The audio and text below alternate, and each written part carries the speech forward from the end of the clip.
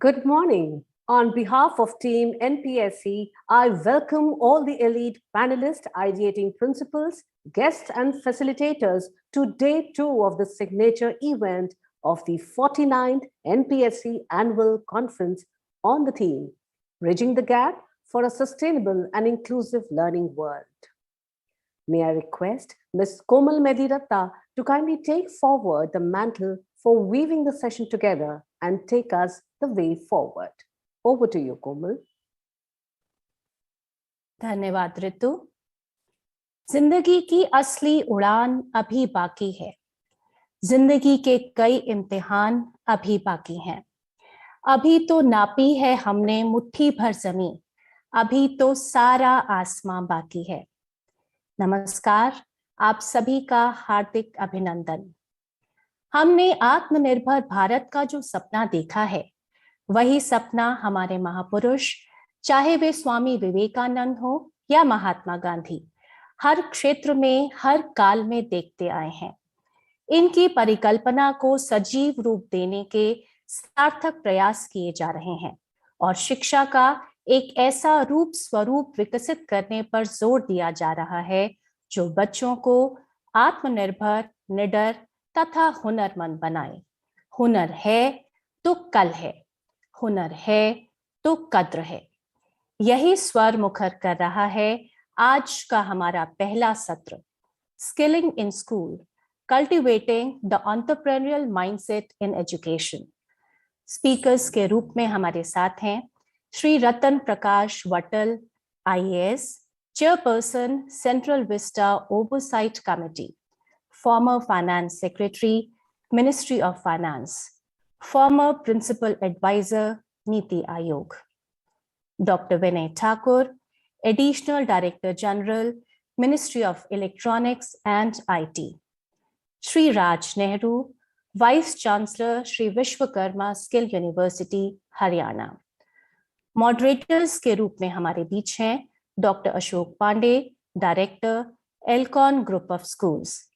Dr. Rajesh Hasija, Director, Indraprasth International School, Dwarka.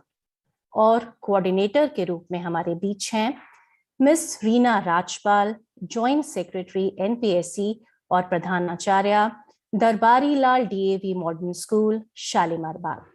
आप सभी का स्वागत है। मैं सादर आमंत्रित करती हूँ डॉक्टर अशोक पांडे और डॉक्टर राजेश हसीजा जी को। मान्यवर, आपका स्वागत है। Thank you, Komal ji. On behalf of the committee, I take up the initiative. Good morning, ladies and gentlemen, and greetings to the Hunar India.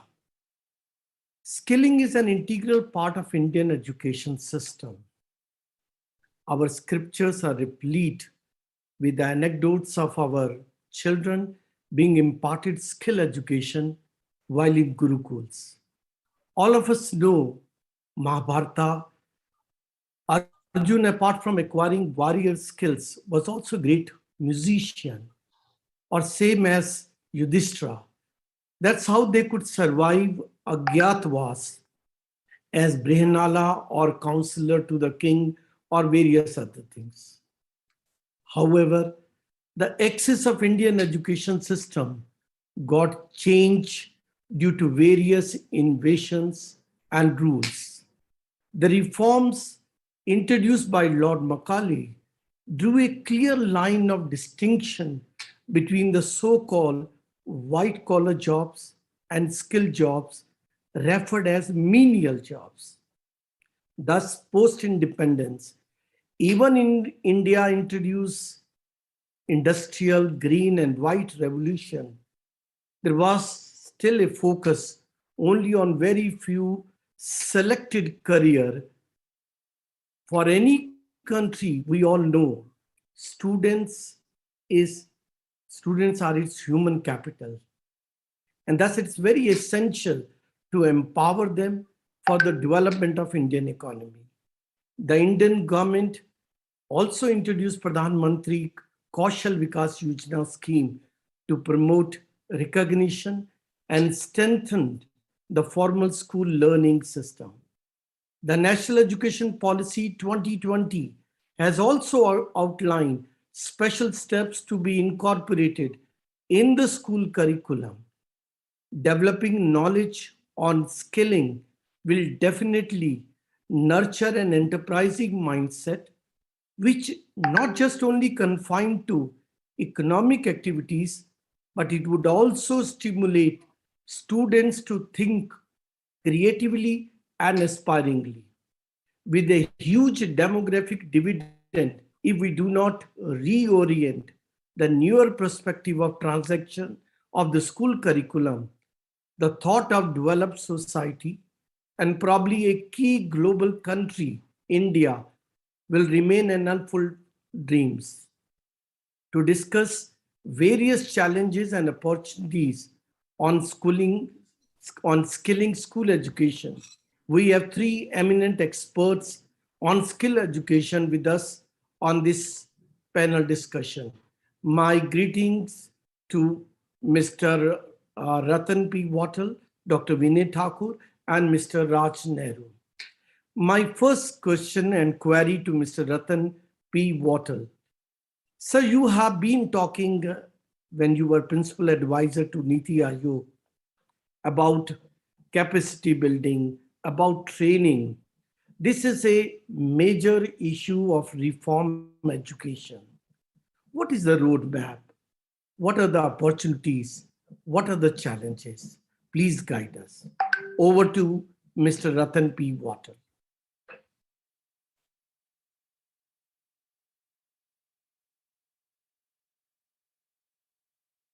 So you have to unmute yourself. Thank you, Rajesh, and thank you I thank the conference for inviting me for this roundtable or seminar, which is being held today. I'll get straight to the point. You have asked about the roadmap of skilling, but let me just tell you where all this comes from. Actually, I was also a member of the Economic Advisory Council to the Prime Minister, and we had done a study on how employability and the scope of employment was being addressed and the challenges the country was facing since the turn of the century. That's about 2000, the year 2000. And in a nutshell, I'd just like to say that India's population has been increasing by about 1.7% per annum in this last 20 years or whatever you may say. However, the employment rate has been increasing only by 0.8% of the population. Now, as you see, this is a huge challenge. And this is, I mean, I'm not getting into COVID and this, and these are challenges which have come up recently. But there's a huge gap between the percentage increase and the way we are getting people involved into employment. And here again, we are a country which is about 1.4 billion, 140 crores, of which 67% of the population is between the age of 15 to 64. Again, there was a survey which was done by the NSSO, it's a statistical organization, which actually showed that vocational training or skill training between the age of 15 to 59, this, of course, survey was done around 2011-12, and I don't think the situation is very different. Only 2.2% of this age group received formal vocal education, vocational training, and about 8.6 received informal vocational training. Therefore, this whole skilling thing was really in the back burner. It was on the back and nobody was really looking at it. And all our prior education policies had really been focusing on the formal sector or the formal education sector. And even now, I mean, that's important. But what were these challenges which were coming up, or the impediments when we looked at skilling, which is linked directly with employment generation? Because that is really what drives growth in a country. Because skilling was being given a low priority. Even within government departments, you find at that time, and even still it exists now, there's lack of coordination. Each department was doing its own kind of vocational skills and departmental trainings, etc., which they were funding. And there was also a paucity of trainers. And there was a demand-supply mismatch between what was required in a changing economy and who were these people being trained. And there was also a very limited connect between the skilling space and that of the formal school learning and also the higher learning in universities. And again, we find even now, predominantly our employment has been in the unorganized sector where large number of people are employed. And one of the things which was never addressed in the past was non-inclusion of entrepreneurship development. Now, all these challenges, I think, have been addressed in the new roadmaps which have been built up, because in 2014,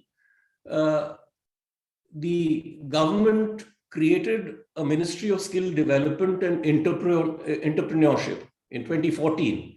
And I'm saying this because this predates the SDGs, which came in 2015, or even the new education policy, which is 2020.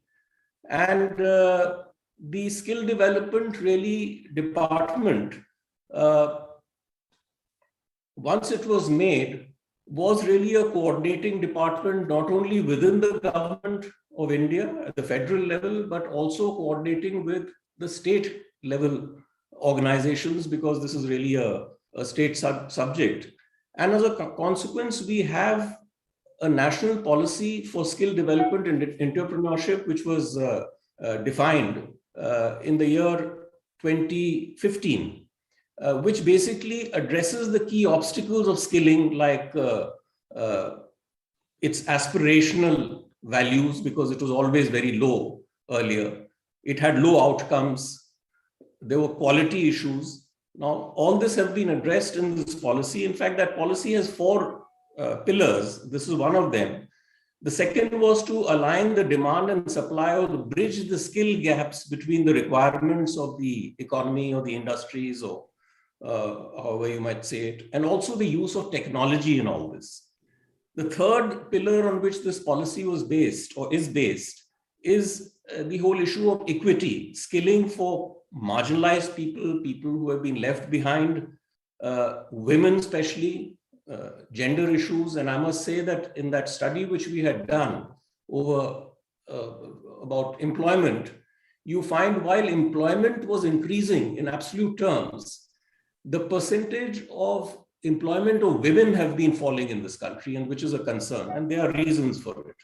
And I think this policy of skilling is addressing these issues at the policy level. And the fourth pillar, of course, which I mentioned, is entrepreneurship. It was the whole focus is not only for seeking jobs, but the person actually becomes a job creator.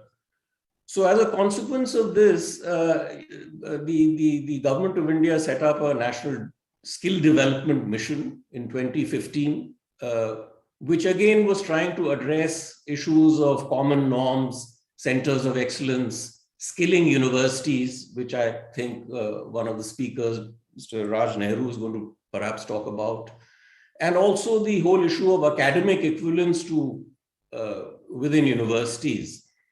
Now, having done this, you have, as Rajesh also mentioned, once you have a policy, what came out of it was a set of programs using certain institutions which have also come up.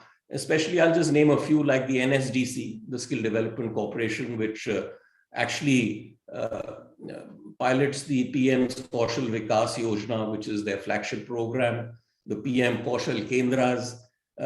Then you had other initiatives also being done by the DGT, the Directorate General of Training, which was an existing institution, which basically addresses issues of craftsman training schemes, instructor training. And then we have new institutions which have come up, which are addressing entrepreneurship development initiatives and also financial inclusion. Now, here I must say in 2015, we also became sort of signatories of the UN goal number 4, SDG goal, which was also adopted by India, where global education and development agenda is a part of that SDG, and we are also signatories to that. And eventually you find, I mean, I'm just giving you the roadmap, you have the national education policy coming up in 2020, which is a very fine document. And actually the key words in that policy, if you read the introduction, is basically about education being holistic, multidisciplinary, and integrated. And in part 2 of that policy, which deals with higher education, there is a whole chapter or a section on reimagining vocational education, which talks about setting up a national committee for the integration of vocational education and bringing schools, universities, industries, and other stakeholders together. So I would say that is, in a sense, would be a roadmap or a snapshot of what has happened in the last 7-8 years and where it came from. I'll stop here and engage with the other speakers. Thank you. Yeah. Thank you, Dr. Watal, for bringing in some very significant factors as far as skilling India is concerned. 2 or 3 things you mentioned are very important. First, our national commitment, our international commitments through the SDGs that you talked about. But one thing that you talked about is this parity between the formal education and vocational education, which has been a great issue in this country. So thank you very much for flagging those issues. It gives a very different and fresh and a challenging perspective to the whole issue. And that is where I would like to bring in our another distinguished speaker, Dr. Vinay Thakur. And Dr. Vinay Thakur, while I invite you, I will request you to focus a little bit also, in addition to what you propose to say, as to how this parity can be maintained and how this entrepreneurial skill can be developed in the children, so that this skill education and vocationalization is not only tagged with those who are marginalized or those who are at the last end of the queue of employment, and how this whole country starts viewing vocationalization, skill education a little more with respect and dignity. Dr. Vinay Thakur, over to you. Thank you, sir, and very good morning, Bhattal sir, Mr. Nehru, Dr. Acharya, Jyoti Gupta, Dr. Pandey, and everyone. And thank you so much for calling me for this wonderful conference. I work for Ministry of Electronics and IT, where we are implementing Digital India. And when we started working on it in 2014, the vision was directly given by Honorable Prime Minister, and the vision was to use technology to empower society, and then going forward to bring about a knowledge economy in the country. This has three big pillars of creating infrastructure, services, and empowerment. And empowerment is very, very important. Even Dr. Bhattal was talking right now that how the skilling, because for empowerment, we must do skilling of the people, we must engage with them, we must ensure that we have the solutions in Indian languages. So around that, we have been working, and then we started few programs also around that. One program was PM G Disha, which was a Gramin Saksharta mission for the training digital literacy of the citizen. And we conducted a survey, and then we identified around 6 crore rural youth who are being trained. And we have covered around 3 crore of them right now. We started another program. I'll see a little bit focus on the rural areas, because there is a big digital divide, which we have been talking of. So the CSC is a big program where we set up around 3.74 lakh CSCs out there in rural areas, and created employment of around 12 people. They are the rural entrepreneurs who provide the citizen-centric services out there in rural areas. And not only the citizen-centric services, e-services, but also carry out certain entrepreneurial works. One of this entrepreneur in Rajasthan even started a dairy cooperative out there. Someone started, in addition to providing the services, they also started the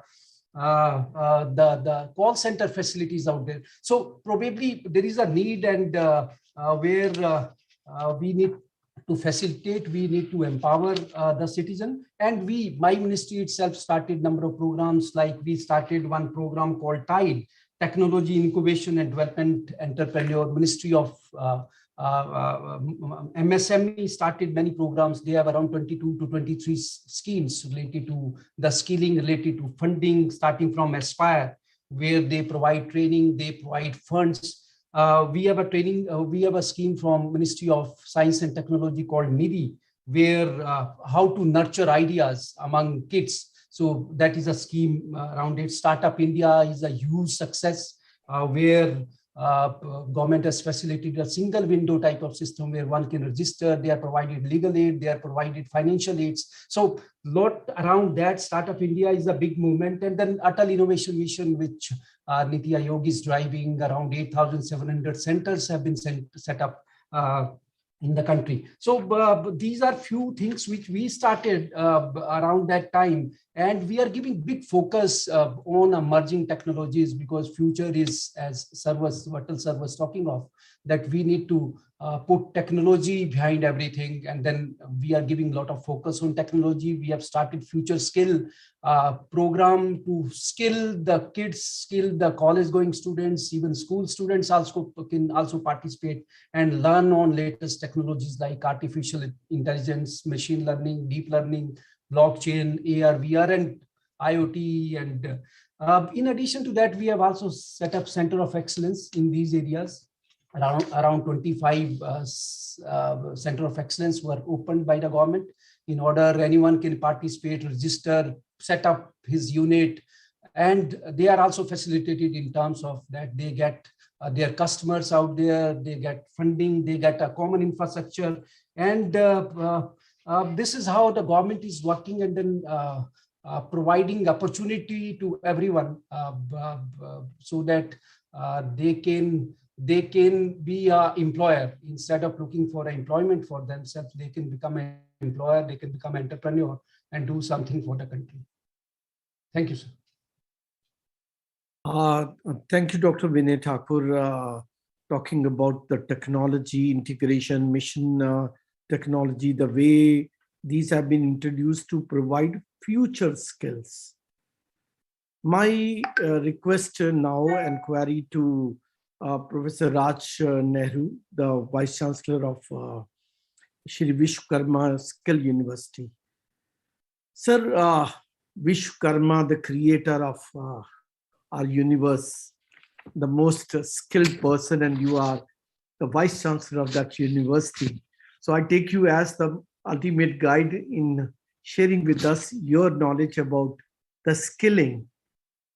On one hand, sir, the World Economic Forum estimates that the pace and the scale of disruption brought forth by the fourth industrial revolution would require more than 1 billion people in the world to reskill by 2030.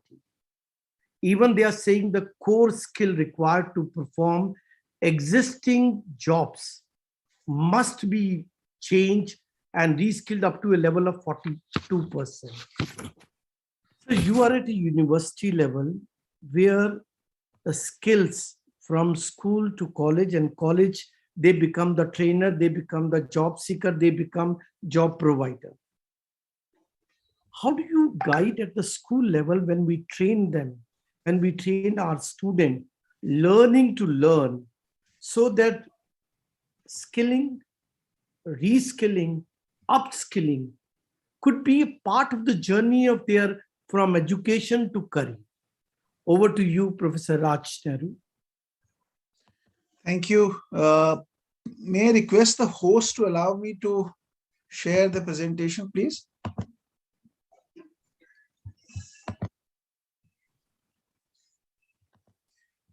Okay, thank you.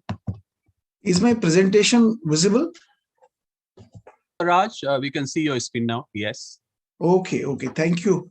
So first of all, thank you very much to Dr. Sudha Acharya, chairperson of this NPSC annual conference. And thank you for inviting me to speak during this occasion on the second day. I'm glad that I had the opportunity of being part of the team where I'm speaking along with Dr. Ratan Wattal and Dr. Vinay Thakur. It's a privilege.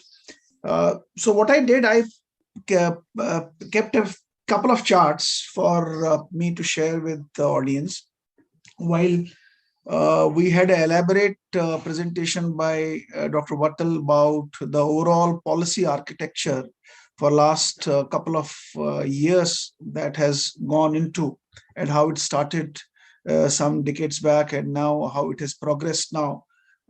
I still consider that the biggest challenge today in the skill and vocational education is that I call it 4P syndrome. We have an issue of perception, progression, parity, and practice. And this perception is across all ages and all levels. People still continue to feel that the skill or vocational education is the last resort, and it is offered to those who are not able to become successful in general education or technical education. So that's a perception. And that's how the entire education ecosystem is treating this vocational and skill education. The second important challenge is the progression. We don't know, once a person completes a certificate course or a vocational program, how does one go up? In the general and technical education, people have clarity about the movements, vertical mobility or the horizontal mobility. We have another challenge of parity and practice. The practice is the issue emerging from lack of infrastructure, lack of quality trainers. The vocational education continues to be treated the way the general education is today treated, while as the objectives of vocational education are very, very specific, well-defined, but unfortunately that's not happening. So I put a couple of charts because my topic was more around the schooling, and I have just gathered few charts together, some data points together, which is not very new, but most of you would be aware about it. We, a nation with 1.3 billion population, where 41% of the population is less than 18 years.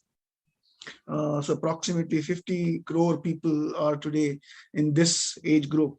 And one of the biggest challenges today that we have is that more than 35 million children today between the age group of 6 to 11 do not attend school, which is one of the biggest challenge that the nation is today facing. And when we were hearing about the women part, more than 53% of the girls in the age group of 5 to 9 are illiterate, which is the biggest challenge. Look at the dropouts. You have a major dropouts happening at upper primary and secondary. And why I'm highlighting this upper primary and secondary, because a huge population today, when they drop out from the schools, they largely enter into the labor market or the self-employment market. And because they are not skilled, they are not well skilled, they are not vocationally trained, they land up into menial jobs. And that landing up into the menial jobs also means the sustainability of those jobs is very poor. The cumulative annual growth rate of earnings in those jobs and continuity in those jobs with the good earnings with time also diminishes with time. So that's another challenge when we see early dropouts happening at the school. And one of the biggest challenges today, what we see, why people are dropping, most of the surveys have indicated it's largely because of the financial issues that they have at home. So the boys have to enter into the labor market, or girls will have to stay back at the home. So these are the two indicators that tell us what's happening with the small children when we look at them. And another reason is when students prefer to drop out, besides economic reasons, the other reason is they do not show their ability and alignment with the requirement and challenges of education at a specific higher level. And because they are not able to compete with that level, so they prefer to drop out because of various other reasons. There is another challenge at the school level, which most of the data points, and you may be aware. Then look at the reading skills. If you look at the reading skills at standard 2, the standard 3, you will find when you compare them, only 20% of students at standard 3 would be able to read standard 2 subjects. And this is in the government schools, and in the private schools, it's a little higher. And when you compare the same, when the students move up to class 8th, the percentage is a little higher, but still it's very very disappointing state of affairs. And same goes when you look at the reading of letters and recognition of numbers. We have similar challenges. I'm trying to highlight it with this very specific agenda that we need to understand what is the quality of education that we are today providing to these youngsters who at least decide to stay in the schools for some time until upper secondary or higher secondary stage. Now, the COVID has also put lots of challenges on us. We have seen many students who have been treated and trained and taught through online mode of education. Most of these children will have these digital gadgets with them, but unfortunately, data is indicating more than 27% of the students do not have access to internet. So they may have a small gadget or a smartphone at home, but they are not able to access that. The big challenge that we have when we look at the skilling, while there's a huge opportunity of employment in most of the sectors, if you look at various sectors, auto sector, healthcare sector, manufacturing sector, agriculture, or retail, or in any other sector, you find huge job employment opportunities. But unfortunately, when you compare with the formal skill training of our youths, we are far, far behind. The challenge is what the previous speaker also said, that there is a velocity of change and speed of disruption is very high. The new technologies are replacing very faster. The shelf life of the skills learned earlier is quickly vanishing. So the pressure on the institutions is even higher, that how do we prepare students for a lifelong learning approach so that they continue to stay relevant in the field as long as they live in the job market. Look at the innovation side. And why I am showing this innovation part, because this is very important, because this is critical for India to become a employable nation. If we do not have more innovations happening in the country, we may not have new opportunities of employment coming in the country. So I also found this very, very relevant, that because it also depends on how we are developing and grooming our children in the country. Currently, India's ranking is around 48th in the overall innovation ranking. There's a similar situation on the patent, so I'm not bringing that chart here, but I was looking at the patents. It's also very dismal. Look at the latest report of India Skills, report 2022. It shows only less than 40% graduates who are coming out of the institutions are employable, and various segments have shown even that employability is even lesser than 40%. In some sectors, it's less than 30%. Now, this is a situation which India can easily avoid. We have a huge demographic dividend, which Vatal Sahab also talked about, a young economy, a young population. And if this population is not provided with the relevant skills, relevant knowledge, relevant competencies, we will be missing the bus and we will not be able to meet the challenges that India has to address to. And this demographic dividend can turn into a demographic demon in near future. So India has a great opportunity, and there are opportunities emerging in many, many countries where the economies are aging and they are looking for youngsters to support them. And India is one of the countries which has a huge potential if we are preparing our youngsters for these vocations. The challenge is that when we compare the vocational training we provide in India compared to the vocational requirements in other countries, for example, in the West or in the some Asian countries where there are employment opportunities, the qualification standards are not comparable.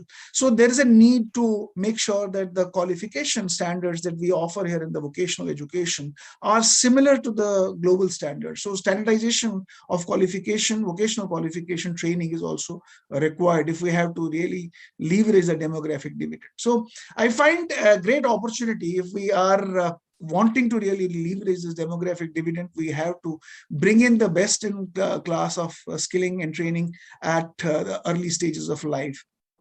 I have picked up these 5 areas which are very, very critical, and our ancient education also focused on these parts: the cognitive, physical, social, emotional, technological, and language. These are the 6 areas that I think are very, very critical, and schools will have to play an important role.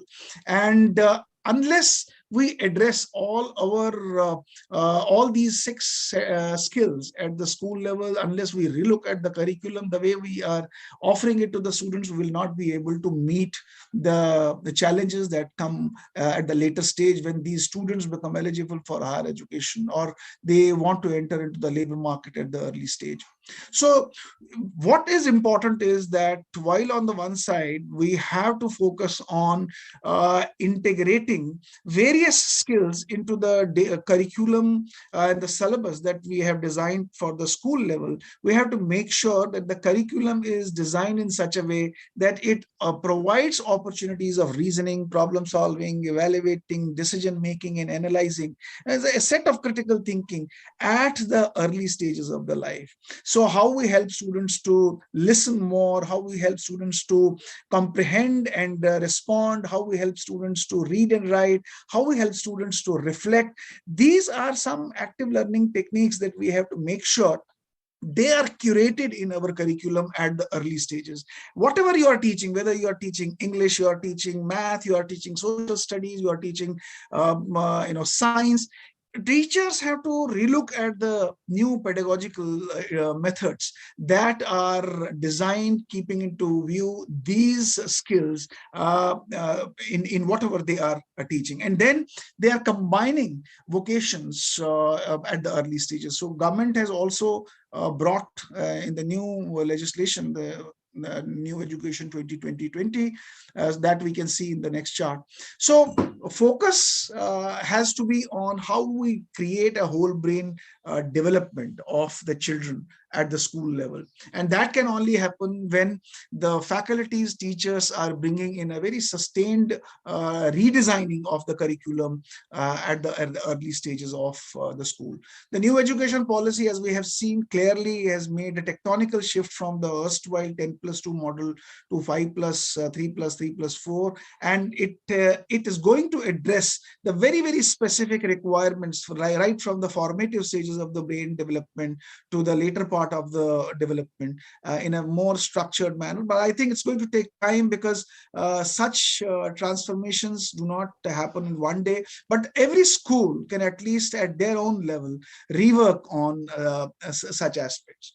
We have developed in our own university a KG to PG model. Sri Vishwakarma Skill University is the first of its kind to bring in the Skill Innovative School, which is approved by the CBSE. In this school, besides the two general subjects, mathematics, science, social studies, a student has a choice, along with language subjects.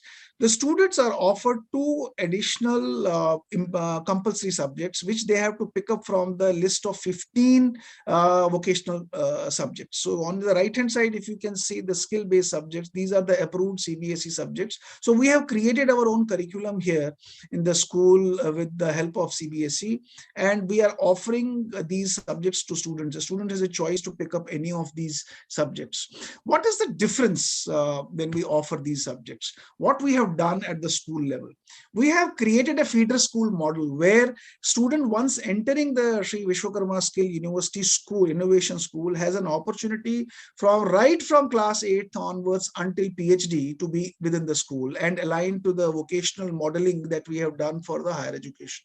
So what we have done at the school level is we have recreated the infrastructure. We have developed a very structured teacher training process.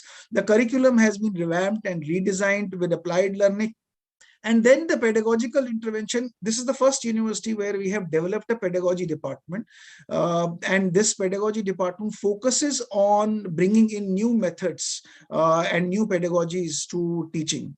Besides, the target of this pedagogy is also to align with the National Skill Qualification Framework. So whichever programs we have identified, the teaching methods we have identified, we have made sure that the level of that respective qualification is mapped with the competencies that are required for that. And then the new rubrics have been developed for the assessments. So assessments are also designed on the outcome basis. Besides all this, we have made sure there are 5 Lokvidyas integrated in the school. So the children have a choice. They can pick up any one Lokavidya during their school days and master that Lokavidya during the period they stay with the school. That's the choice that the students have been given. So this is how we are focusing right now at the Vishwakarma Skill University for KG to PG model. And I'm sure this will bring in a little difference in the approach a student today has and the values this vocational education right at the early stages, rather than vocational education gets forced on the children. And our focus is not to only create job seekers, our focus is to create job creators from the institution. So as they grow, they not only look for the job, but they try to create jobs themselves. So I stop myself here. Thank you very much for giving me this opportunity. Thank you. Thank you, Professor Raj. You have beautifully articulated the present scenario, and you have also possibly hinted at what best could be done. And your model of KG to PG university is absolutely fantastic and perhaps the first of its kind in this country. And your 4P syndrome, I'm sure, must have caught the attention of the audience. Problem of perception, progression, parity, and practice. That is something that we are going to take it forward. Now we are entering into the last 15 minutes of this program, and therefore we will utilize it to pick the minds of these experts, probably in the mode of a rapid fire kind of thing. And I will jump onto Mr. Vatal with his vast experience and the scenario, sir, that you are seeing and visualizing. Can you suggest that under these circumstances, what is one practice from the past that we must continue? And what is one practice that we must abandon? And if you can also suggest one or two innovative practices which we can take away from your presentation. Mr. Vatal.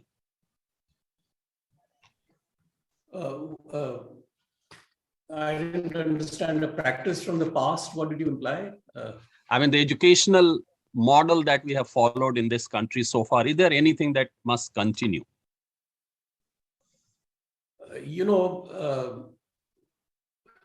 Life is actually about both continuity and change. You don't start somewhere in the beginning and just break up from the past. And even these words like we use, disruption and all that, nowadays, we used to call them earlier, we use the word obsolescence, and technology always changes, life changes. So yes, as I said, I was associated with the making of the new education policy in 1986, which is very, very far back. I was part of something which doesn't exist now, was the development ministry, which encompassed about 7 departments, including health ministry, culture, sports, women and child development, half of film certification and film development, which was part of INB, Department of Art. So it was a huge setup in which this NEP was made.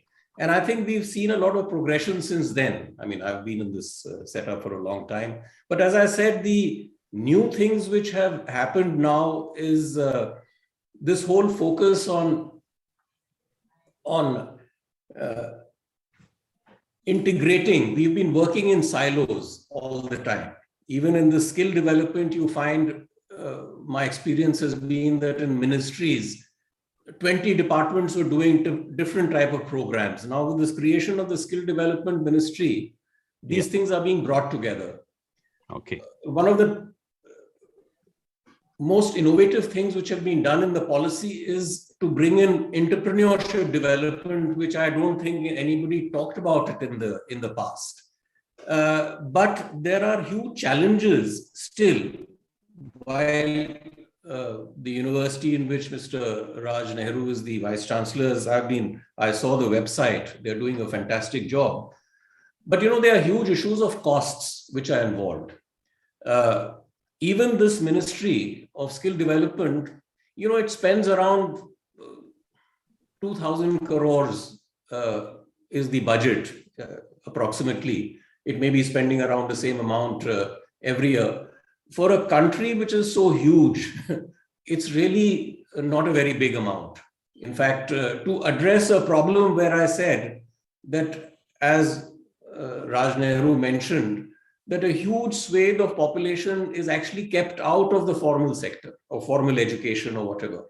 Even your new education policy, if you see, 90% of it is formalized education we are talking about. vocational is a part of higher education, it comes in. So I think one of the challenges which we have to face is how do we make the best use of resources which are available with us, whether it's with the governments, whether it is with the state governments, whether it is in the private sector, and how do we make this kind of education affordable also, because we are dealing with vulnerable sections, and good high level skilling is not cheap, it costs money. So as I said, there is this whole issue of, yes, continuity is there. We are not rediscovering things from the beginning, but there are new things which are happening. And I'm glad that, this whole thing about the 4IR was mentioned, the fourth industrial revolution. Yeah. It's a kind of a buzzword when people use it. We are in the state of fourth industrial revolution, but what is it? It actually deals with three specific areas which are evolving now. Unlike the agriculture revolution or the industrial revolution. I mean, the 4IR is really about information communication technologies, which includes artificial intelligence, blockchain, stuff like that. Then there is this whole area of materials technology, which is evolving, which is part of 4IR. And finally, the third pillar of this 4IR is bioengineering. I mean, what you've heard of mRNA vaccines and things like that. The whole domain of medicine is going to change, and therapeutics is going to change. Now, this will require skilling at various levels, in the sense not only very high-level scientists, but middle-level skills, low-level skills, for which the education system has to have the necessary resilience. I mean, children have to be taught, or young adults have to be taught to handle change. And then we have to have platforms where you can adjust to this change. I mean, skilling requirements are going to change. It's a huge challenge, I think, that we face. Thank you. I'll stop here. Thank you, sir. Dr. Hasija. Yes. Thank you, Dr. Ratan. We know we are just another 10 minutes. So very short question to Dr. Vinay Thakur. On one hand, Dr. Ratan said that we need to prepare our children for the change. Professor Raj Nehru said it that, we have to redefine the 3R, read, write, and arithmetic, into the reskilling and re-strengthening. He shared the 6 paradigm: cognitive and the physical, social. But my concern in current scenario is, you can see my back screen. In the last 1.5 year or 2 years, we have switched over to technology like anything. You are the Additional Secretary, Ministry of IT. On one hand, we need technology. It's one of the pillar of the fourth revolution, industrial revolution. On the other hand, Dr. Ratan said there is a huge equity which is to be balanced. Also, there's a talk about digital divide. And as a principal, I hear parents coming to me. They say, enough of technology. We don't need this skill, because child is blocked into the 4 walls of the room. He is losing language. He is losing physical. He is losing social. He is losing emotional. Sir, what is the take of it? What is the next step? How do we proceed? Over to you, Dr. Vinay Thakur, sir. Thank you, sir. Definitely, as even Bhattal sir was talking of, we need to have a hybrid approach. So we cannot stop what is going on, but we can go on seeing to it that we have a changing scenario built into this. For even teaching also, where we had a teacher-centric approach earlier, where teacher was expert and student was passive, and then to teaching centric, where student has also become little active in that sense, to learning centric, which now we are talking of, and where we have to increase and then see to it that we give more focus on one's own thinking. We enable the problem-based learning to them, and also see to it that they work on a field-based projects. Yes, during COVID, definitely there was a big focus, and that was the only alternative that we were dependent on the digital mediums, starting from e-Shiksha to multiple other programs which were started by the government, but then there was divide also because the citizen, that's student in rural areas, they don't have those facilities and internet out there, and then probably they were left out of this. That was one scenario. And next scenario which you were talking of, that they were held up to the devices, not only studying through that digital medium, but also searching for something else. So yeah, definitely there were issues around that. And we are working on a number of programs. We are working on one program called NDR, which is a National Education Digital Architecture, where we are combining everything together.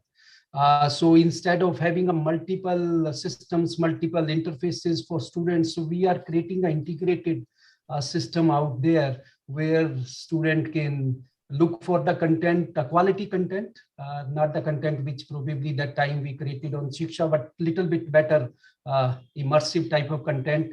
Also integrating various other aspects of scholarship, aspects of even the educational private vendors coming into a system and then contributing together. So that system is being worked out for higher education and even for school education. I agree. We are also starting to under school education channels, which are likely to be launched from 1st July of this year, which was a budget announcement. And we have started working on this, where every class almost, not only the class, also for skills, also for coaching. So we are going to start multiple training, multiple channels. So my apologies, sir. There's a paucity of time, so we have to. So word. I just want to say that that this learning-centric model, probably which we are right now working, we must see to it that we implement that and implement educational policy which talks of multilingual things, which talks of learning our culture, which talks of stopping brain drain, and which talks of having the project-based learning, the product-based learning probably implemented in the country. Thank you. Thank you, Dr. Thakur, for your very innovative ways of taking things forward you have shared with us.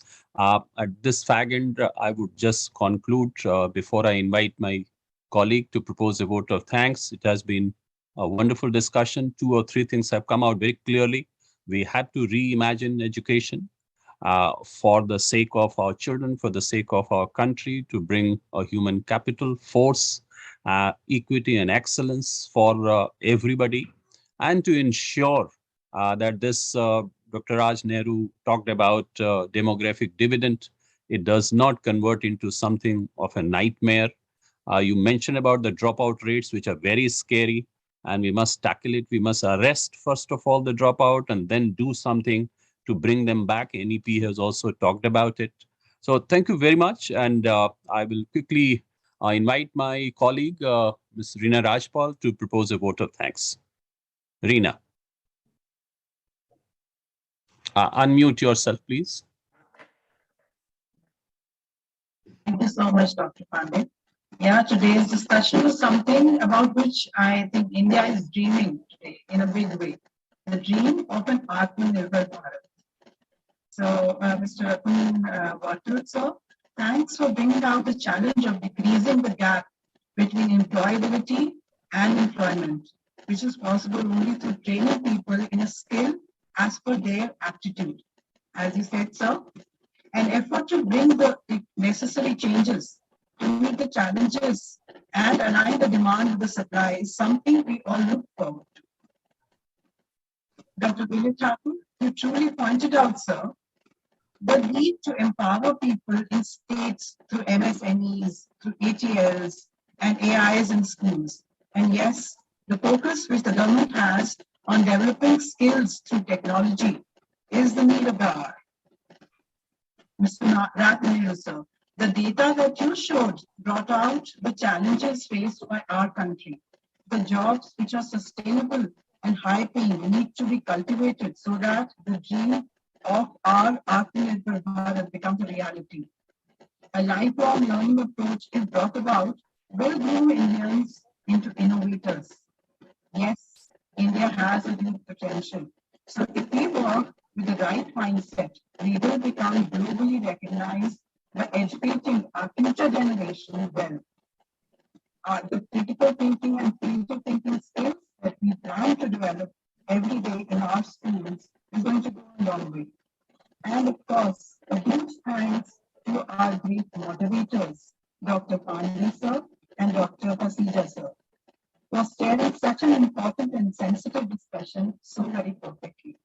Thank you so much. Thanks to the total panel for being here. Thank you. Thank you. Thank you. Thank you, Reena. Thank you, Thank you. Vatsar, Thank you, everyone. Thank Dr. you. Thakur, and Professor Raj.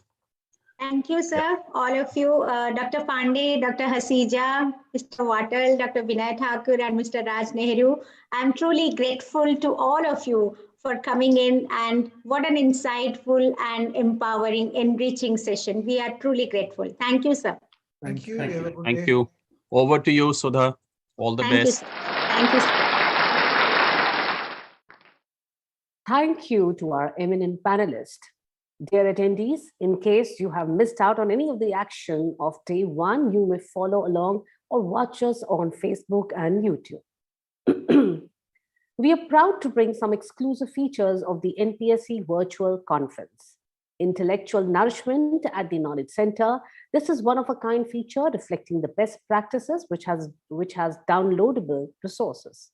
We have a section for the detailed speakers profile too. You may also drop your feedback on the Twitter wall or the message wall. Not to miss the selfie portal at the photo booth for high resolution pics.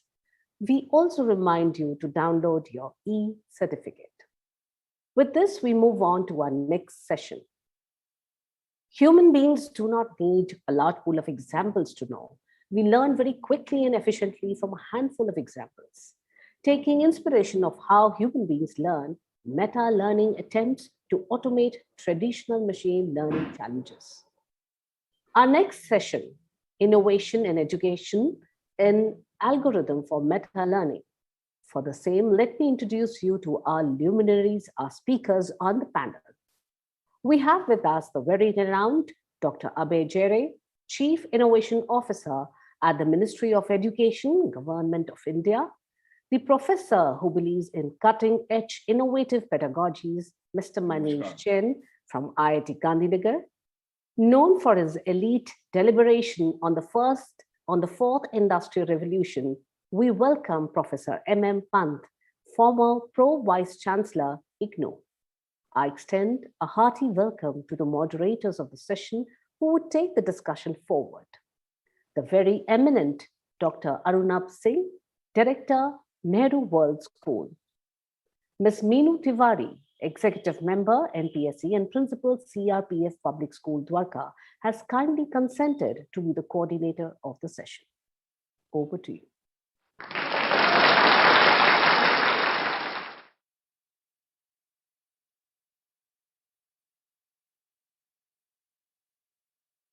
I'll request you to kindly unmute yourself. Yeah. Right. 2 years in and we are still being reminded for being unmuted. Some things don't change. Some things are not meta. But thank you very much for this very kind introduction. I understand what I have in front of us is a super challenge, not because of the topic we're discussing, but because we've got in front of us 3 people who are keynotes pretty much every day, and we're going to give them 12 minutes to summarize their thoughts for this session. So it's going to be quite a interesting exercise for the speakers, and let's see how many minutes they can share with the speaker after them. So just a housekeeping announcement. When I request you to speak, I'm going to take a note of the time on my phone. And when you finish, I will share with the speaker after you how many minutes you had left for them on the table. I understand the task ahead of you is difficult, but let's see how well you can do today. We're talking about the algorithm for meta-learning.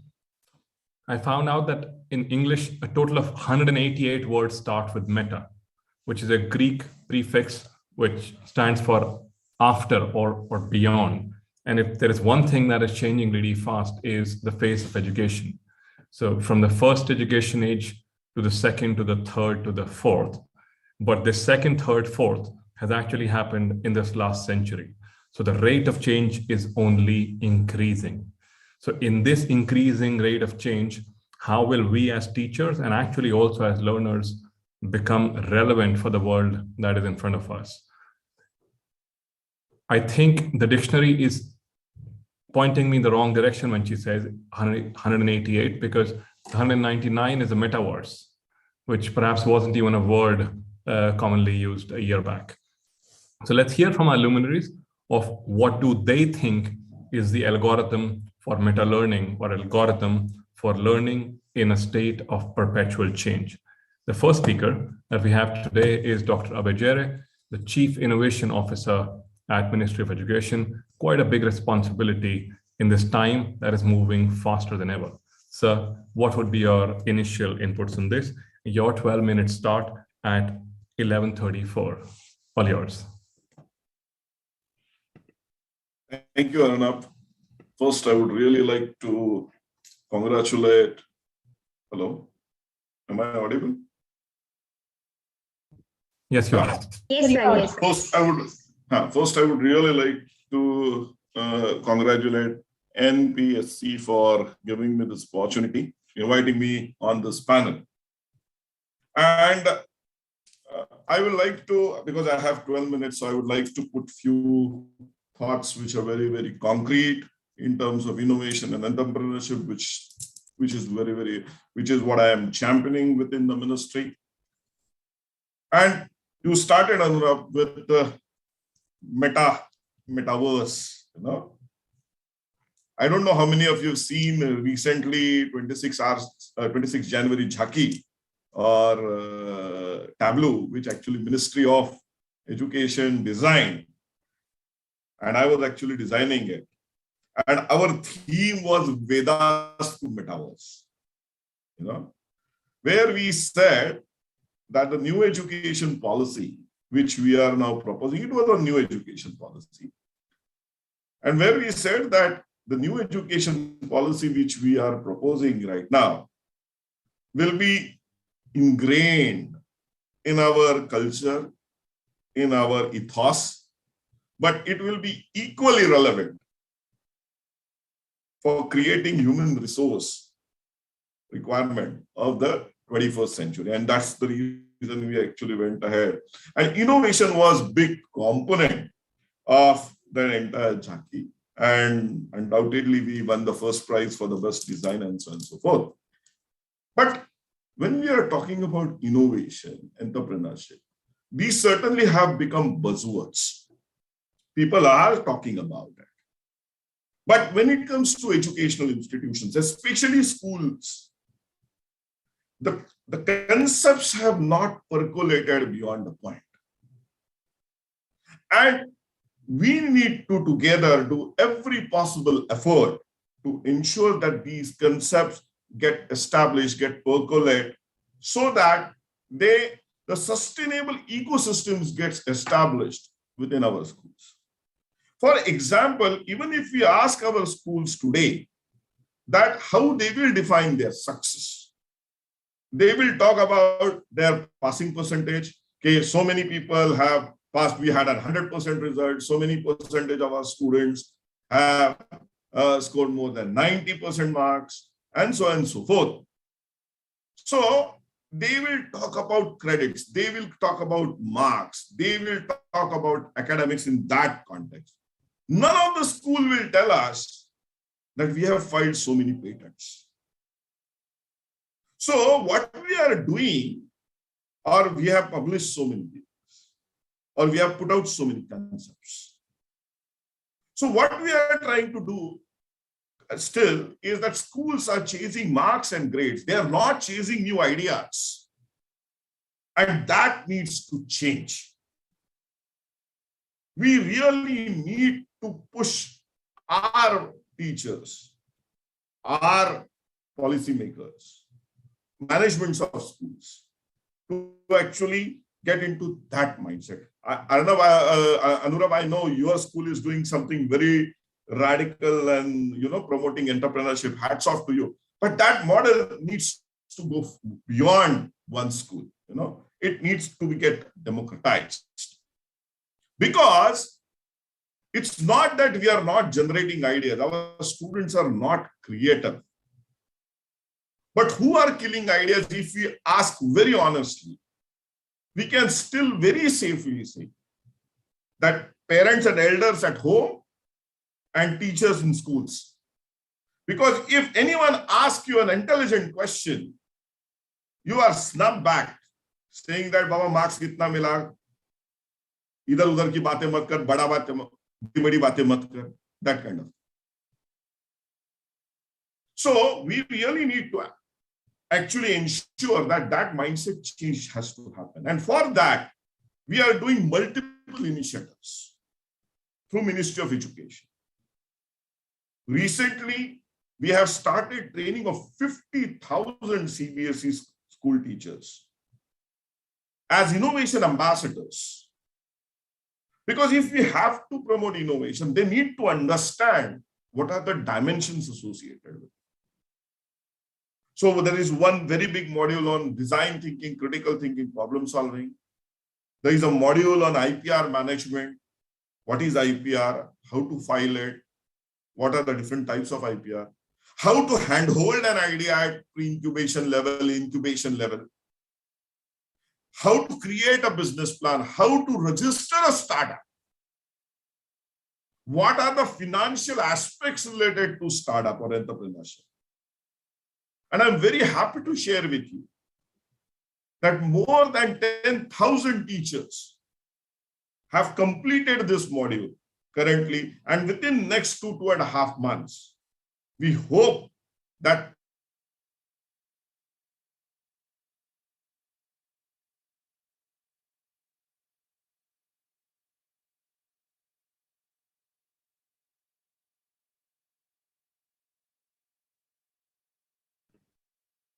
Oh, you seem to have lost. Sir, is it just me who can't hear him, or nobody can hear him? I think we have lost him. I think he's lost connection. Yeah, he's lost None of us can hear. Right, okay. In which case, let's be meta about our journey and change the sequence of events. If he's able to join in, we would request him to do his closing remarks. And I would want to go to Professor Manish Jain. Professor Jain was hoping to come live in another 5 minutes. But Professor Manish Jain, can you hear me? Yeah, I'm ready. I was just wondering, and I talked to Sudha ma'am also, if you could just make my whatever the small window that I see bigger one, like a spotlight. Sure. Yeah, I have told the tech platform, they're just trying.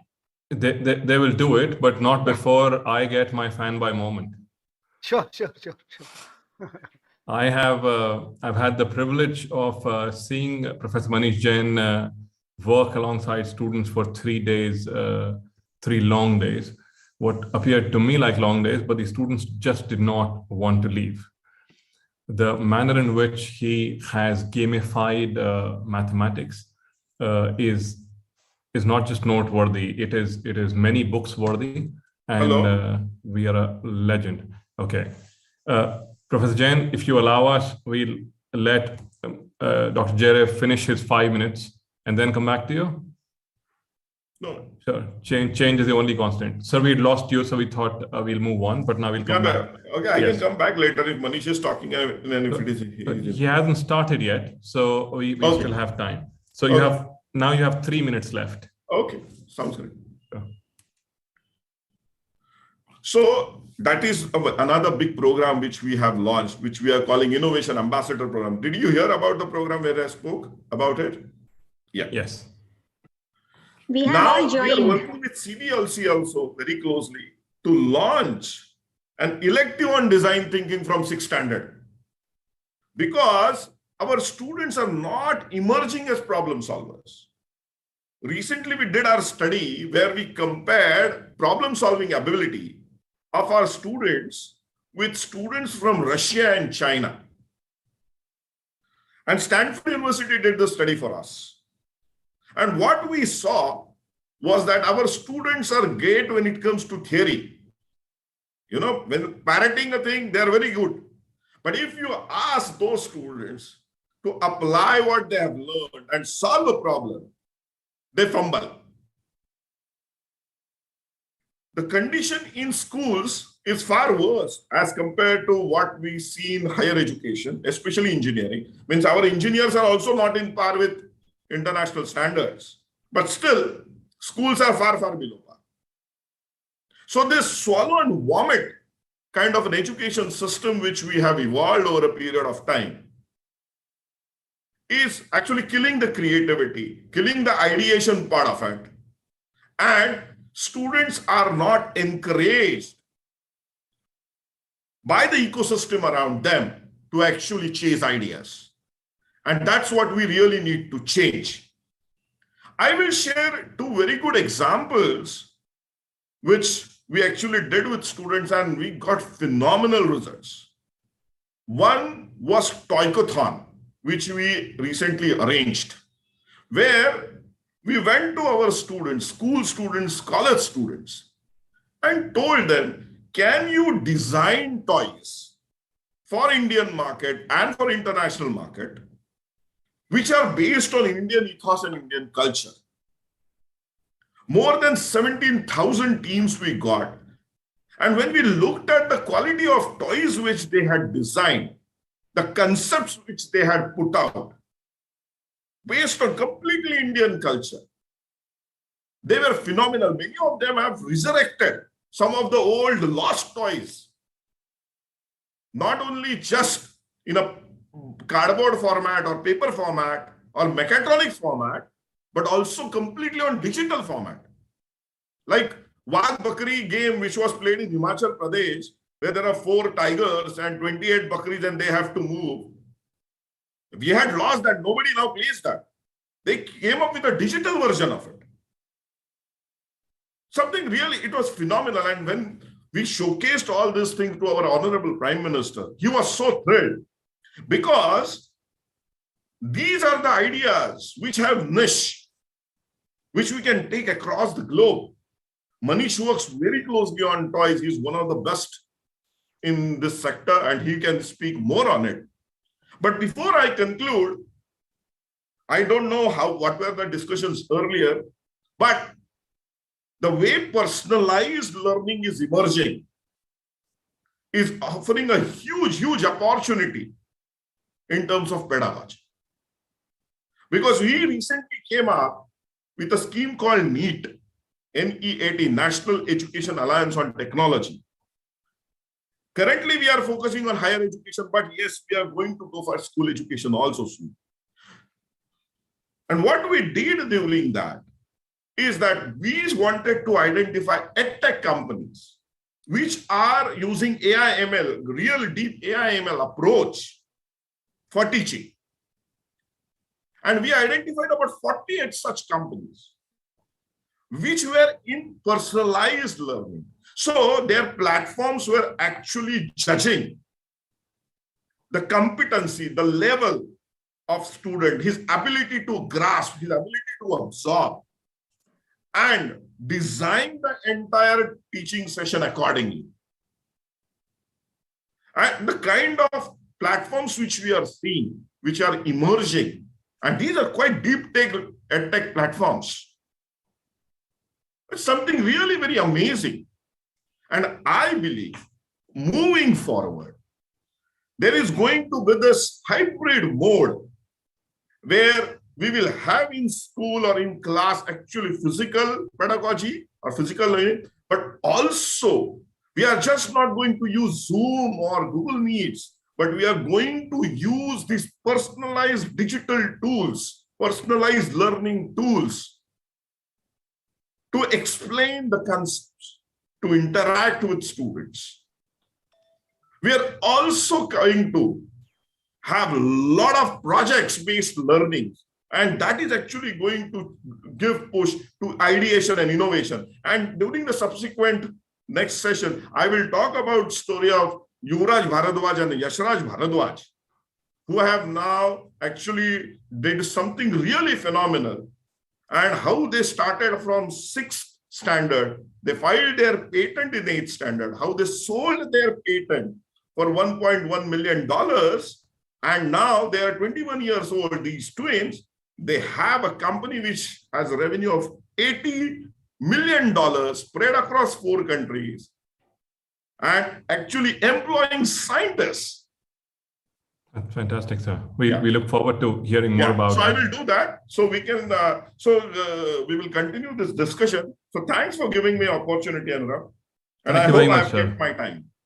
You almost kept your time, sir. But then you had a technical snag as well. So we'll let you go easy this time. But one thing I already gathered from this was you were talking about intelligent questions or deep questions. And as you were talking about that, I remembered being inside a classroom, a 6th grade teacher in a regular school teaching, and she'd finished that lesson that time when I was there.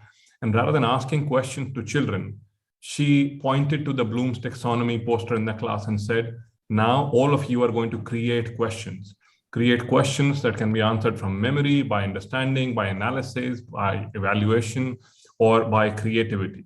And I understood sitting there, I had goosebumps, that this is a teacher who in social studies in grade 6 is enabling children to think and think deeper. And as she was doing what she was doing, I could only think of the kind of pressure that a physics teacher has to make children think. And if you have a boring physics class, if you have a boring maths class, then this is blasphemous. Let us see how Professor Manish Jain talks to us about doing mathematics and making it super interesting. Thank you, Dr. Jerry. Mr. Manish Jain, your 12 minutes start now at 11:50. Yeah, I just would, thanks Arunab, I was just, great, wonderful. Thank you so much. Absolute pleasure. Madam, Acharya madam, thank you for calling me here. और आपने मुझे वो जो 12 minute का समय दिया, उसमें से मैं 1 मिनट शुरू में आभार में ही खत्म कर दूंगा. बट सच में मुझे बहुत अच्छा लग रहा है. 35 लोग जो मुझे यहाँ पर 35 लोग जो है. The best thing about this internet में वर्कशॉप करने का कि जब भी आप बोलो तो पीछे से आर्टिफिशियल वो तालियां सुनाई दे जाती. खूब सारी लगता है. बहुत बढ़िया आपने कुछ बात कह दी. So which is great. I mean किसी का मन नहीं कर रहा होगा यहाँ बैठने का, लेकिन तालियां बज जाएंगी और हमारा भी you know whatever. So I feel like that.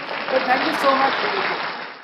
बिना कुछ बोले तालियां बज गई. Thank you so much. Absolute pleasure. I wish I was actually calling madam to say यार ये असली में दिल्ली में करा होता तो कम से कम देखने का तो मौका मिलता, चाय पीने का मौका मिलता. But you know it is so, I am so glad that this is happening. I was really hoping that we will have it in person. But I really wanted to communicate just one slide, and let me just take you there. This is me. I am calling from IIT Gandhinagar. And this is where our lab is, and the goal for our lab is to make sure that we can make learning engaging and inspiring. और goal सिर्फ ये है, किसी तरह से आंखों में हमारी ये एक सेकेंड, ये हमारा ये कुछ, हाँ अब दिख रहा है.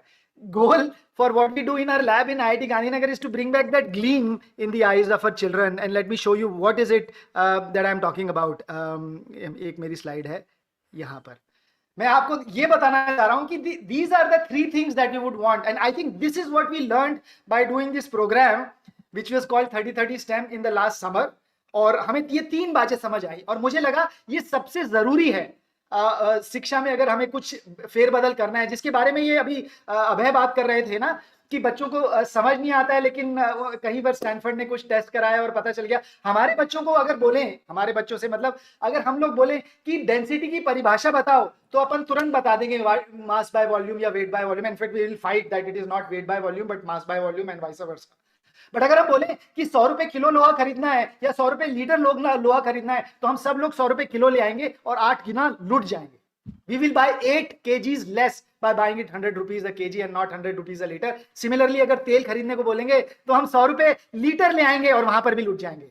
Because we have never used density in our lives. If we buy iron by the liter, we get 8 times more. If we buy oil by the kg, we get more, and which is non-intuitive. And I think that is what we have to sort of try to get into our education to make the learning more experiential, engaging, and hence inspiring. तो मैं जो आपको ये चीज दिखाना चाह रहा था वो ये है. मुझे लगता है 3 pillars of our education have to be this. पहला, धमाल.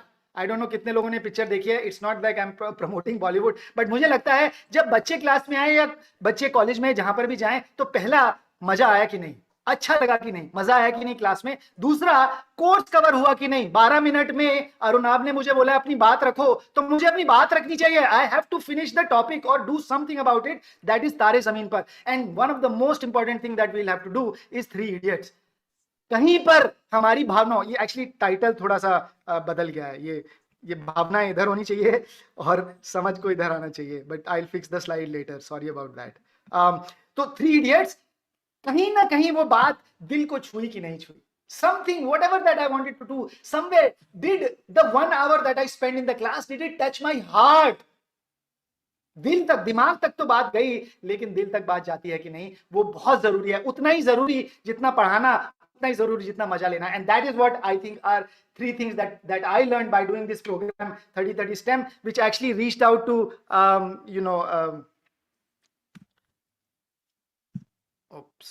पीपीटी। हाँ, ये मैं आपको एक स्लाइड में दिखाना चाह रहा हूँ कि जो हमने ये जो प्रोग्राम करा था, this was something that we did, and last summer we were able to reach out to about 1 crore people with 5 lakh teachers who engaged online with 1000 plus activities. इस तरह की चीजें थी ये जो खिलौने हमने बनाए। These were all the things that we have done over the last 4-5 years. This is what we showcased in 30-30 STEM. मैं जल्दी कर रहा हूँ कि अरुणाब का डंडा है मेरे ऊपर, and so I'm sort of trying to rush, and you might find it a very rushed talk, but sorry, I can't help it. But this is the program that I was talking about. Here you see what we were doing was the art of a machine, mathematics in cards, mathematics in calendar, mathematical lamps and in vegetables. The other things that you see, mysteries of cricket, all of these things that happen around us, but maths and science in there. And I just wanted to share this feedback that this program we did every Sunday. And somebody who was a cricket fan said he likes 30-30 more than 20-20 IPL. Somebody else was saying that this feels like Ramayan. हर हफ्ते हमें इसका इंतजार रहता है जैसे। और होता क्या है, उद्देश्य सिर्फ ये था, ये आपको शायद यहाँ पर देखकर समझ आ जाए। This is something that we shot in Himachal Pradesh, Palampur. This is a 2 paisa toy, and I'll show you in a minute. This works like a flute, whistle, and flute, whistle, and a sprinkler all in one. और ये हमारी lab में एक 6 साल का बच्चा आया था, उसके साथ प्रयोग है।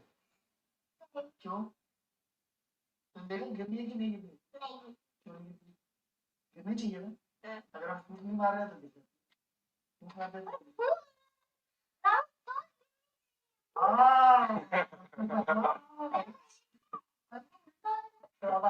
कल आप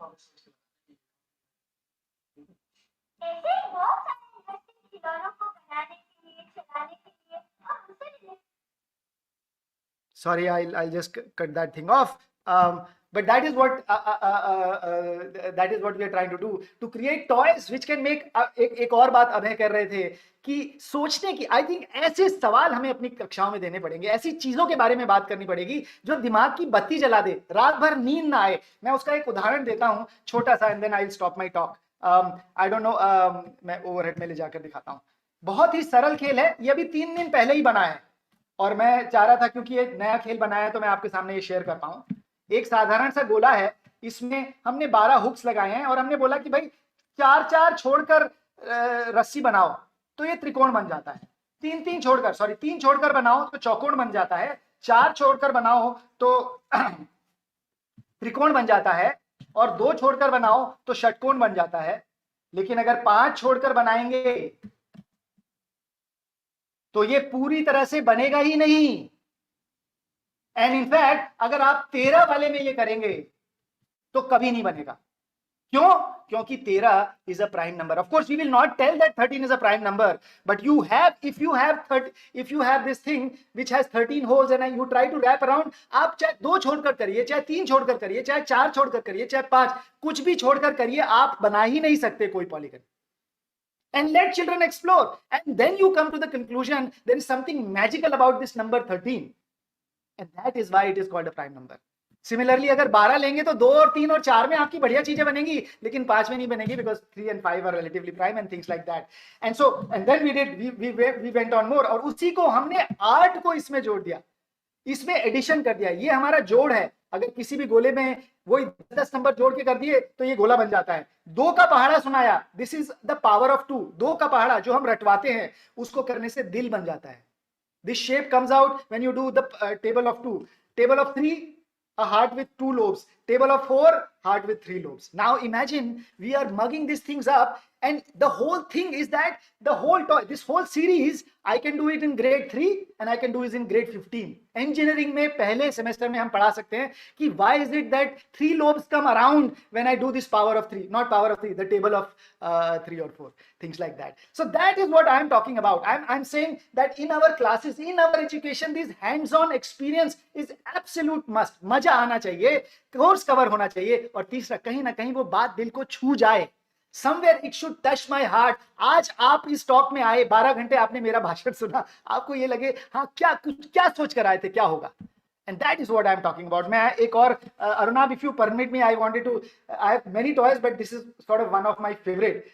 You have a table, right? And this is something. These are the kind of things that I want to share with every single student across the country. और इसके लिए कोई बहुत मोटा पैसा जरूरत भी नहीं है. भारत सरकार से कोई अनुदान नहीं मांगना पड़ेगा आपको. एक टेबल है, टेबल पे 3 बच्चे बैठे हैं, अचानक एक और बच्चा आ गया, क्या करें? हमने टेबल बदल दी, अब 4 बच्चे बैठ सकते. वो त्रिकोण का चौकोर बन गया, एक बच्चा वापस चला गया, अब हमने वापस से त्रिकोण. ये असली में टेबल बन सकती है, हमने बनाई है. The question then one can ask, अच्छा, which is what Abhay was talking about. I think these are the kind of questions we'll have to give to our students. कहां पर ये लाइन खींचें, किस तरह से ये करें कि ऐसा पॉसिबल हो जाए. क्या षटकोण में कर सकते हैं? हमने षटकोण के लिए करा, चौकोण के लिए करा, त्रिकोण के लिए करा, आप और किसी चीज के लिए करिए. These are the kind of things that engage and inspire, something that we have been trying to do. और वही चीज को मैं आपको आगे 1 मिनट में दिखाना चाह रहा था. कहाँ चली गई मेरे पास? Arnab, this is the last thing that I'm going to show, and with that I'll end. Sure, sir. और ये ओवरहेड है आप सभी लोगों के लिए. एक्चुअली बड़ी इंटरेस्टिंग चीज है. मुझे लगता है एडल्ट्स ही बैठे हैं यहाँ पर, बच्चे नहीं हैं, तो उनके लिए तो बहुत ज्यादा काम आएगी. और सवाल क्या था? And I'm trying to convey something very interesting. We read this very interesting theorem in mathematics, maybe in grade 10 or 11, that the slice of a sphere, a volume of a slice of a sphere is independent of, the radius of the sphere and things like that. मतलब whatever. तो बड़ा मुश्किल सा, कुछ confusing लगता है. कल्पना करिए आपकी सबकी शादी हो गई है, आपको अपने हस्बैंड के लिए या वाइफ के लिए सोने का कुछ गहना खरीद कर देना है. आपके पास 3 चॉइसेस हैं. आप कंगन दे सकते हैं, कंगन बोल रहा हूं, या कड़ा, अंगूठी दे सकते हैं, या एक ये गोला दे सकते हैं. कंगन दे सकते हैं, अंगूठी दे सकते हैं, या फिर ये गोला है जो लॉकेट में लग जाता है, ये दे सकते हैं. कौन सा देंगे ताकि आपकी सबसे ज्यादा बचत हो जाए, मतलब आपको सबसे कम पैसे खर्च करने पड़े? 3 में से कौन सी चीज देंगे? कंगन देंगे, चूड़ी देंगे कि गोला देंगे? And what I wanted to convey was that it doesn't actually matter. All these 3 things have exactly the same volume. This is the same thing, same theorem that I am talking about, because they are all part of a sphere. एक गोले के अंदर हमने अगर same ऊंचाई का छेद करा है तो सबका वॉल्यूम बराबर है. तो आप अपने हस्बैंड को कोई भी गिफ्ट दें, आपके उतने ही पैसे खर्च करेंगे. Point that I am trying to convey is that same theorem when we are talking about with something physical, something that every child can relate to or every adult can relate to, suddenly things become very interesting. By the way, when I looked at this theorem, मुझे तो बहुत मजा आया था देखकर. किसी भी गोले में कहीं पर भी छिलका आप काट लो, स्लाइस काट दो, वॉल्यूम सेम रहता है. मतलब this is just super amazing. I actually also feel that the most interesting things in the curriculum are outside of the textbooks, and so somewhere we'll have to sort of look at beyond, something beyond the curriculum, or maybe get the beyond thing inside the curriculum, whichever way. And that is what we have been trying to do with this small experiment in IIT Gandhinagar, which is called Center for Creative Learning. This is what the program was about. This is what the program was about, which we did last summer, every Sunday, 30 STEM. Sir, how I wish that this session was planned for the entire day. I truly do. I understand that, and I am just showing you this last picture. This is the picture that we took in Chhattisgarh. This is what we are trying to achieve. This is the gleam that I'm talking about. This is the gleam in the eyes of our children that I'm talking about. And in my opinion, that can happen only if and only we try to make our classes more interesting. 3 idiots. Not that I am promoting Amir Khan, but I really believe that I think we'll have to talk to not just the heads but the hearts also. So thank you so much, Arunab, for the time. Thank you, Acharya ma'am, for giving me the opportunity to come and speak. Thank you. Thank you very much, sir. Indeed an honor to listen to you once again. और आप बात कर रहे थे बच्चों के सवालों की, बच्चों के सपनों की, तो मुझे अपनी छोटी 5 साल की बेटी याद आ गई. मुझसे एक दिन पूछती है, पापा, what is that one thing that only you can see and no one else? तो मैंने पूछा, अच्छा क्या? कहती, पापा, your dreams, only you can see them. तो आप जब बोलते हैं तो आपका सपना साकार होता हुआ दिखता है. एक्चुअली कल मैं ना चश्मा लगा के सो रहा था, तो मेरी वाइफ ने बोला, यार क्यों सो रहे हो चश्मा लगा के, क्या पता ज्यादा बेहतर सपने दिखे तो. जी, तो आपने बोला कि भाई ये 33-34 लोग यहाँ सुन रहे हैं. भाई एक्चुअली 33-34 लोग नहीं सुन रहे हैं, ये कम से कम डायरेक्टली तो 1 लाख बच्चे सुन रहे हैं, क्योंकि ये जो लोग हैं, अगर मैं मैथमेटिक्स से इसमें 3000 का एवरेज लगा दूं तो 1 लाख बच्चे हो जाते हैं. और अगर मैं प्रोफेसर डॉक्टर अभय जेरे के नंबर लगा दूं तो अब ये 25 करोड़, पूरा देश. तो ये 25 करोड़ तो वो हो गए जो कि स्कूल में हैं, और उसके बाद में वो जो कॉलेज में है. तो ये तो बहुत बड़ी अपॉर्चुनिटी हम लोगों के साथ में थी. I sincerely hope to listen to you again. I want to go to Professor M.M. Pant. While sir is speaking, in the audience, if there are questions, please put them in the chat box. My colleague, Ms. Tiwari, she is going to be taking on the question part. Some questions we've already received, so she has some of those. And she'll be doing the questions and the closing remarks. Again, Professor M.M. Pant does not need an introduction. I've had the opportunity of listening to him several times over the last decade and a half that I've been in education. Sir is a former Pro-Vice Chancellor of IGNOU and Professor of Computational Physics. While he's been speaking to school leaders for a very long time. And every time he speaks, I get amused with how is he so up to date. He was up to date and ahead 15 years back when I first listened to him, and I'm sure he'd surprise us once again today. Professor Pant, your 12 minutes would start at 12:05. The stage is all yours. Thank you. So thank you, Anna, for this introduction, but I'm actually in a situation where I want to listen to the speakers who have been speaking before. It's so exciting, and I'd like to connect to them. And so, like what Abhay said, he talked about personalization of learning.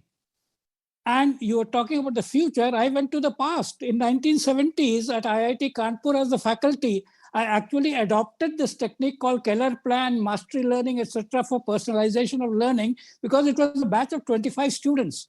And I created completely separate quizzes for them, because you couldn't give the same quiz to everybody else. So the Keller Plan, mastery learning, Bloom's, all this is already there. What is interesting now, as he said, is that now EdTech companies can make this available to everyone. There I was especially excited about doing it. I went out and manually, there were no computers at that time also. PCs were not there, etc. and so on. The other thing I found very interesting was when Manish talked about density. And it got me back even, I think, maybe 50 years or 55 years to the past. Because when in school I learned density, it was mass upon value, mass upon volume. And we did all kinds of calculations, as he said, mass is given, volume is given, this, that.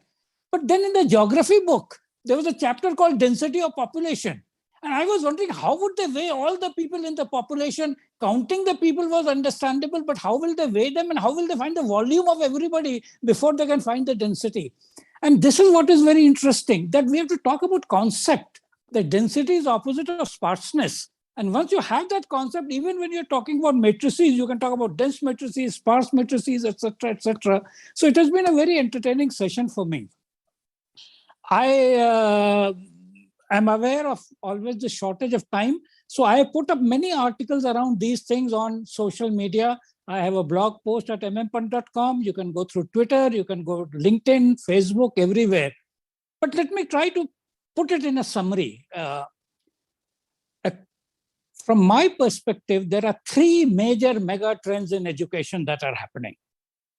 One is from education for a few, we're talking of educating everybody. This is a big trend. Earlier, the idea was you deserved an education or you were privileged to an education, you can buy an education or whatever it was for the few. And as somebody referred to the earlier revolutions, the first three education revolutions were all about still this. So this is one big change that has happened. The second thing has happened is from a finite years of schooling to lifelong learning. So far we said For some people, metric pass was enough. Some people, graduation was enough. People like us went all the way to PhD, etc. But now we are talking of lifelong learning as something for all. And the third thing that has happened is from learning subjects, it is becoming about learning to learn. And this has been said in our new education policy as well, that learning to learn is the main thing, which Guy Claxton, in a sense, talks about as learning power. Now, why I'm saying this is because this now puts the essential features of the theme of your conference today, which is about bridging the gap on sustainable and inclusive learning. Now, if you look at the SDG Goal 4, there are 10 identified there. And it ranges all the way from schooling, preschooling, vocational training, etc., and so on. It talks about infrastructure and so on and so forth. Now, why this is very important is that they were signed in 2015. We are halfway through. 2030 is the goal. We are halfway through, and we are nowhere meeting those goals.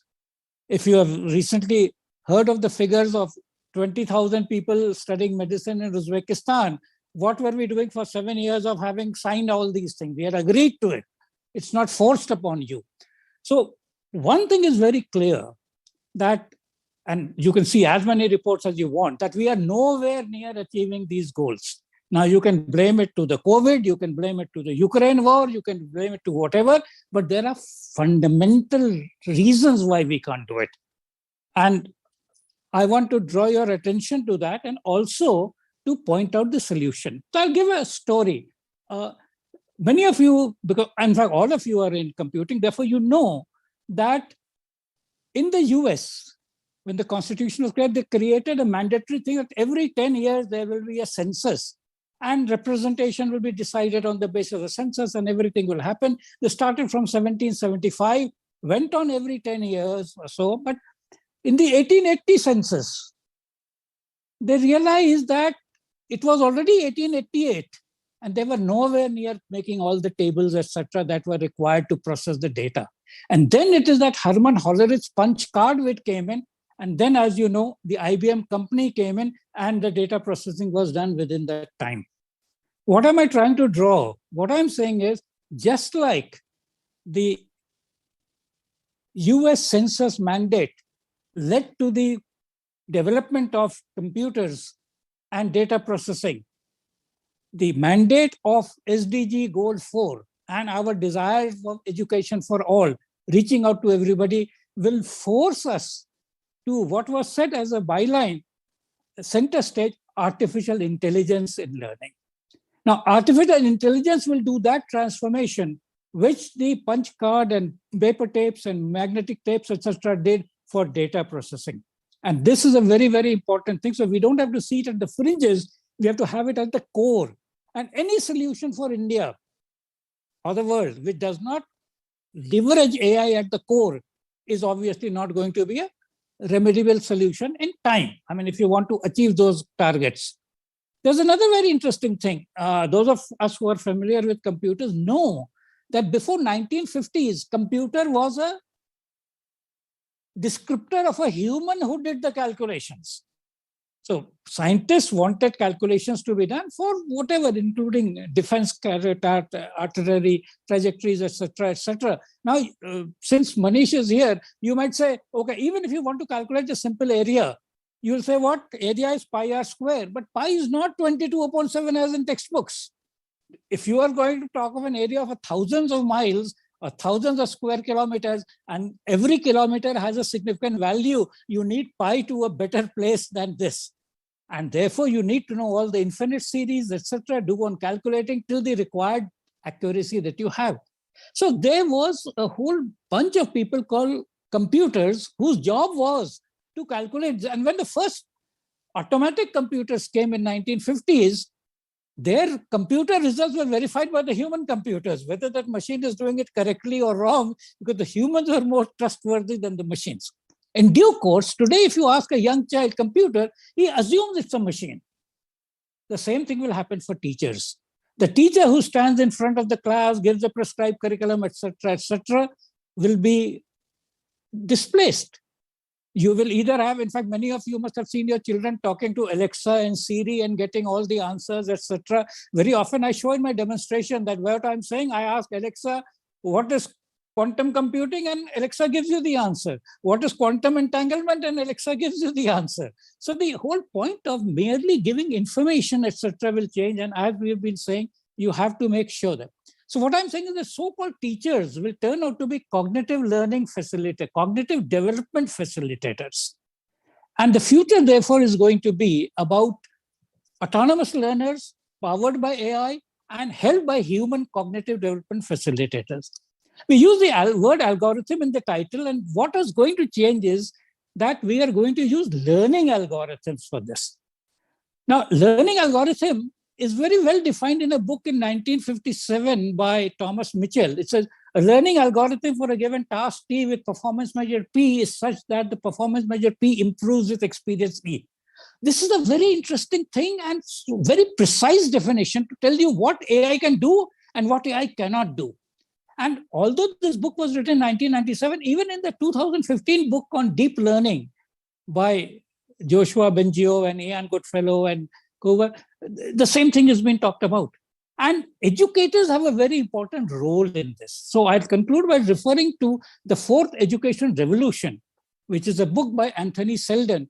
It's a very good book, and it says the first three revolutions in the entire millions of years of human history, only three education revolutions happened. The fourth is taking shape, and what is very important is that unlike what we are kind of trying to say, edtech companies will do it, he says it is the educators which must take part in it.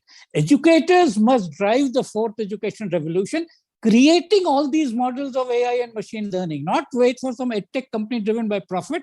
Just like in many institutions, educators have taken the lead. And in fact, IIT Kanpur was an example where we did all kinds of innovations ourselves. We did not say somebody else will do the innovation and we will simply buy that innovation. That is what we need to do. And a forum like NPSC is a great one to exhort all educators to take part in that AI revolution, not be passive receivers of it. They will create the personalized learning system, will be created by human beings. Machines will assist them in doing their laborious routine work faster. So with this, all I'm saying is the future is AI-driven autonomous learning supported by cognitive development facilitators. Let us not reduce the teacher to a newsreader. The teacher is a cognitive developer, teaches you to think, take different versions, different perspectives, take contradictory perspectives. One of the training that I really enjoy is take one position and then take exactly the opposite position and do both of them convincingly. So I hope this will lead to something very interesting and we will genuinely become a leader in the end. I just want to conclude by saying that there are apps like Duolingo, Think4Math, etc., which are doing this. And there was an app developed a few years ago for Malawi, one of the poorest countries in the world, which is the maths app for teaching maths to elementary children. And in UK now, it is being adopted. So the point, if we really want to do this reverse transfer, we develop the stuff and then the rest of the world also takes it. We can use the same marketing companies to do the marketing, but educators should be the leaders because you cannot create that. If you're going to be just a receiver of that, then you are going to be displaced also. Thank you. All the best. Thank you so much, sir. Before I go to what I want to say, I didn't think this was possible to have three people who can do 3-hour-long keynotes to summarize their thoughts in 12 minutes. I'm once again impressed. Thank you for keeping time. When you were talking about your three pillars, sir, I figured that you're talking about democratization of metacognition in perpetuity. Yes. And if we can get there as a country, then we are a country that is a knowledge economy. And that perhaps is where the NCF is attempting to go. So thank you very much for pointing us in this direction once again. And as you were sharing what you were sharing, I saw Professor Manish Jain's hand go up several times, like that child who has the answer, but the teacher's not asking yet. So I want to give him the mic again. We have some 4 minutes that we can come back. I didn't want to ask. I mean, of course, you added that right कि बच्चे की तरह हाथ उठाता रहता है, but हाथ में इसलिए नहीं उठा रहा था, वो बारी-बारी कानपुर की बातें कर रहे थे, कानपुर में ये और कानपुर में वो. So I went back, maybe 30 years ago when I first went to IIT Kanpur for 4 years and had the best time of my life. But one thing that he was saying that teachers, Professor Pant, जब आप बात कर रहे थे ना कि teacher, मुझे लगता है और मुझे हमेशा गुप्ता जी की ये बात हमेशा याद रही और रहती है. अरविंद गुप्ता जिनके साथ मैंने 2 साल काम करा पुणे हाँ, ये टॉयज वाले। हाँ, और वो भी कानपुर के ही थे। और हाँ, पर इसीलिए पुणे शायद में है, अभी तो पुणे में है ना। हाँ, और उन्होंने मुझे अपने आयुका यहाँ रख में। भी लिया। हाँ, मतलब हाँ, बिना हाँ। तनख्वाह के बेरोजगारी पर रख लिया अपने यहाँ। हाँ, But what I was trying to say was that he had this very interesting thing, and I think that is what has been stuck in my mind, right? Teacher का मतलब वो कहते थे मनीष, गधों और ट्रेनिंग तो गधों और खच्चरों की होती है, इंसानों को सिर्फ प्रेरित किया जा सकता है. So one of the most interesting things that a teacher can and should mostly focus on is inspiring. Walter Lewin मुझसे अच्छी फिजिक्स पढ़ाएगा यार, वो इंटरनेट पे पढ़ा हुआ है, लेकिन वॉल्टर लुविन इंस्पायर नहीं कर सकता. उसके लिए एक साधारण हार मास का आदमी या औरत चाहिए सामने. And that is absolutely, I totally believe that, right? वो आप ऑनलाइन नहीं करा सकते. नहीं, मैंने उसके लिए थोड़ा टेक्निकल टर्म यूज किया, कॉग्निटिव डेवलपमेंट फैसिलिटेटर, और आएगा. एंड नहीं, बिल्कुल, absolutely. Couldn't agree more that computers are not going to replace teachers, but teachers who use computing effectively may replace those who don't. ये पैंडेमिक ने हमें बहुत अच्छी तरह से सिखाया कि एक टीचर बहुत दूर तक के बच्चों को से बात कर पाए, और जिन्होंने टेक्नोलॉजी नहीं अडॉप्ट करी वो अपने साथ वाले घर के बच्चे तक भी नहीं पहुंच पाए. और तो मुझे लग रहा है कि 0 और 1 की बात कर रहे थे, वो कंप्यूटर में जो IBM ने पहला, ये हमने एक खिलौना बनाया था 0 और 1 को इस्तेमाल करके. ये जिस तरह से पंच कार्ड चलते हैं उसी तरह से एक खेल है. पूरी रामायण इस पे सॉर्ट हो जाती है, या ABCD या चीजें तिल्ली डालकर. और अब आपको क्यूबिट और क्वांटम वो समझाना पड़ेगा, ब्लॉक स्फीयर समझाना पड़ेगा, सब कुछ खेल के माध्यम समझाना पड़ेगा, because this generation has to be a quantum ready generation. I couldn't agree more, sir. I want to pass the baton to Miss Meenu Tiwari. She's anxiously waiting. वो हाथ नहीं खड़े कर पा रही हैं मनीष जी के जैसे, मगर she is also anxiously waiting to put forward the question that she's received. So I request ma'am to please take the baton forward and ask the questions, and also close with her thanking remarks eventually. I personally loved moderating this panel. I hope that I get to do this again in person, because वो जो hard mass के आदमी की बात आप कर रहे थे, वो जब कंधे पे हाथ रखने की अपॉर्चुनिटी मिलती है और बच्चे से कनेक्शन होता है, वो टेक्नोलॉजी अभी नहीं कर पा रही है. कभी नहीं कर पाएगी ये मुझे पता नहीं, मगर अभी तो नहीं कर पा रही है. Meenu ji, all yours. Thank you, Dr. Anurag. Since we have such a renowned panel of experts who are working very closely in bringing culture of innovation in the school system, we would like to ask as many questions as possible within this limited time. So straight away, starting with the questions, my first question is to Dr. Abhay Jaire. Sir, we have read about the Atal Innovation Ranking Framework for ranking all education institutions on innovation achievements and about your remarkable contribution to Atal Innovation. How do you think this may help to promote an inclusive and equitable quality of education, which is also one of the SDG goal? I think it is goal number 4. Over to Ajay sir, please. So as Pant sir was saying, or as Manish was saying, we have to go beyond our textbooks. And if you have to go beyond our textbooks, then we have to get into innovative ways of pedagogy. Okay. And when we are looking into Atal rankings, which we call it ARIA, Atal Ranking on Institutional Innovation Achievements, we are actually asking some similar questions. Okay. For example, what kind of innovative courses you are doing? Okay. I will tell you a very innovative course which we have started, which we call it as an MBA in Innovation, Entrepreneurship and Venture Development. It is a naam to conventional MBA hai, but when we spoke to large number of students who were keen on doing entrepreneurship, because youngsters mein abhi wo buzz hai, but they were not allowed to do that by their spouses or by their girlfriends or boyfriends. वो बोलते हैं कि ये क्यों मगजमारी करनी है तुमको? Entrepreneurship is a 48 hours job a day. So why you want to get into this rigmarole? Parents were not interested. Parents बोले इतना पढ़ाई किया, अभी तू जॉब कर, पैसा वापस कर, शादी कर, मॉल में घूम, Saturday, Sunday को. So we said we have to do something to solve this problem. So we started this incubator-based program. The It's not a classroom-based program. Only 30% is classroom. But under the garb of this MBA, people actually pursue entrepreneurship. So they join as a team, they join with an idea, startup idea, और वो 2 साल उसी पे काम करते हैं. तो लोग बाहर लोगों को बोलते कि हम MBA कर रहे हैं, पेरेंट्स सोसाइटी में बोलते हैं मेरा बच्चा MBA कर रहा है. But under the garb of that MBA, they are actually doing entrepreneurship. Okay, so what I'm trying to say here is that we have to come up with newer ways of pedagogy, newer kind of courses, and through ARIA mechanism, we are actually trying to make that happen. And this will actually further help us in democratizing the concepts of innovation, entrepreneurship across the educational institute, and it will result eventually in equity, as you were talking about. Thank I you, hope sir. I have answered your question. Yeah, thank you, sir. So straight away going to Shri Manish Jain. My next question is for Mr. Manish Jain. The question asked is, sir, we have witnessed many of your workshops where you make students investigate the science behind simple toys with the aim that students take innovation to the next level. You know, at times teachers find it very difficult to balance or integrate a theoretical way of learning with the practical solution. You yourself being a teacher and an innovator, what tips would you like to give to our teachers so as to create a generation of innovators? Over to you, sir.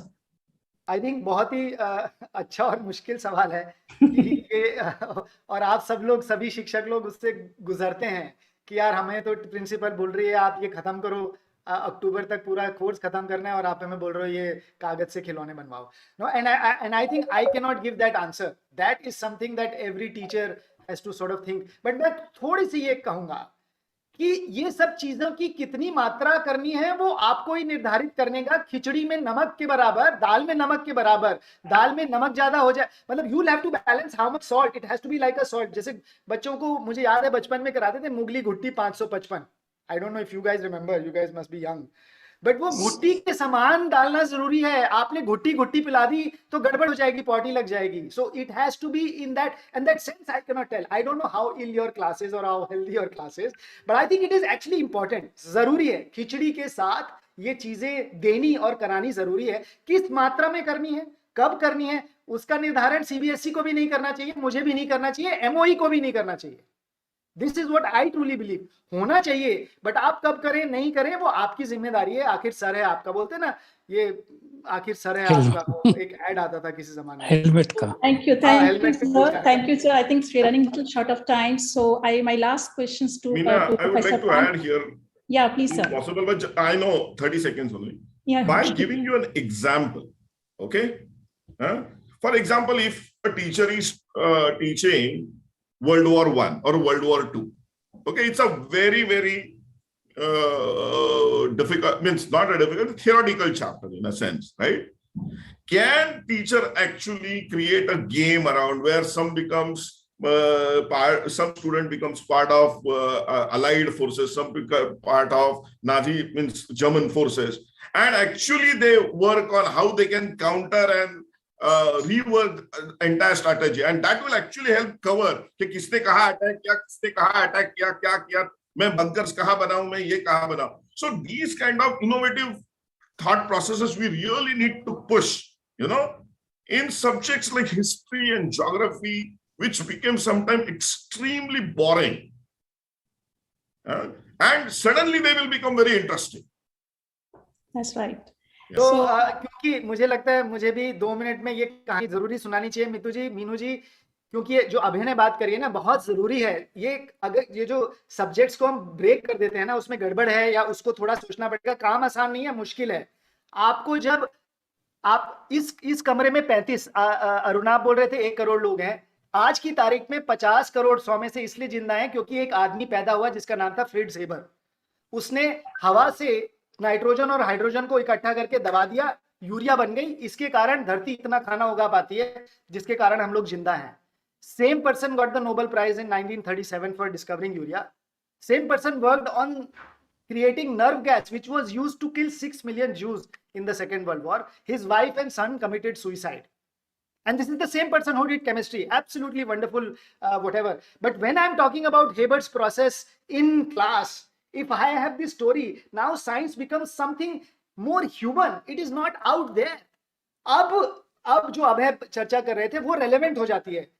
तो अब ये कहानियों के माध्यम से, जिनका बहुत बड़ा रोल है, कॉन्टेक्स्ट स्थापित होता है और बच्चों की फिर रुचि बनती है. So somewhere we'll have to also look at. Absolutely right, Jain sir. So I think we are running short of time. I would like to ask the last question of the session from Professor Pant.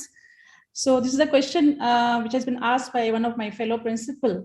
She says the collaborative technologies such smart classes with augmented reality enable what is called blended learning has come a long way during this pandemic.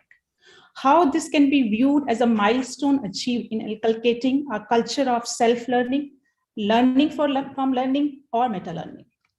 Over to you, sir. तो ये तो बड़ा academic सा सवाल है, पर पहले जो मनीष कहानी कह रहे थे वो कहानी को आगे बढ़ाना है. उन्होंने कहा फ्रिट्ज हाबर ने ये किया. उसके पहले मैल्थस ने कहा था हम सब भूखे मर जाएंगे. मैल्थस ने पूरा मैथमेटिक्स लगा के प्रूव किया था कि हम सब लोग भूखे मर जाएंगे क्योंकि land is not increasing geometrically, population is increasing geometrically. तो फ्रिट्ज हाबर ने जब ये करा कि फिक्सेशन ऑफ नाइट्रोजन वो कर देंगे, तो उससे फिर उन्होंने नर्व गैस से लोगों को मार भी दिया ताकि दोनों काम पूरे हो जाए.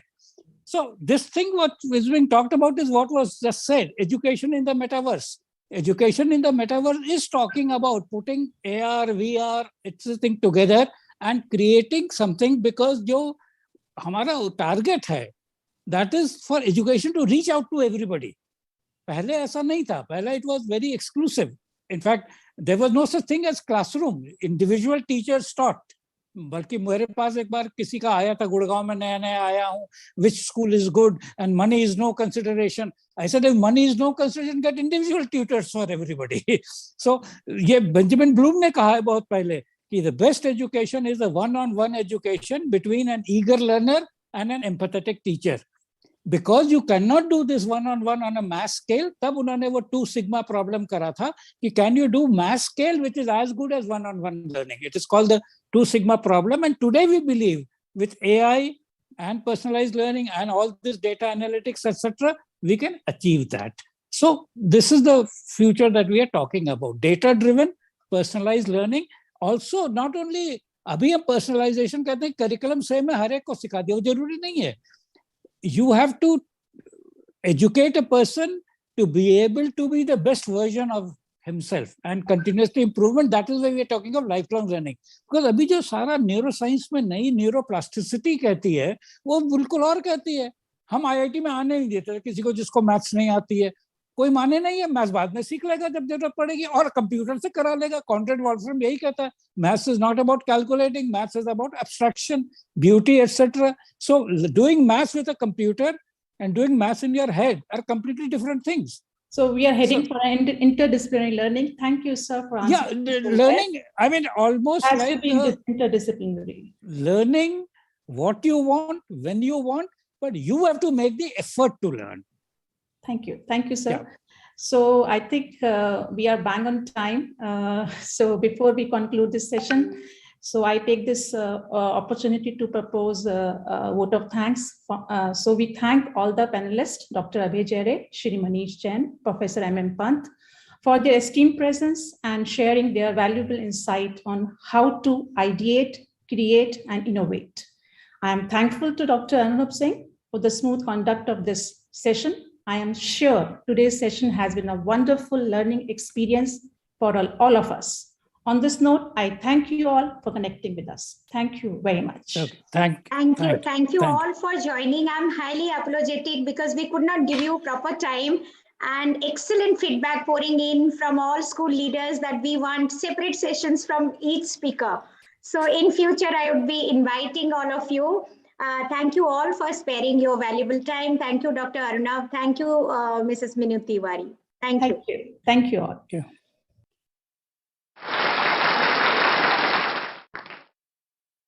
आप सभी माननीयों का आभार. आज शिक्षा के क्षेत्र में विशेष रूप से जो पिछले 2 वर्षों का समय बीता है, बहुत सी नई तकनीकों को हमने बड़ी सकारात्मकता के साथ अपनाया है और भविष्य में भी हम इसके लिए प्रयासरत रहेंगे। अब समय है थोड़े से विराम का। मिलते हैं 7वें सत्र के लिए जलपान अवकाश के बाद 12:40 कर। For our distinguished international guest, we are proceeding for a short tea break and will be meeting at 12:40 sharp. इस अंतराल के दौरान आप सभी से निवेदन है कि 49वें NPSC सम्मेलन की वर्चुअल लॉबी पर जरूर जाएं, जहां आप अपने संदेश फेसबुक और ट्विटर वॉल पर भेज सकते हैं। इसके साथ ही सभी विशिष्ट अतिथियों के प्रोफाइल, NPSC से जुड़े स्कूलों की बेस्ट प्रैक्टिसेस के बारे में भी जानकारी ले सकते हैं। सेल्फी बूथ पर अपनी सेल्फी लेना ना भूलें और अपना ई-सर्टिफिकेट भी अवश्य डाउनलोड कीजिए। धन्यवाद।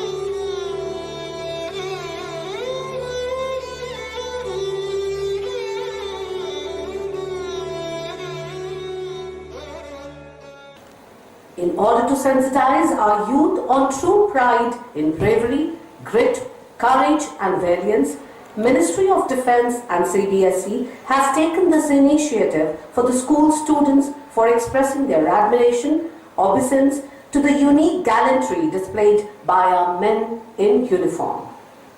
To commemorate this exceptional valiance and courage, today we have a panel discussion with students of ITL Public School. Thank you so much, ma'am, for your opulent words of wisdom. And namaskar, everyone. I'm glad to be a part of this discussion of the intellects. I believe that India has had quite a ride when we trace the history and look towards the promising future. I think these discussions are important to have such ideas and opinions be discussed and further investigated. If I ask what heroism means, everyone on this panel will have their own definition. The 30,000 raiders or mujahids who were infiltrated in Kashmir during Operation Gibraltar were all successfully contained within 15 days. The Kargil war is full of incidents in which our Veer Jawans showed exemplary courage, bravery and determination that paved the path for India to win the war. लेकिन चर्चा को थोड़ा आगे बढ़ाते हैं। मैं बात करना चाहता हूं उन शूरवीरों की जिन्होंने इस देश के लिए अपने प्राणों को त्यागने में एक भी बार संकोच नहीं किया। इनकी वीर गाथाएं हमारे लिए एक प्रेरणा है, देश के लिए एक प्रेरणा है।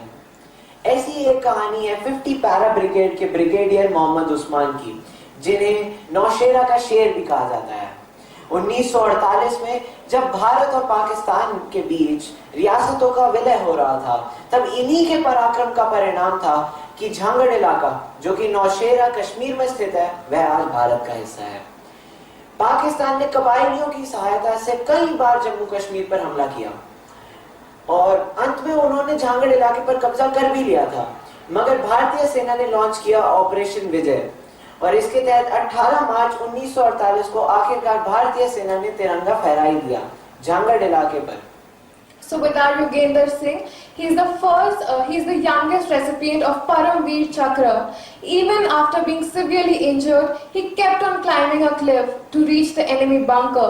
और आज जब हम आजादी का 75वां अमृत महोत्सव मना रहे हैं, तो मैं यही शुभकामना करूंगी कि हमारा भारत आजादी और प्रगति के आसमान में सबसे ऊंची उड़ान उड़े। जय हिंद।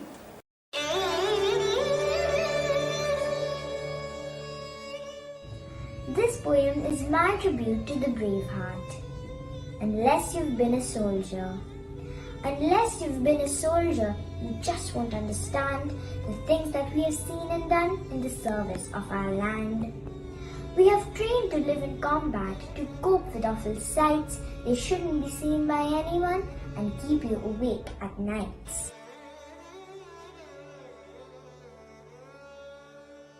आज मैं जिनके विषय में बात करने जा रहा हूं, वह है शौर्य चक्र से सम्मानित कैप्टन वरुण सिंह। तमिलनाडु के हेलीकॉप्टर हादसे में एकमात्र जीवित बचे वरुण सिंह।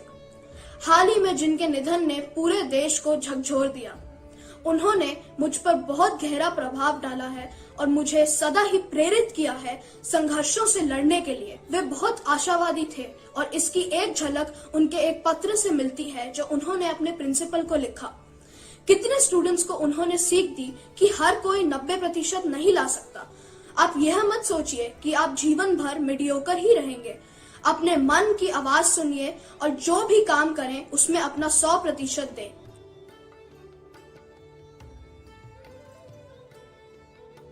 वीरों की कुर्बानी को आओ मिलकर याद करें। विक्रम बत्रा, अभिनंदन वर्तमान, सोमनाथ शर्मा, मिताली मधुमिता जैसे वीरों को श्रद्धा पूर्वक नमन हमारा, हम उनका सम्मान करें। आजादी का संग्राम कहीं पैसे पर खेला जाता है या शीश कटाने का सौदा नंगे सर झेला जाता है। यूं कहते कहते वक्ता की आंखों में खून उतर आया। मुख रक्तवान हो दमक उठा दम की उनकी रक्तम काया। जब जब आया बुलावा मातृभूमि का, उसने हथियार उठाया था। देश की रक्षा करने हेतु सदैव अपना खून बहाया था। जब उठी तलवार और तीर कमान, तब थर थर दुश्मन कांपे थे।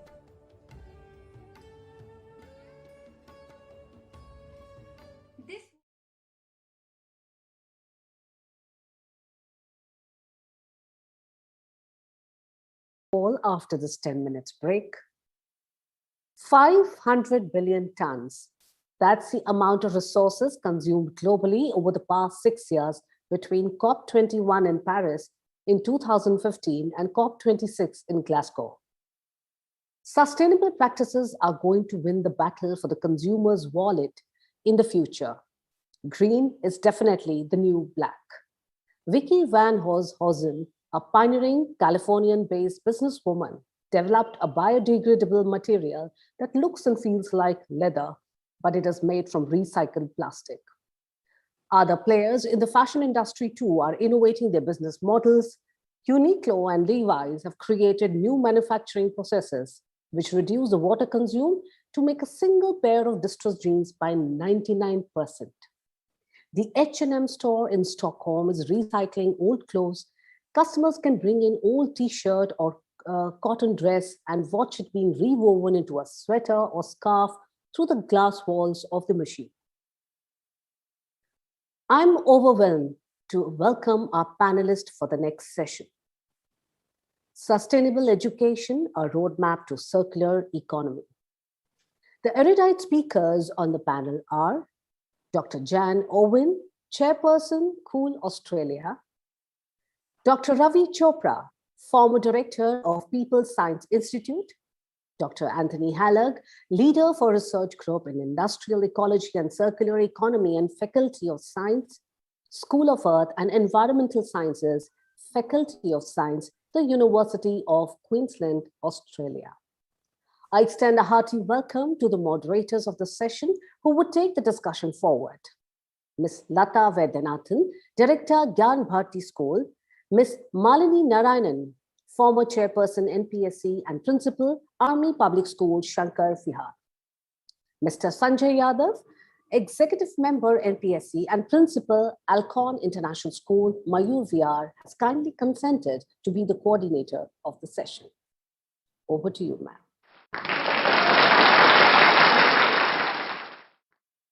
Thank you so much, Ritu, for that wonderful introduction. A very warm welcome and a good afternoon, and welcome to another invigorating session. The morning has been spectacular, and I hope the afternoon also carries on the same pace and the momentum. So this session is titled Sustainable Education, a Roadmap to Circular Economy.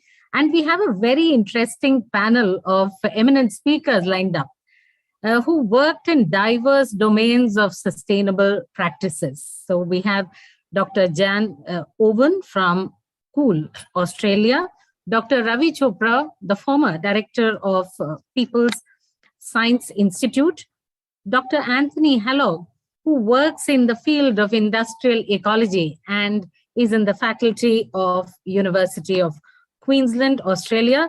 Dr. Hallog, we are so grateful. There's been a major disaster in Australia and you've been impacted by it, but we are so happy to have you. And that just shows the passion that you have for this theme that we have chosen. So grateful to you, sir, for being here. And what a privilege to have all of you with us this morning. So it's going to be ladies first, as usual. And Dr. Jan, education system must create lifelong learners and create a love for learning has been the adage we've heard so often. And you've been a powerful advocate and a believer that education must empower the youth and shape the world by equipping them with both agency as well as competency. And many of your articles have always dealt with this. Being a social entrepreneur, looking at sustainability from a social perspective, you've always dealt in the cusp of being in this space. So with your vast experience of working with education systems and in organizations with deal with youth, and you've headed so many of them, we ask you to share some of those educational models which actually makes this adage successful and an actionable goal. So request you to kindly share your thoughts on this theme and, of course, the way forward, since we are talking about it to be a roadmap. Over to you, Dr. Jan. I'll request the host to permit Dr. Jan to share her screen, please.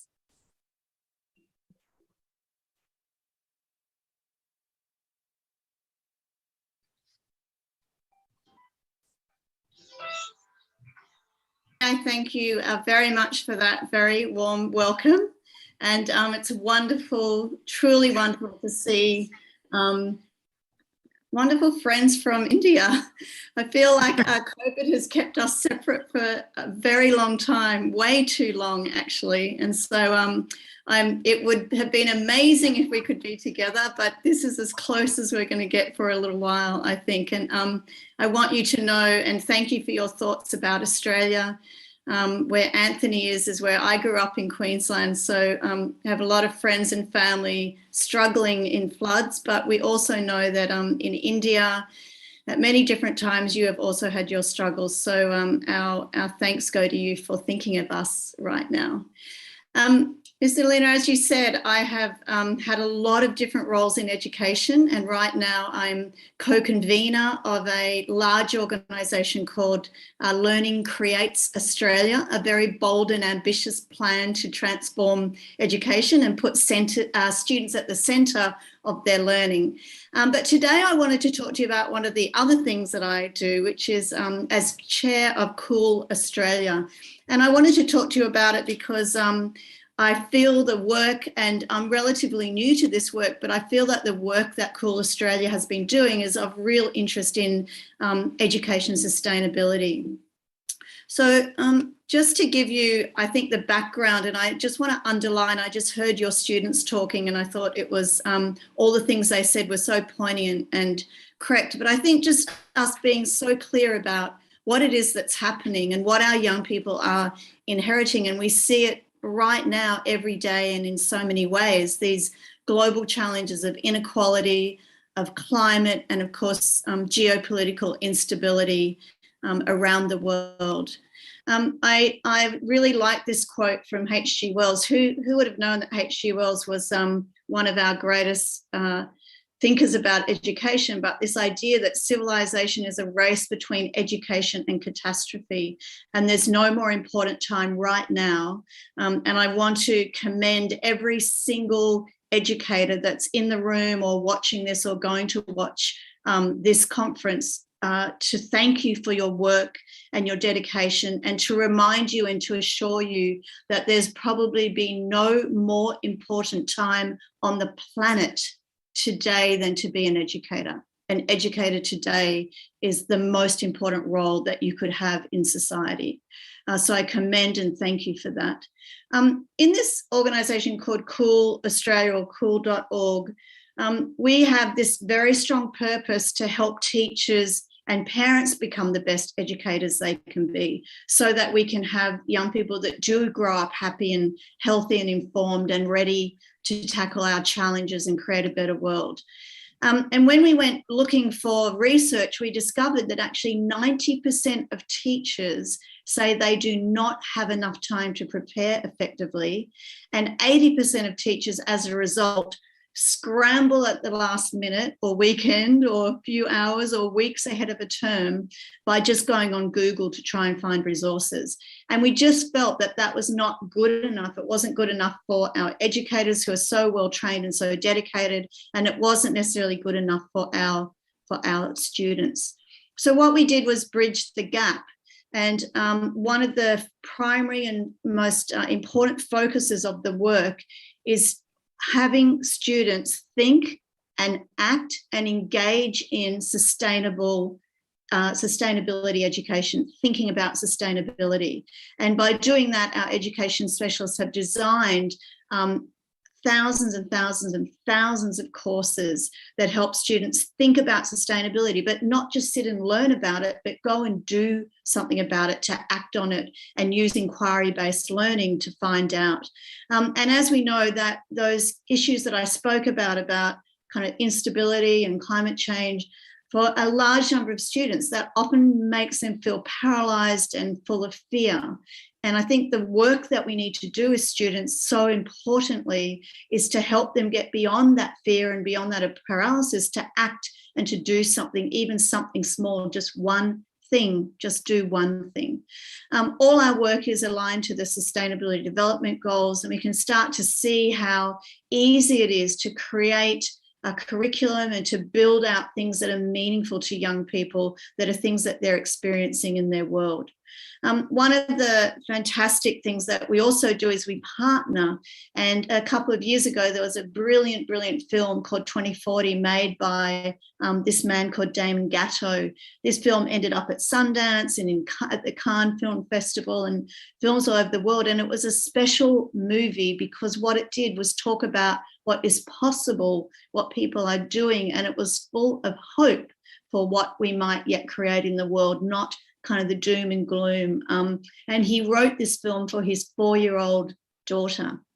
And it is a love project, really, to children around the world, to show them early things that people are doing and changes that people are making so that they could be inspired themselves.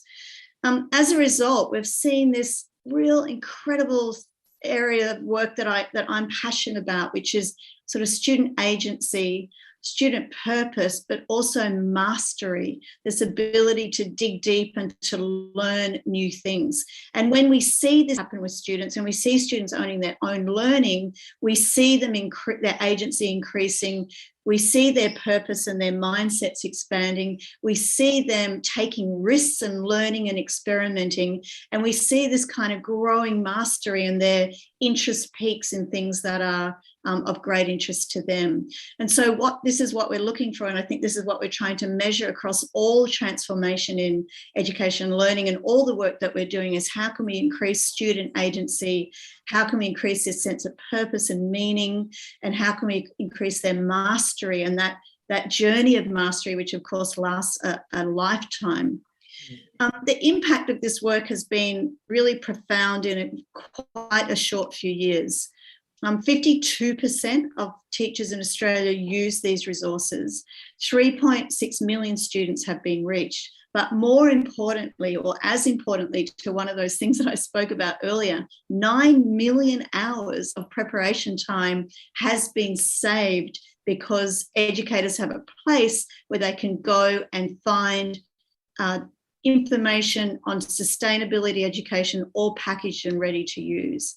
And from the student side, we've seen incredible results. We've seen a 98% increase in awareness and knowledge about sustainability issues, 97% increase in changed outlook and attitude about issues, so that from that fear and paralysis to a 93% increase in preparedness to act and to do something. And then again, a 96% improvement in critical thinking skills, which we know are one of the set of 5 or 6 absolutely essential skills and capabilities that young people are going to need as we move through the 21st century.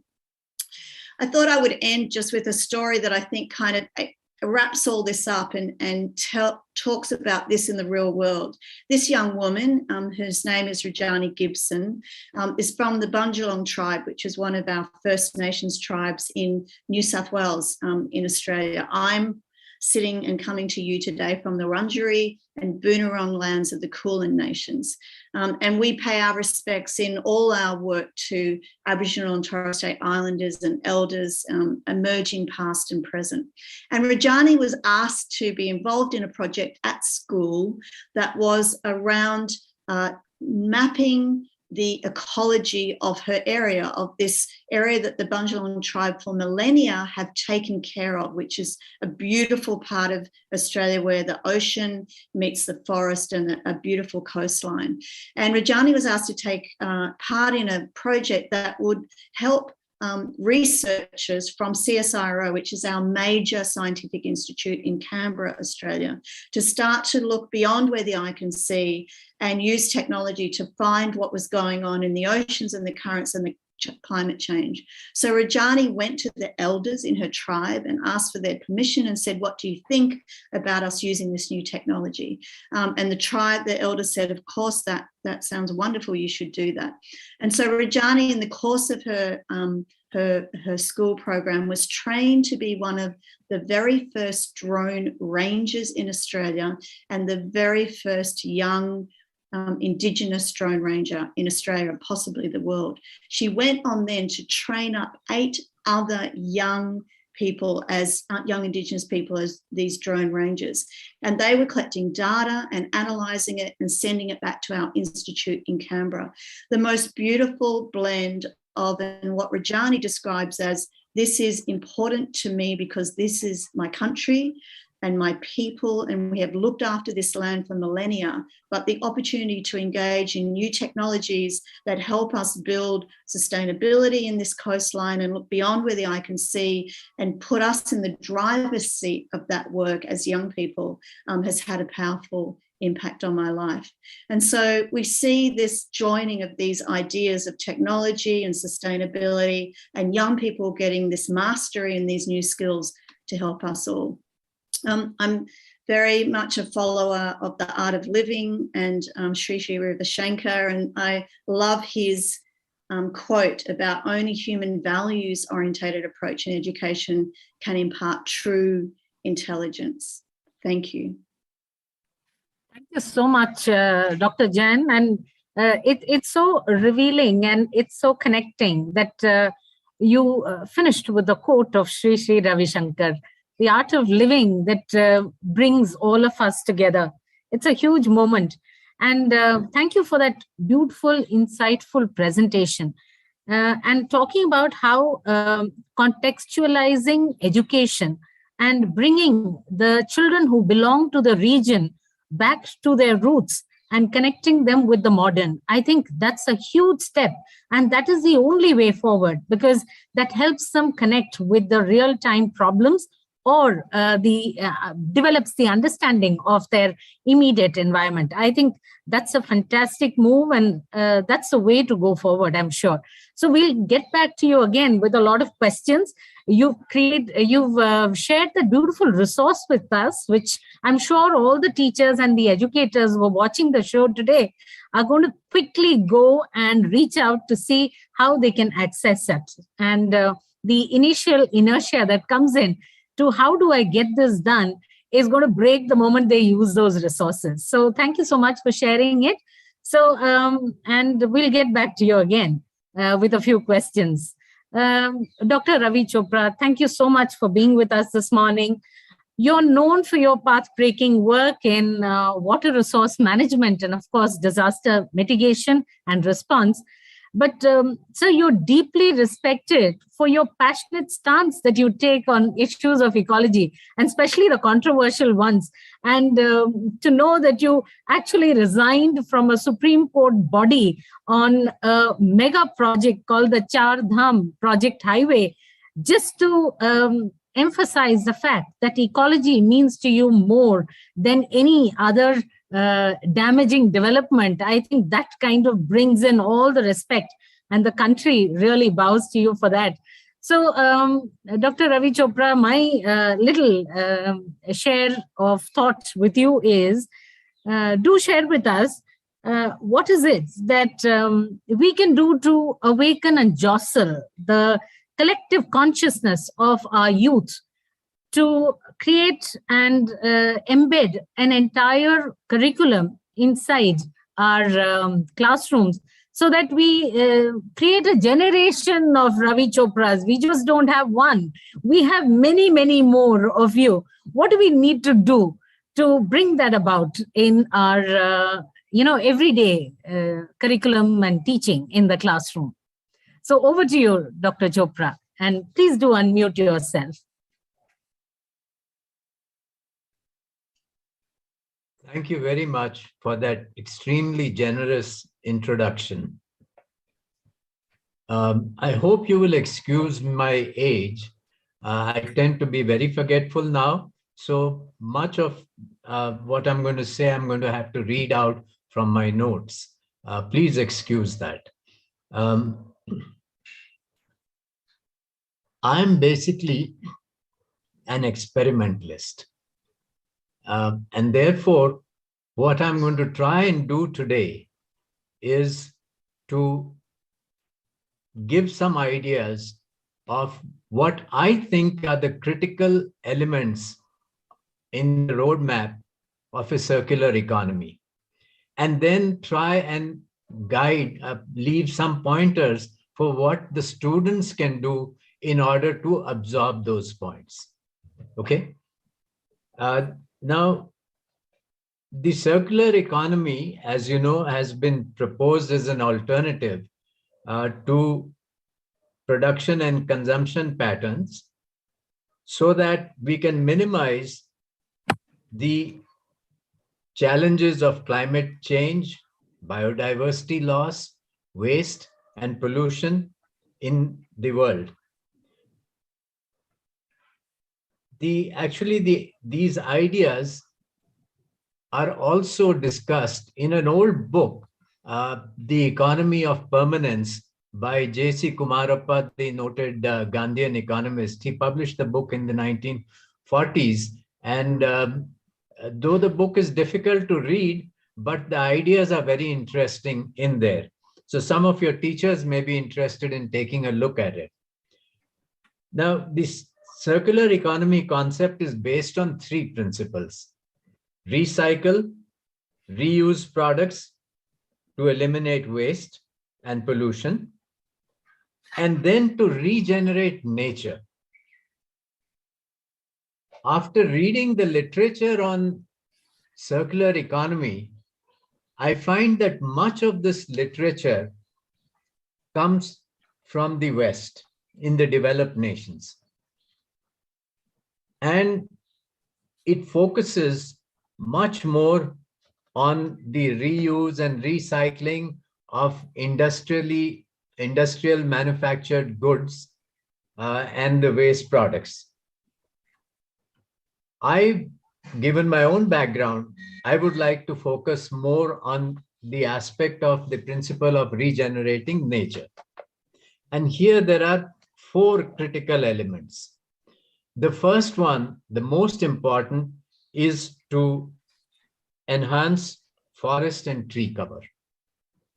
Now, most of us are aware of the need to reduce the concentration of carbon dioxide in the atmosphere and its ill effects. The afforestation, where there were no trees earlier, and reforestation, which is regenerating depleted forest areas, are simple ways to reduce carbon dioxide in the atmosphere. And at the same time, they also deliver very rich downstream benefits. To name some of them, the forests curb soil erosion, they sequester organic carbon, they recharge groundwater, sustain base flows to rivers, they prevent desertification, and etc., etc.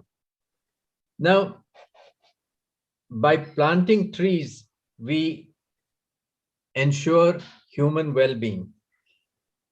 The resources of the forest create huge employment opportunities, especially when there is less use of machinery for processing. Greater reliance on human labor also reduces the demand for commercial power and therefore pollution. And worldwide, it is estimated that afforestation can be done on about 9 million square meters, increasing the forest area by existing forest area by about 25%. Reforestation is required on a huge scale also. On an annual basis, we are deforesting 60,000 square kilometers every year in the world. Now, 60,000 square kilometers is a little larger than the state that I live in, which is the state of Uttarakhand. And what can students do about this? One of the interesting things is that there is a need to have urban forests. Now in Delhi, you have South Delhi, if I remember right from my younger days, you have that area of Jahanpana, the Jahanpana forest. Then there was Haus Khas. A lot of forested areas existed, which have over the years been done away. Now, many parks can still be regenerated in Delhi. I often visit friends in Sundarnagar, and there is a small patch in Sundarnagar, which is more like a wooded area rather than the typical quadrangle type of park with a few trees and shrubs at the boundary. Students could possibly begin to find out the different species of trees that exist in Delhi, their ability to absorb carbon dioxide and the other downstream benefits that can flow from these trees. Okay, just compiling an anthology of the trees of Delhi, the ones that existed, let's say 25 years ago. I remember the jamun trees all along the Lutyens Delhi area, which are now no more. These jamun trees are all gone. So that would be a very interesting aspect. And secondly, to ensure an effort that was done in the 1980s by students of Delhi, which was the protection of the ridge area of Delhi. Okay. Now that is an effort that needs to be continued because there are a lot of pressures that that are trying to cut back on the ridge area. The second element is enhancing groundwater, river flows, and increasing food production. You may probably be aware that India is the largest user of groundwater in the world. And a recent study by scientists at IIT Kharagpur reveals that there is severe groundwater depletion in the Indo-Gangetic plains. Reduced groundwater leads to lower base flows into streams and rivers. And there has been a 60% reduction in the base flows of the Ganga between 1970s and the last decade. This is hurting river ecology, food production, domestic water supply, and livelihoods of fishing communities. The problem of low flows in the rivers of India, particularly the Ganga basin, is very critical. And it is accompanied on top of that, it is accompanied by the problem of pollution, which we are all aware of. Very few of us are aware of the problem of low flows. And that is far more critical. If there's no water flowing in a river, there is no river. Okay. And this is the tragedy of large cities like Delhi and Kanpur and Mumbai. We have converted our local rivers into drains. Not too long ago, Delhi had 17 small streams and rivers emerging from the Aravalli ridge, flowing into the Yamuna. The largest of them, if I'm not mistaken, was the Sabiki, which has now become the Najafgarh Nala. Not too long ago, in the 1980s, when I lived in Delhi, there was a small stream in Defense Colony, and that goes under Barapula and joins the Yamuna River. But what is the state of all of these streams? These streams are nothing but sewage drains today. And so we really need to look at it. It might be very interesting for the students to look back in the not more than the last century to see the water flows in Delhi city, in Bombay, in Kanpur, in Varanasi, all these towns and cities. There are any number of examples of live streams with fish in it that have become drains today. And what can we do about them? For example, those of us who live in gated communities, well, why can't we have a decentralized wastewater treatment system in the gated community? In my own house, I have a rainwater harvesting tank under my lawn. I call it my local hanging garden. Okay. Now, you can put these systems, whether it's a harvesting system or a wastewater treatment system, they can go under the ground. Okay. So there's no shortage of space. You have parks in the quadrangles, please put them over there. So this is something that students can begin to look at. There is, even the schools can do it. Some time ago, we were approached by the Welham Boys School to try and do wastewater treatment from their hostel. Unfortunately, the principal changed and the idea went with him. The third is nature-based farming. Now, many of you are aware that we are using a lot of water for irrigation. Almost 80% of the water that is consumed in India is for irrigation. And along with that water, we are using all kinds of chemical fertilizers and pesticides that are carcinogenic. We need to move towards nature-based farming. System of crop intensification has been adopted by millions of farmers all over the world, including a few million in India, to cultivate paddy, wheat, sorghum, millets, vegetables, and all kinds of things with less water, higher productivity, almost no chemical fertilizers, and no pesticides. Okay. So the profits for the farmers are higher in this case because their inputs are lower. The fourth element, along with this, is a nutritious diet. Now, at the time of independence, the average Indian diet contained 50% coarse grains. These are millets like bajra and ragi, sorghum or jawar, and maize. Coarse grains are more nutritious. They require less water to grow. They are hardier crops. They can withstand droughts and floods. There is no stubble to be burnt. And by emphasizing the nutritional value of coarse grains, there is a good chance that people can be encouraged to make them a greater part of the daily diet.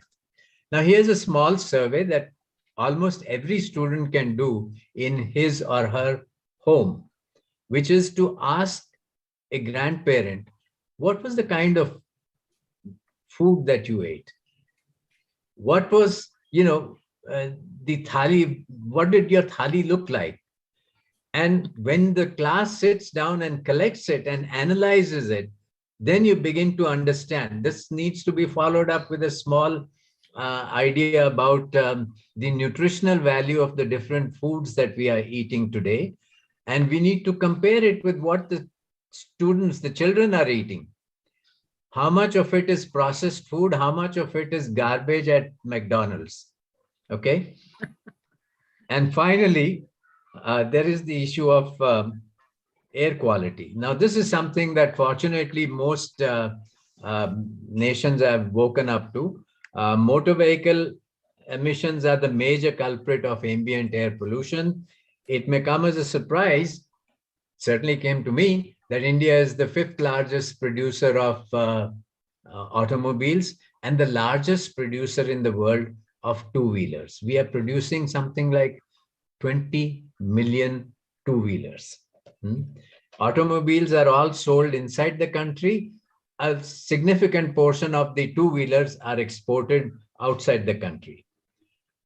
And the high density of motor vehicles, slow-moving stop-and-go traffic in Indian cities exacerbates the pollution problem. The recent push for electric vehicles is an important step in curbing this. And secondly, the focus on rapid mass transport is sorely needed in many Indian cities. Now, what do the students do? The students have to try and figure out, not just related to motor vehicles, but really each one of us can do an energy audit in our homes. How much energy are we consuming in a day? How much energy are we consuming in a week? Because there are certain activities you don't do every day. How much energy we consume in a month, and how much do we consume in a year? Now, for example, your vacation comes once or twice in a year. It doesn't come every day. So certain activities occur at certain times. And then once this audit is done, we begin to see, where can I cut back? Where can my family cut back? And how can we reduce our energy consumption? So these kinds of surveys, I have personally found that when people do these surveys, particularly children, they begin to understand, by analyzing the data, they begin to understand what can be changed. Thank you.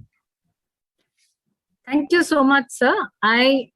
I'm writing out those projects that we would actually be doing. We've touched a number 100 with this little conversation that we've had with you, and such brilliant ideas. And you've touched all the elements, be it earth, water, air, everything. And I must also tell you, and you would be happy to know, that all the NPSC schools have a rain harvesting system in the school. Very good. Most of us are solar enabled. So that's another proud moment for us to share. That's important news that we wanted to share. We have an eco club which connects with the Delhi forest system. So we have a team called the Eco Warriors. Each one actually wears a beautiful badge saying, I'm an eco warrior and I'm proud to be a part of this energy saving drive. We also have an energy audit system. I think the ideas that you gave us really are path-breaking, and I'm sure we'll consolidate all of them and put them into practice. So that's been an amazing conversation we've had with you, and I think you've really curated this little talk for schools and school principals.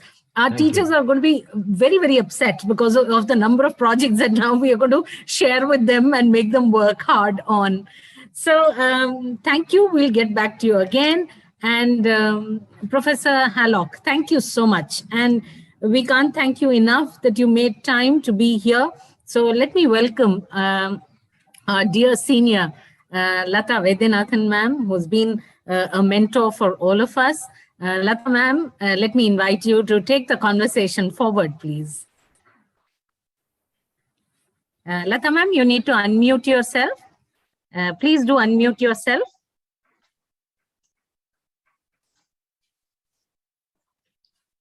Thank you, Malini.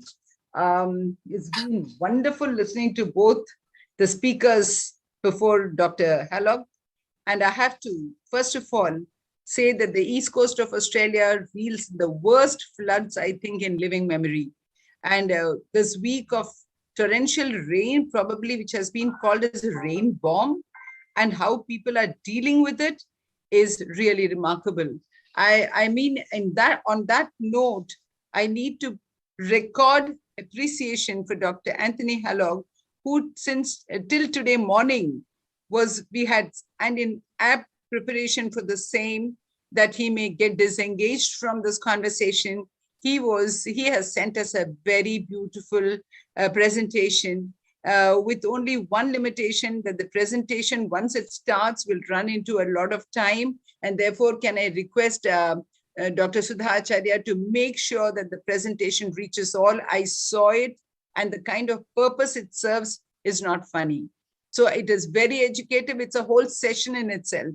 And the kind of expertise he brings is baffling, to say the least. He works on circular economy, on green economy, on biomimicry, sustainable bioeconomics, industrial ecology, cleaner transition to sustainability and production, systems modeling, analysis, and name it, and you have it. While going through the details of his work, one realized that he's really, really very keen on what probably Dr. Ravi Chopra has talked about a little earlier, the climate resilient and circular economy. He breaks it down into such fantastic modes. He calls them, puts them in 3 parts and says, if we take care of this, I think probably we have taken care of everything. Energy and agro-food security, socio-economic security, environment and resource security. I think this calls for a lot of understanding on skill. Over to you, Dr. Anthony Hallog. We are very keenly awaiting and wanting to listen to what more we can carry away from this absolutely beautiful session on sustainable education. All right. Firstly, namaste to everyone there in India. Namaste. I'm also a practitioner of art of living like John. And thank you also for the ideas put forward by John and Ravi with regard to this session on sustainability education. So let me share my screen with you because of the time constraint.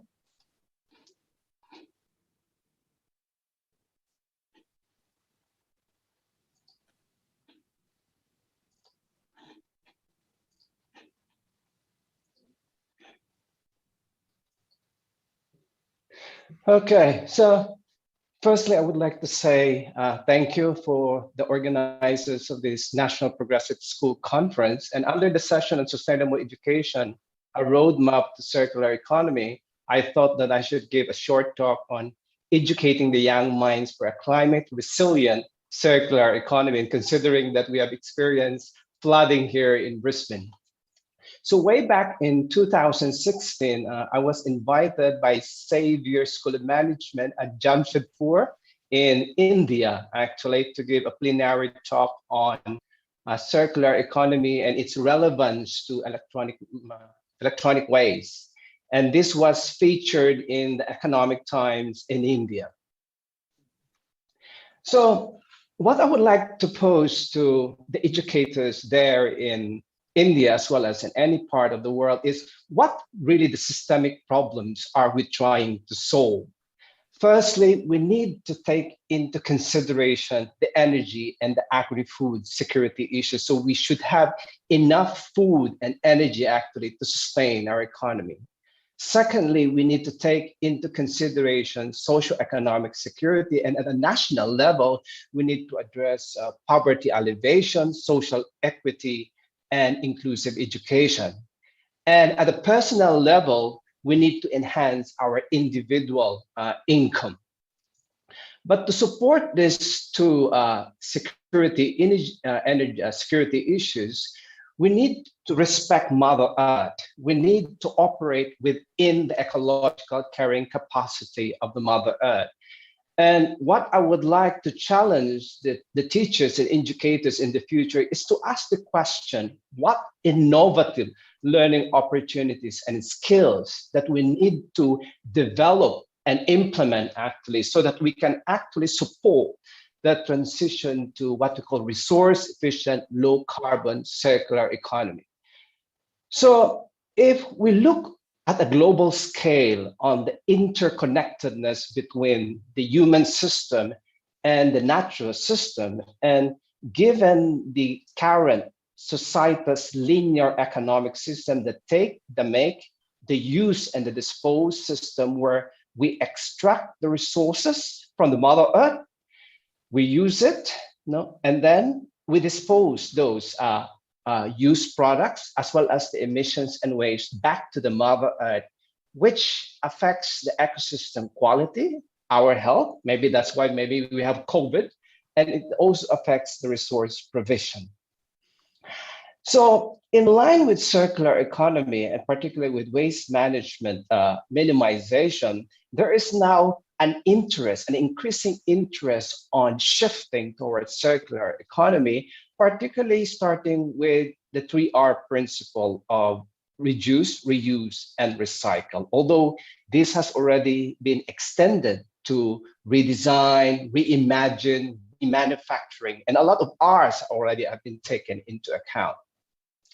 So UNEP has further asserted that we cannot really follow the Western pattern of consumption, whether we are talking Australian way of life or American way of life, because we are just, if we allow the Indians and other people in developing countries, we would just not increasing the man-made disasters actually in the environment, and we don't want that to happen. So if we look into what we call the ecological footprint indicator, which actually measures how fast we humans actually generate waste and consume resources compared to the Mother Earth, and if we follow the American way of living, actually, it requires 5 Earths. If we follow the Australian 4 Earths, China 2 Earths, and it's good. India is still like 70% of the ecological carrying capacity. But on the average, we have already exceeded actually the ecological capacity of the Mother Earth. So maybe that's the reason why we are exploring Mars, because we have already exceeded the capacity of our Mother Nature. So if we look on the global energy consumption, actually, here in the developed countries in North America, in Europe, in Russia, in Australia, the energy consumption ranges from 25,000 kilowatt to 100,000 kilowatt. And if we zoom into the case of India, which is here, that could range between 5,000 to 10,000 kilowatt hour per person. So as we know, when we burn non-renewable fossil fuels, there is a corresponding release of carbon dioxide at the troposphere.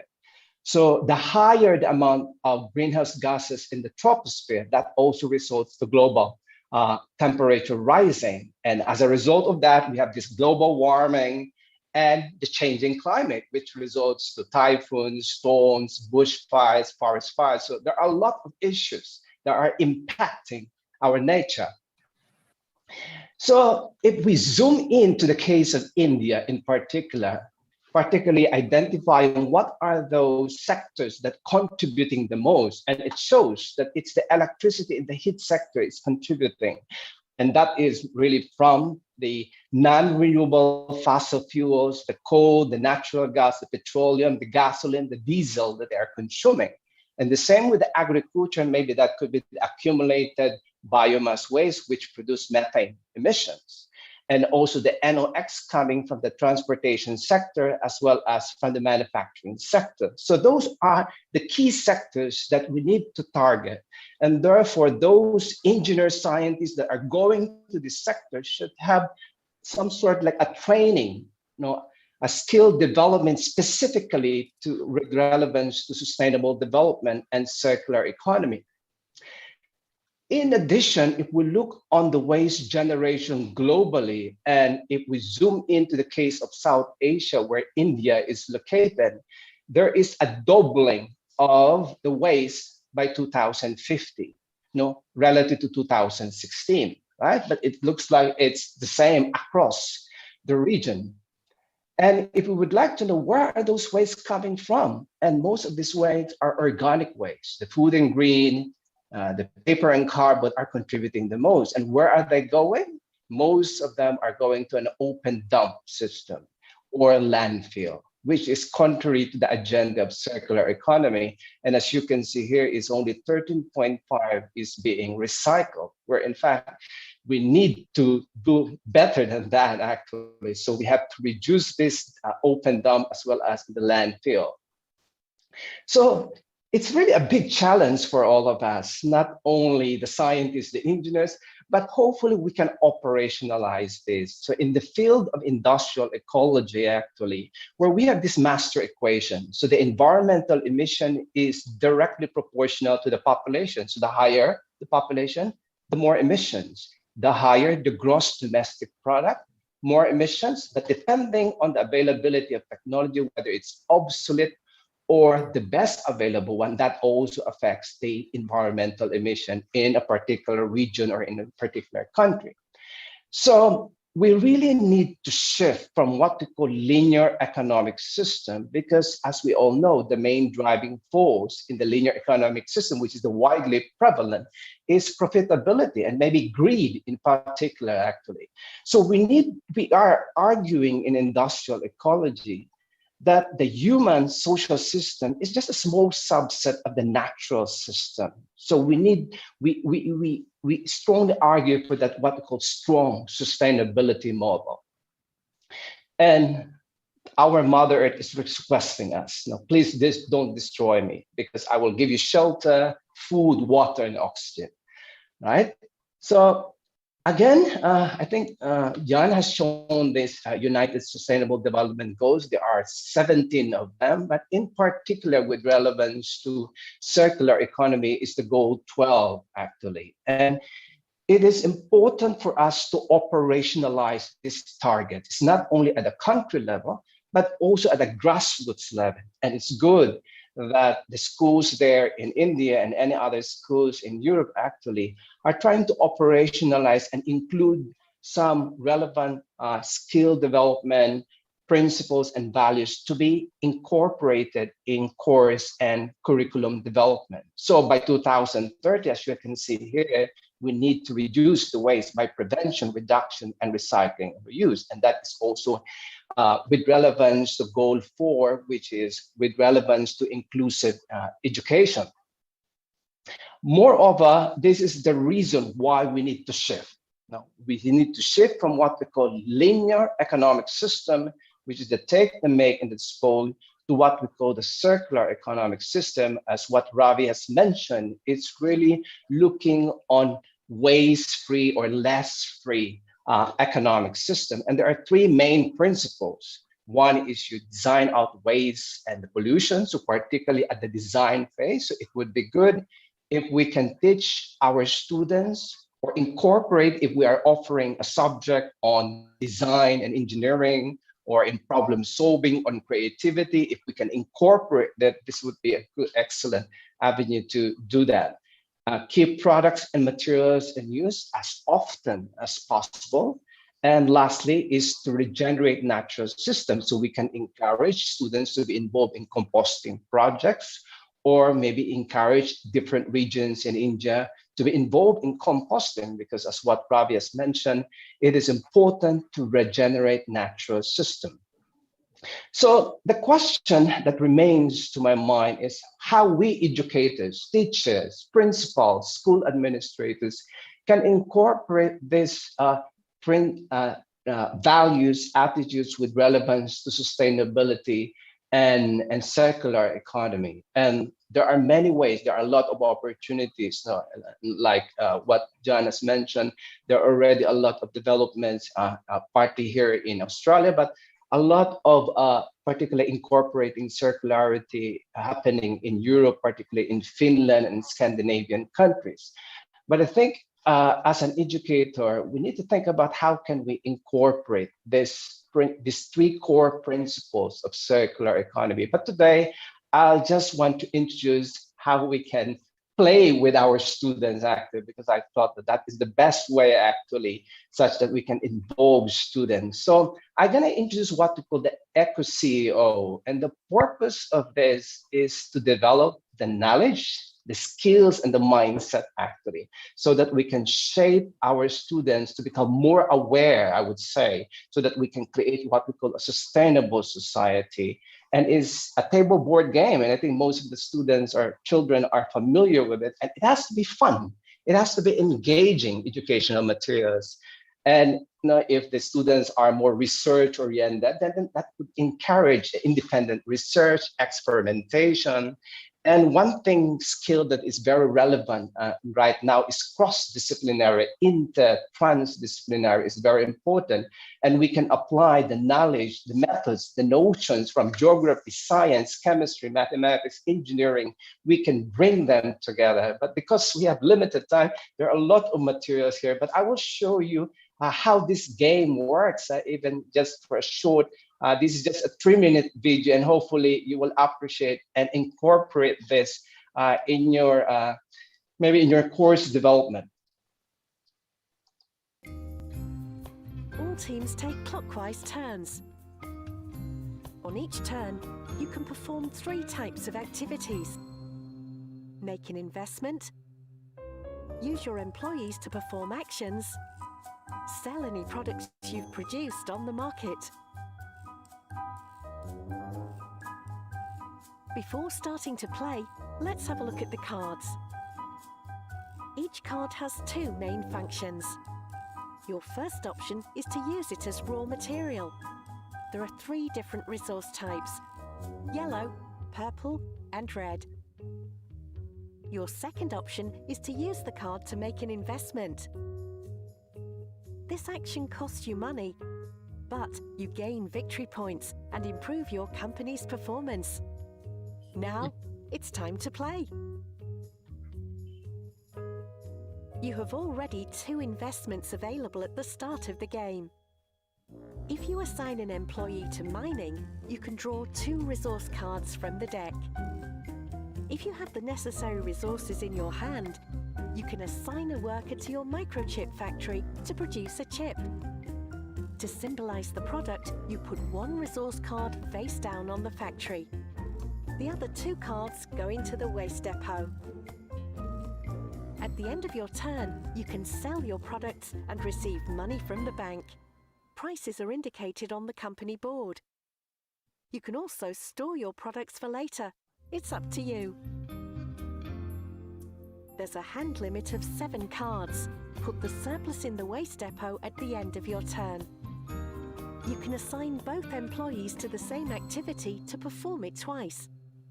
Once your employees have executed their actions, you retrieve them. The game goes on and the next player takes his turn. Every time your turn starts, you can make 1 investment to expand your company with new activities. You can invest in a factory for phones or e-bikes. These products will get you a higher revenue. Don't forget to pay for the investment. You can use the investment right away by assigning an employee.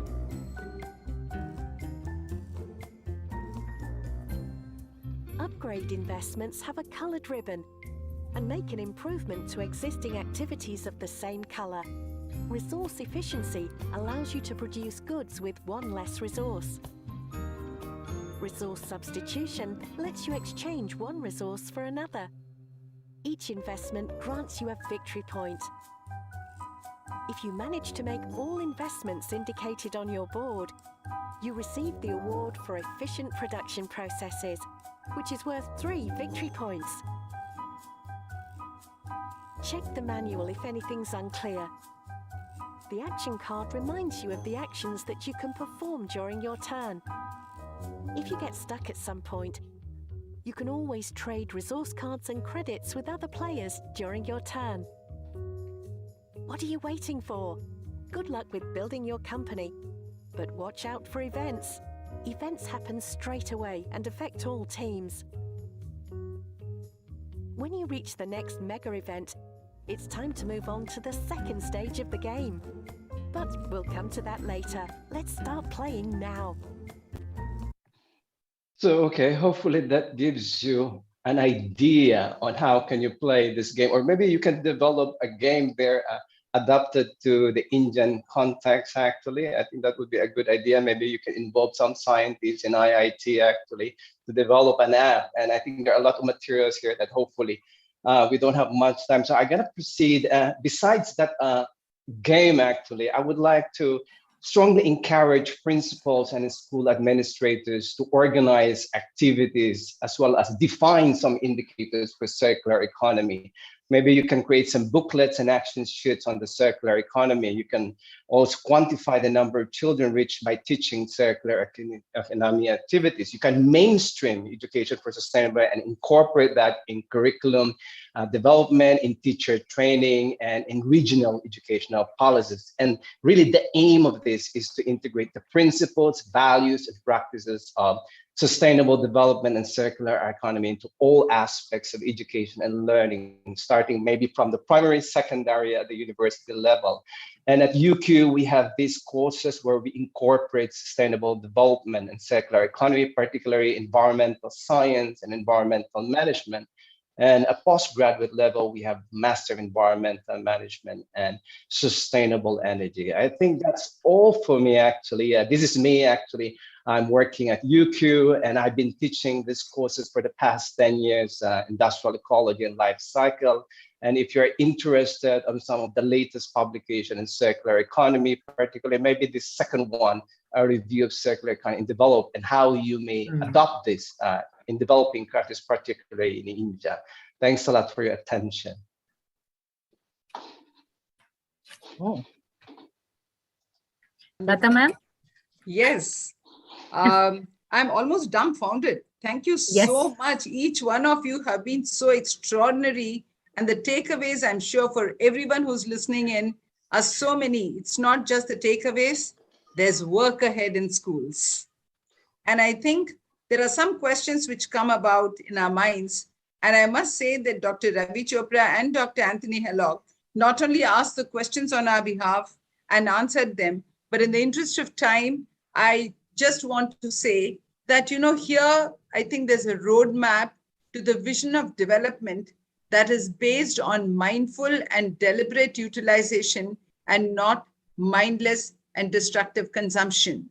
So that, I think there's a movement on from all that we heard for a Plo Planet People movement ahead, which can be only driven by student engagement and student participation in schools. But there's something very interesting that came to my mind as I was listening to this.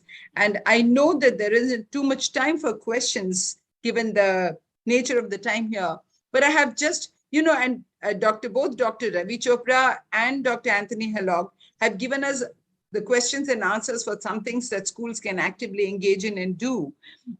So I think, and sustainability and circular economy and all of that we've been talking about all this time is not just about reducing or reusing, but it also takes us to the next dimension, which is sustainability of the way we think, the way we act, and the way we do. So it was interesting to watch, and my request to Jan Owen, just one short question to her, is how do we sow these seeds of social innovation as a culture in education and schools? I'm saying this particularly because it was very interesting that in her own life, she talks about how she was not a very good student. And I think she's one of the most powerful mentors I can see even to myself as I make this statement, and how she loved selling lemonade. If that is a secret, I might divulge. And the first two buyers were essentially her father and her family, and how that caught on. But even more interesting is her observation on young people, which I think all of us do recognize. And that is that they are interested. It's not something that we can give young people. She says that they are interested in fairness, equality, sustainability of the planet, and they're hyper-connected, unlike us when we began 40, 50 years back. She said, and she also says, if there is a problem that you're trying to solve, and you have not lived a part of it, it's not your experience, go collaborate and find out. I think that is critical, because we can't be armchair solution finders or watch out of the window and think things can happen. Lastly, there's something she says beautifully. She says, find people with scars who can share their journey and stories and prepare to advise. I'm quoting this and requesting Dr. Jan Owen to just give us a very small insight into how do we sow these seeds of social innovation as a culture in schools. Because I think once a thinking quality is right, the rest of what needs to be done with sustainability for the world will certainly be impacted. Dr. Jano. I'm very embarrassed about all the stories you have about me, Lata. Where did you get this? When we have three amazing people on our screens that we can only see but not touch, then we have to reach out and touch them to know that we actually know you a little more. That's good, yeah. That you're a real person, Jan. I think the person having the real life right now is you, Anthony. So I'm feeling for you up in Queensland very, very much. Listen, I think I always used to think that, it's just about, the young people, and the young people will save us and everything will be okay, and make sure they've got the skills and the tools and so on. But then, of course, now I've spent so much time in education and learning. I honestly believe that this is a shared school community approach. So unless parents and unless educators and students come together and we genuinely have communities around this work, it's not going to be enough just to give young people the tools. Of course, they will do remarkable things, and they do. I mean, I'm surrounded by them all the time. They are remarkable innovators, and they absolutely sometimes say, everyone get out of the way. I have an idea and I want to make it happen. But in day-to-day reality, the things that Dr. Ravi and the things that Dr. Heller talked about are things that are going to take all of us. And so our single greatest challenge in this decade is going to be how we work together.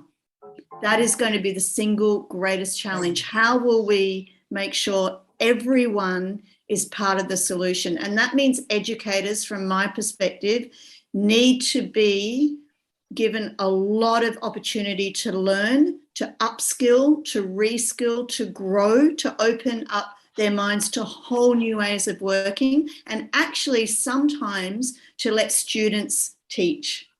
And I've always said, if you're over 40 and you don't have a mentor under 30, it's going to be hard for you to keep up. Now, and so we reverse. I am a mentor to young people, and young people are a mentor to me. And so I would strongly suggest that in our classrooms, we need to flip the classroom, and we need to start thinking differently how we're going to work and learn together, relearn together. Thank you so much. I just want to, before I invite Dr. Sanjay Yadav to quickly propose a vote of thanks. Yeah, Lata ma'am, I would be doing the vote of thanks, please. Has he left? Okay. So before I invite Malini for this, I just want to cap this session with one small commitment that probably the government of India is making, that India's non-fossil energy capacity will reach 500 GW by 2030, meeting 50% of the country's energy requirement. It will also reduce its total projected carbon emission by 1 billion tons by 2030 and cut it down for economy by 45% over what was estimated in 2005, and achieve a net zero emission by 2070. I'm only mentioning this because I think somewhere in the whole idea of consumption pattern, we need to understand where we are and where we are going, and what is our national ambition, and how we as schools will make sure that the people that leave us into this open world and look after this will ensure that we have, we have to reduce, or we will achieve this only by reducing and absorbing emissions. So I think these are some of our statements that we like. And I'm saying this because there are many people, educators, who are looking into this today and hearing such ambitious and beautiful goals ahead. The games that we saw, Dr. Anthony Hallog, very recent, in this presentation. And I think Dr. Ravi Chopra's eco clubs and all that school students can do and should do. And of course, the social consciousness built by Dr. Janovan. Thank you very much in that sense for, I think, a very motivating and a very inspiring session where we place sustainability ahead of everything else. Thank you very much. Over to you, Malini. Thank you, Lata ma'am. And that was a beautiful vote of thanks given by you already. So we take home a beautiful message, the message of education for humanity and education for making our children more humane. I think that's the important message that all of us are taking back. And what a wonderful session it's been. My grateful thanks on behalf of the National Progressive Schools Conference that all of you could steal some time out of your busy schedule. And some of you in such great adversity, great respect to you, Dr. Anthony Hallog. Thank you so much on behalf of the chairperson, Dr. Sudha Acharya, and her entire team. So looking forward to meeting you again and on many more occasions and to stay connected with all of you. Yeah. Thank you. Namaste. Keep in touch. Namaste. What we realized is that whatever the change be, it requires change within. We thank our panelists for this insightful session. Ladies and gentlemen, we break for lunch only to join back at 2 p.m., a small break, for another round of brainstorming session. We are proud to bring you some exclusive features of the NPSC virtual lobby, intellectual nourishment at the Knowledge Center. This is one-of-a-kind feature reflecting the best practices, which are downloadable resources. We have a detailed speaker's profile too. You may drop your feedback on Twitter wall or message wall, and not miss out the selfie portal at the photo booth for high-definition pictures. Do remember to download your e-certificate. Thank you. We look forward to see you back at 2 p.m. Thank you.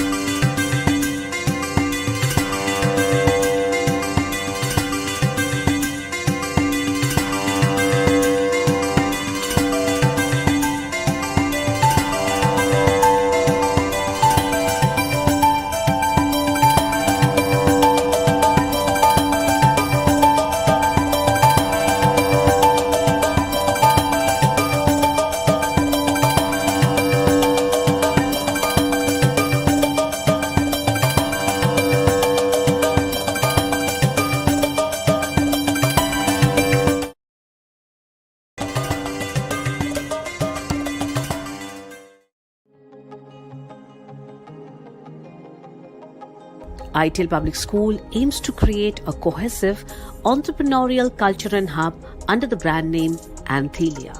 The vision is to develop organic and herbal brand, thus contributing towards global environmental issues, to provide solutions for side effects of toxic chemical substances, to enhance scientific temperament, entrepreneurial skills and hands-on experience to make ITLeans future-ready. The idea behind this learning is that our students are able to demonstrate basic skills required for herb identification and product development. The emphasis is on critical thinking and problem-solving capabilities of students to become employment providers in future. To nurture social entrepreneurship to make a healthier transition towards a nature-based sustainable development, to develop ownership towards protection of environment leading to well-being of mankind, to create scientific temperament among students by providing them a platform to showcase their innovation. It all started in 2016, from ideation to execution. A beautiful journey.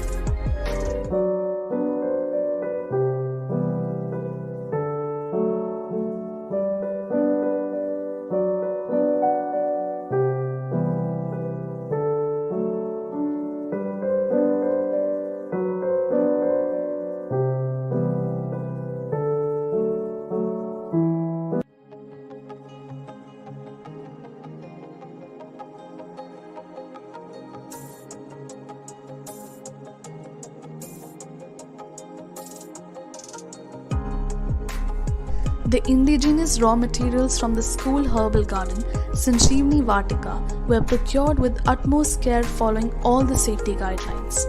The students demonstrated different scientific techniques, showing them ways to obtain aloe vera gel extraction, fresh rose water, and lemongrass extract.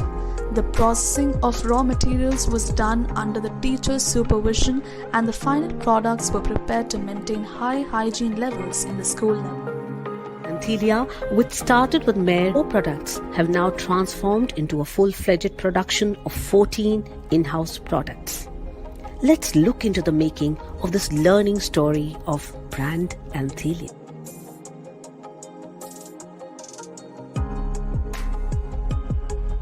Hast Prakshalak Herbal Hand Sanitizer. This hand sanitizer is prepared by mixing aloe vera gel extract, rose water, essential oils, vitamin E, and lemongrass extract by distillation process. It is antiseptic and antimicrobial. Floor cleaner is made from lemongrass oil, citrus pine oil, camphor, rock salt, potash alum, and natural disinfectant. It is antifungal and antibacterial. Mosquito repellent made from neem oil and camphor is natural, chemical-free, environmental friendly, non-toxic, and paraben-free.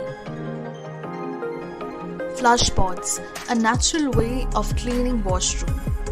It is antibacterial, antifungal, easy to use, and eco-friendly. Room freshener absorbs the bad odor and gives a long-lasting fresh fragrance to the room, made by mixing distilled water, baking soda, and essential oils.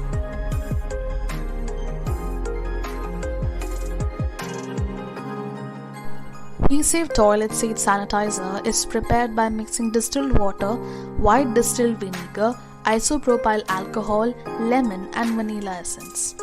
It has no harmful effects on health.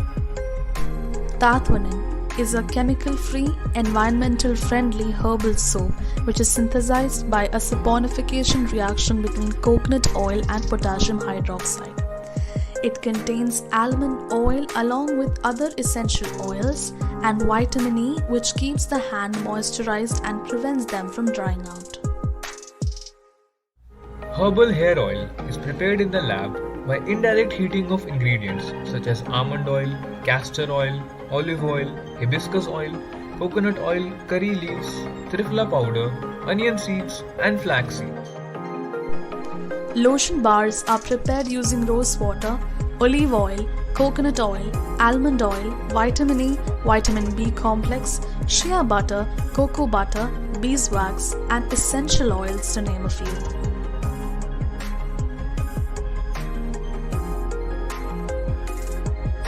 The herbal skin cream acts as an antioxidant and contains antibacterial, anti-inflammatory, exfoliative, hydrating, moisturizing, and nourishing properties which are skin friendly. Serums are thin viscosity topical products that contain concentrated amounts of active ingredients. Serums are lighter. Their thinner viscosity allows the serum to be absorbed more easily into your skin. Serums with their light preparations are often better for individuals with acne-prone or oily skin types. They also improve the appearance of fine lines and wrinkles.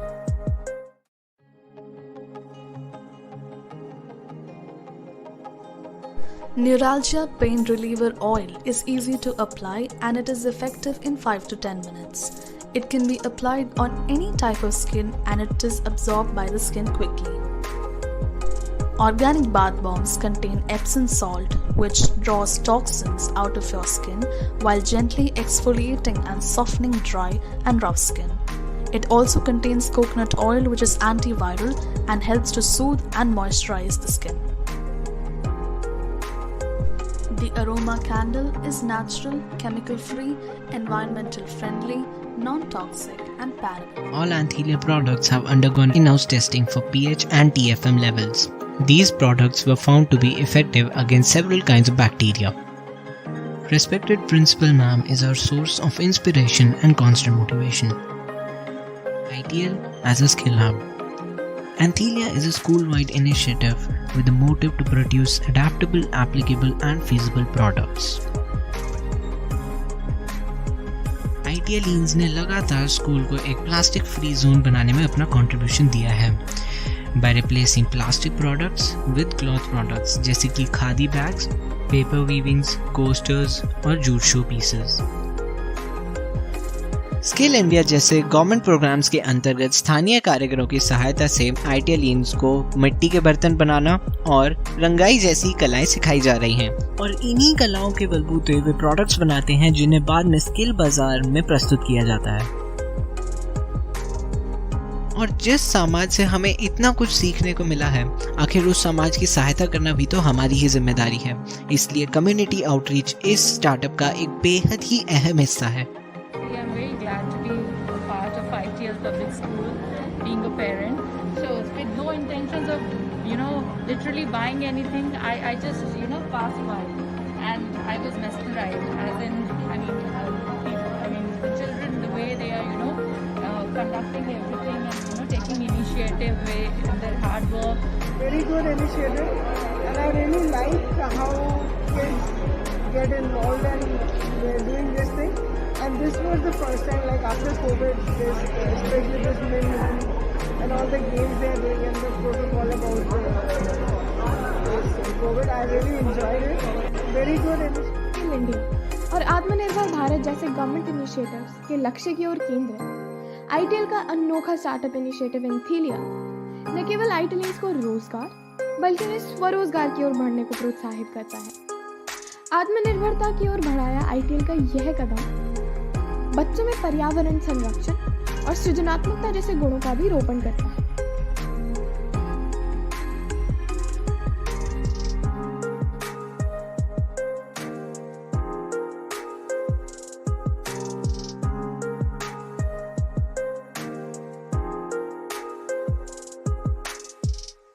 The startup has had a lot of learning outcomes, particularly preparing our youth for an inclusive and sustainable world, making them understand their responsibilities towards the society, environment, and the economy.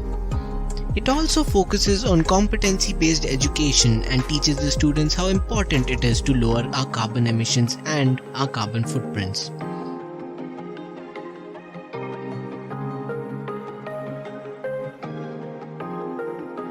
So let's embark on this journey towards a brighter and more environment-friendly future. Anthelia, from small strides to giant leaps.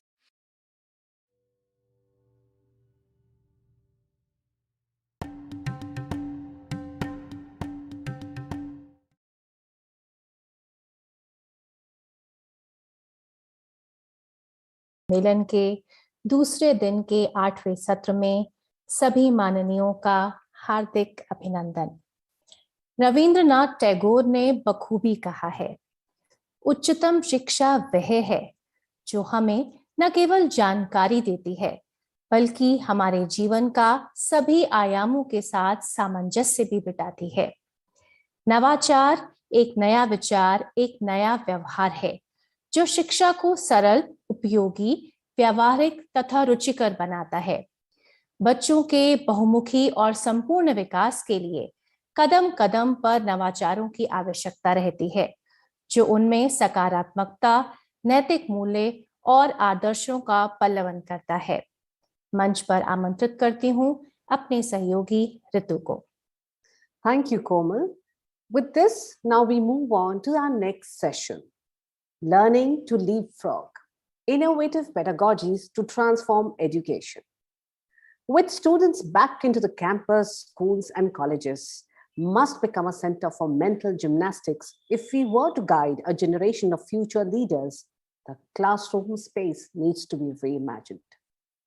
Any change in the nation's trajectory always stems from its youth. This can be done by redefining the class space to channelize the youth power with fresh learning cycles. Ladies and gentlemen, let me introduce you to the dignified presence of our panelists in the session. Please join me to accord a hearty welcome to Dr. Joseph Emmanuel, Director Academics, CBSE.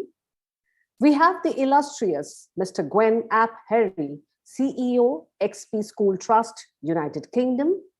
The very eminent Mr. Sridhar Rajagopalan, co-founder, Educational Initiatives Group. The dynamic Mr. Atul Khosla, founder and Vice Chancellor, Shulini University. I extend a hearty welcome to the moderators of the session who would take the discussion forward. The distinguished Dr. Usha Ram, erstwhile Chairperson, NPSC and Academic Head, INCLIC, World Digital Institute, Consultant, HarperCollins, India. We also have the illuminating and scholarly presence of Mr. L.V. Sehgal, former Chairperson, NPSC, and Principal, Bal Bharti Public School, Gangaram Hospital, Marg. Dr. Aparna Sibalak, Executive Member, NPSC, and Principal, Cambridge School, Srinivasapuri, has kindly consented to be the coordinator of the session. Over to you, ma'am.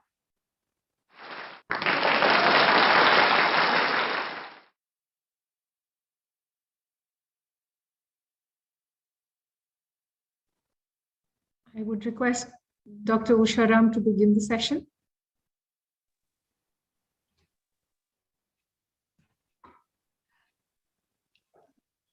Very good afternoon. I think people can hear me. I'm audible? Yes, thank you. In this session of Learning to Learn is our main theme. Innovative pedagogies to transform education is our today's session. Our two-day seminar in which we have been talking about bridging the gap for sustainable and inclusive learning world. And we have been having wonderful sessions this is our 8th session. So 7 sessions have been really wonderful. And I feel very proud that, this session is also going to be very, very fruitful with having such illustrious, eminent educationists who are there with us. I take this opportunity to say that Dr. Joseph Emmanuel, Director Academic, CBSE, Mr. Harris, who is specialized in the field of experiential learning, he's there from UK. And then we have Mr. Atul Khosla, founder and Vice Chancellor of Shulini University, specialized in innovative pedagogies, which are very, very enjoyable and flexible. And then we have Mr. Sridhar Rajgopalanji, and of course, my colleague, my friend, Mr. L.V. Sehgal, the former chairperson of NPSC. It's wonderful to have all of you. I take this opportunity to start the session with Mr. Joseph Emmanuel, who has contributed umpteen number of areas that he has worked with, but still a pivotal role in developing online initiatives towards high technology ways. His active involvement in bringing innovations in education and administration and guiding academics, integration of technology with examination system and e-affiliation system, competency-based learning and learning outcomes. A great friend of NPSC and has been involving and associating us and helping us to remain front runners in the field of education, especially innovative pedagogies. Welcome you, sir. And I take this opportunity to welcome all the members who are here with us. And I'll be requesting, of course, Mr. Our friend L.V. Sehgalji will be taking them separately. And looking forward to hear from our friend, Dr. Joseph, who is going to probably take up experiential learning, toy-based, discovery-based learning, holistic learning, and then inquiry-based learning. Now, just to put it in some words, I would like to mention that if I take the literal meaning of pedagogy, which term boils down to different teaching methods. The study of different teaching methods is basically the pedagogy. And innovative pedagogy means new ways of facilitating learning and analyzing the and inspect and impact those who are getting the facilities. For example, increasing student thinking ability, creativity, imagination, and there are going to be many more areas that we are going to talk about. So I take this opportunity to welcome Dr. Joseph Manuel, Director, Academics, CBSE, to please to start the session. So welcome you again once again. Thank you so much, Usha ma'am, all the office bearers of NPSC and my fellow panelists, Dr. Sehgal, Dr. Aparna, Dr. Sudha Acharya, Ms. Meenakshi Sani, Ms. Asha Prabhagar, all the executive members, all the principals and school leaders who are attending this webinar, ladies and gentlemen. First of all, thank you very much to NPSC for inviting me to this conference and allowing me to share my thoughts and CBSE's vision towards innovative pedagogy. And this is a wonderful time. After COVID, schools are again reopening. Students are coming back to schools. Teachers are also preparing themselves to receive students. And this is the best time to organize this kind of a conference, and my compliments to NPSC and its leaders. And NPSC has contributed a lot in the education sector of this country, particularly in the school education sector, by contributing quality education. And innovative pedagogy is one way of implementing and expanding quality education in the institutions. So at a time when the education system in the country is grappled with the COVID crisis, and all of us are looking for finding solutions to identify learning gaps, this kind of a conference will help us to share our thoughts and ideas with each other and find solutions to the problems faced by all of us to tackle learning gaps, as well as to spearhead with the quality education for our students. In very simple sense, innovative pedagogy is the technology of instruction. So there are many ways of conveying the content as well as the concepts to the learners. And when the learning become meaningful and when learner become a lifelong learner, the purpose of teaching learning will be achieved. So in that direction, when we look at India's scenario, there's a huge gap because of the socio-economic factors, as well as the long rule by the external forces. India's education rate was very low at the time of independence. And after independence, the country has invested a lot. And the whole effort was for expanding the education or reaching to all the segment of the society and all the students in the country. To that extent, great level of achievement has been happened. But at the same time, there is visible learning gaps at every area. The recently conducted National Achievement Survey, the ASER survey, and many other lipstick studies and detailed studies reveal that the grade appropriate level learning is not happening in the Indian school system. And one of the reasons for this gap is inadequate training of teachers, the lack of capacity of the teachers, or in a way, the teachers or the school system is not able to connect the learning with the real life scenario.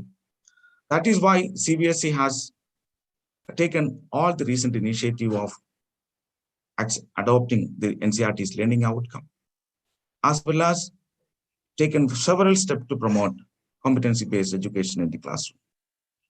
CBSE has also designated all its principals as pedagogical leaders.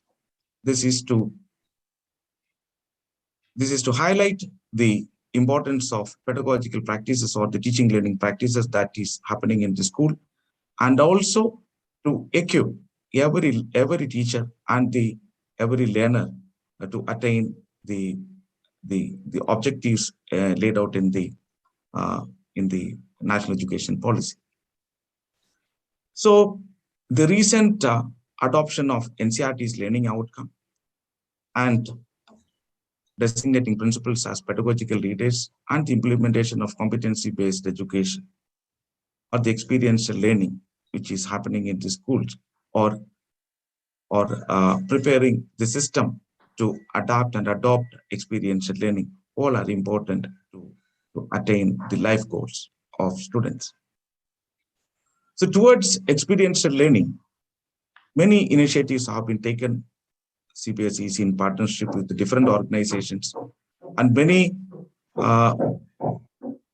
pedagogical support resources have been provided to the teachers. Many orientation programs have been organized. Huge capacity building is taking place. And largely, CBSE is working in 4 major areas to bring innovative pedagogies in the classroom.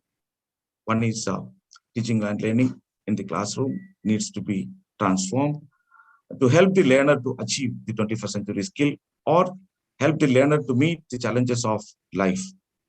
When he becomes adult, he should be able to meet the challenges of the adult life. For that, capacity building of teachers are required to facilitate students in the classroom. And through assessment reforms, this is further being accelerated. Systemic reforms like structured assessment for analyzing learning, the holistic progress card, school quality assessment and assurance. These are all several interventions taken in this direction. So when we think about innovative pedagogy, we cannot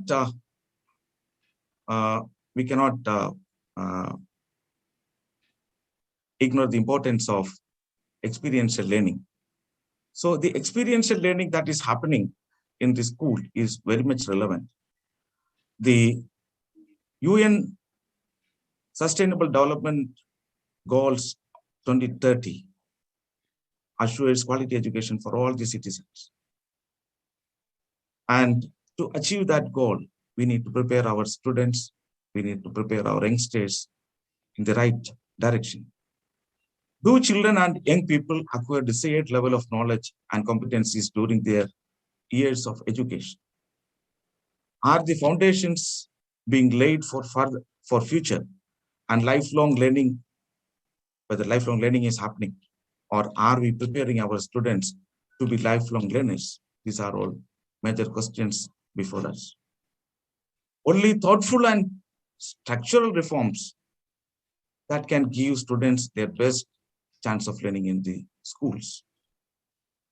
There comes the importance of leapfrogging through learning transformation and addressing the gravity of the current crisis. So how to do leapfrogging, how to bring leapfrogging in the teaching learning process, which is happening in the school. There is widespread innovation in education is required all across the length and breadth of the system. While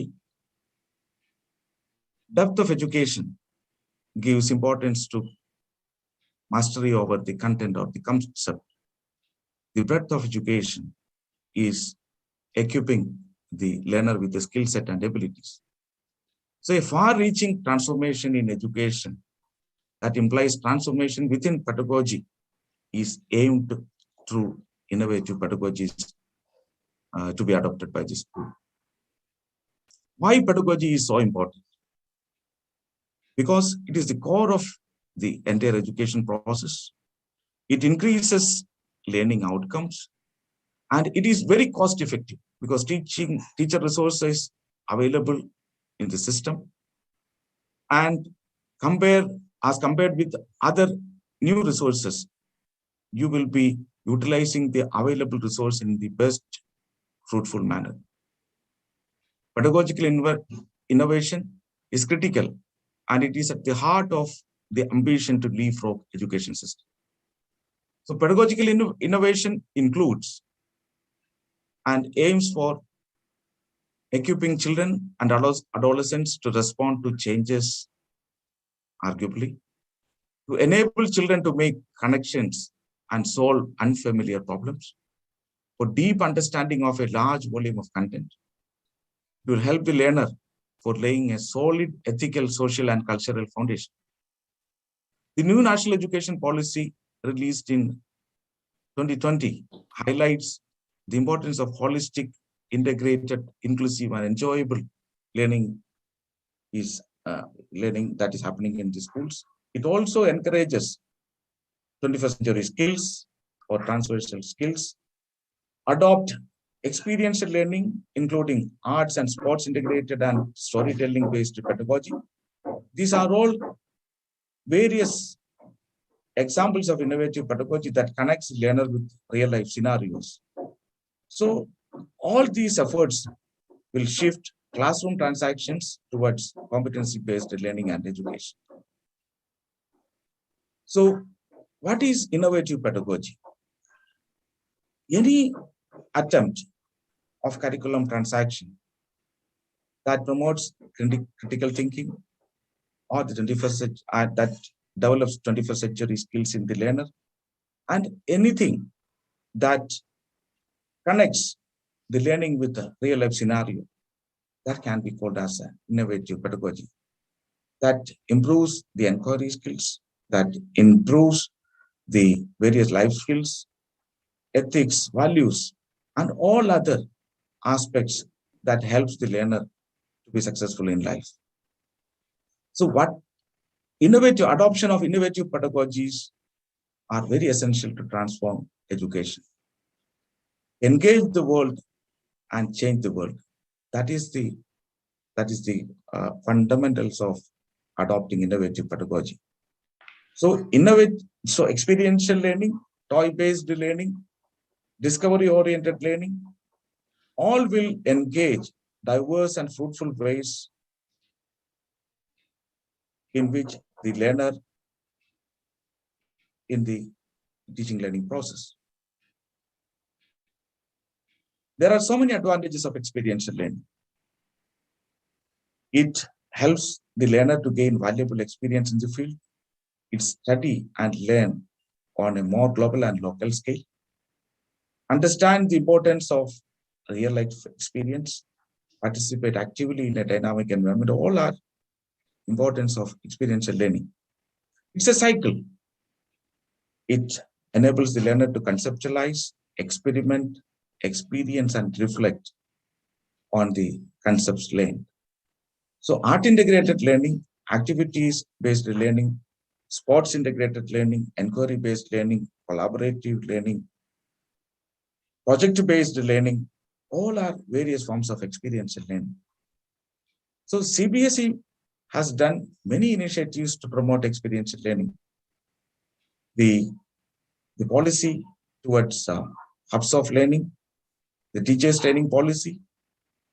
I have already mentioned the principles as pedagogical leaders, various examination reforms, academic reforms, outcome-based learning. These are all various steps taken by the CBSE system to adopt innovative pedagogy in its system.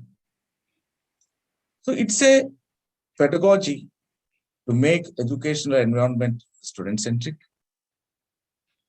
It will not simply promote too many activities that will not connect learning with the life. But it of course promote accelerated learning, and it provides a safe and learning environment. And it will also promote a change in the mindset. A developmental mindset will be created through this kind of learning. So the most promising feature of experiential learning for leapfrogging is harness informal learning within formal context, create authenticity, engagement, and 21st century skills. Learners can learn to adapt in the real world surroundings through careful observations and generalization. So discovery-oriented learning is also a part of innovative pedagogy. So all these collaborative efforts of bringing learner-centric and teacher-centric collaborative effort will lead to changes in the classroom as well as bringing innovations in the teaching learning process. So the way forward is the principals or the school leaders to act as pedagogical leaders and take leadership of this program. And they should develop a vision for their system. They should prepare annual pedagogical plans. These are not lesson plans. This is the vision statement, short-term and long-term vision or goal-setting document.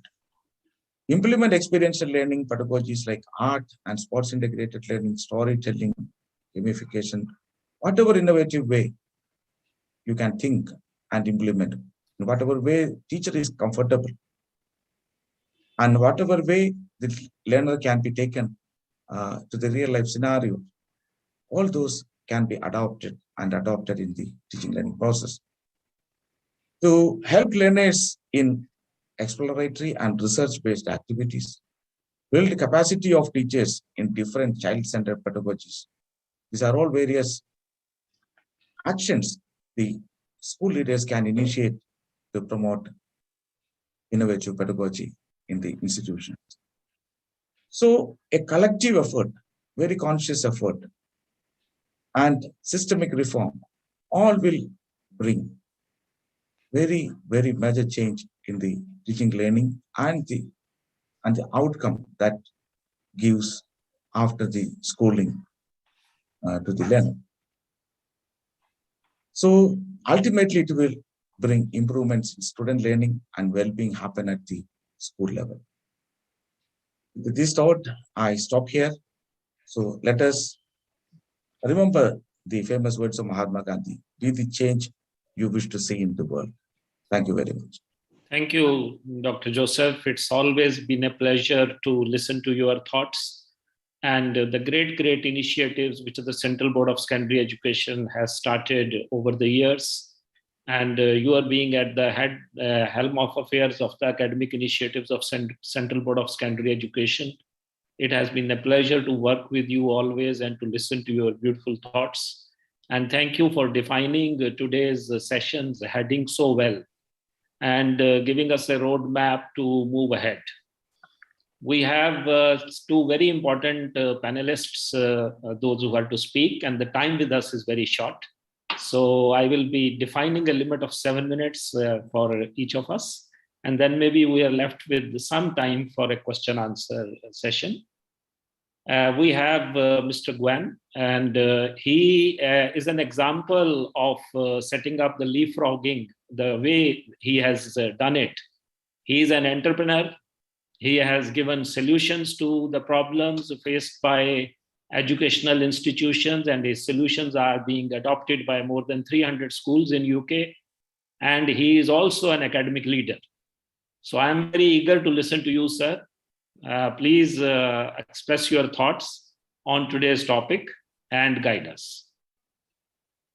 Hi, thank you, everybody. Really appreciate you inviting me here. My name's Gwyn Ap-Harry. I'm the CEO of XP Schools Trust. I currently run 8 schools in the northeast of England, and all our schools run what we call an expeditionary learning pedagogy. I rather than talk about it, I'd really like to play a video.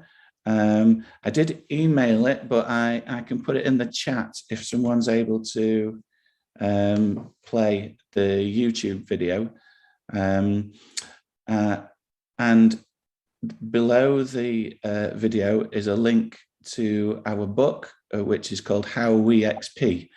And the book is free for all you guys to read. And it's a story about how we set up our first XP school in Doncaster in 2014. So if someone's able to play the video now, that would be fantastic.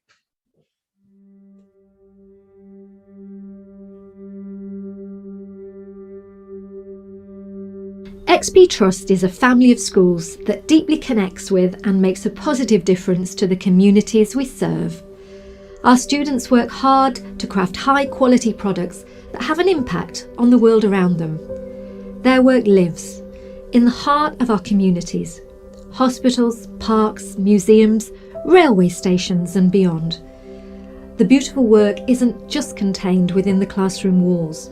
So, let's head out and see just a few examples of our students' activism for ourselves.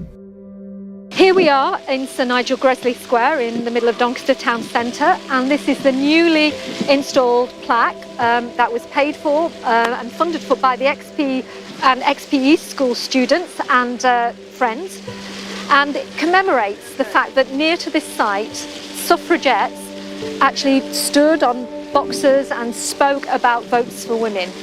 And it's an extraordinary memorial, an extraordinary piece of work. And I'm just so proud that it's here. As a child growing up in Doncaster, I was told about the fact that these women came and spoke, and after 100 years and more, to see this here in place is amazing. And another wonderful thing that happened was on the day we unveiled this, Sarah Gavron, the director of the film Suffragette, happened to be on a visit to XP School and came here and was actually here at the unveiling.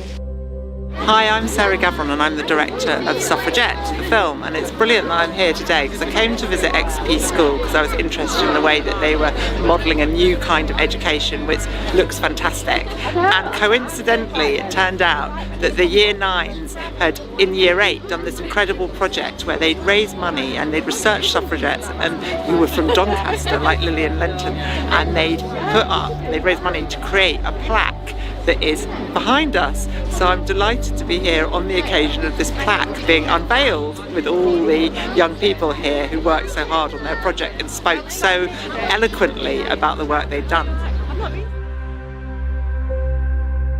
We've worked with XP for a long time now, and we like to encourage local schools to display their work, of which obviously you provided a good chunk of down the months and recent years. So we've got a lot of space that can be utilised, and we're not just a shopping centre, we're a central part of the local community in essence. Well, I like XP because they basically do things differently. There's a whole piece to talk about education and whether a child is academic or whether they're more practical minded, and this is not something you see every day of every week in every shopping centre. So the involvement for us with the local school is incredibly important because it's different. It's not you must do this, this and this. It's thinking outside the box and it's doing things differently, which we really like. I think when you're engaging local people, using their artwork and their work, it just ties things together really nicely. You actually invited us to paint an elephant? Yes, we did. And it's just down there, sat outside Elephant Castle, and the kids did a great job. That was the kids at Plover, wasn't it? It was indeed, yes. And again, they did great piece of work on a project that a school would not normally probably undertake. And not every day. No. It's a 7-foot elephant. Decorate that, kids. But they did a great job talking about, again, the town of Doncaster, what it means to them, the great places there are to visit. So they did a great job, as you'll see shortly. And here we are at the newly opened Dagenham Museum and Art Gallery, and I'm delighted to say that there are examples of XP work here in the building. Our books, How We XP, and student books that have been published and written by our students are here as part of the exhibition about Doncaster, and also a wonderful piece about books from Norton Junior School. So it's wonderful too that our students' work is part of this amazing collection. Here is Cast, our amazing theatre that only opened a few years ago, And with the help of Right Up Our Street, we were able to hold the premiere here for the students of XP and XP East of their beautiful film, Should I Stay or Should I Go? And it was an amazing evening, an amazing occasion, and the film is available still to watch online. The list goes on and on. As our schools continue to grow, their activism reaches further into the community, a community that starts with crew and expands far beyond the reaches of the school itself. We are our town. Our town is us.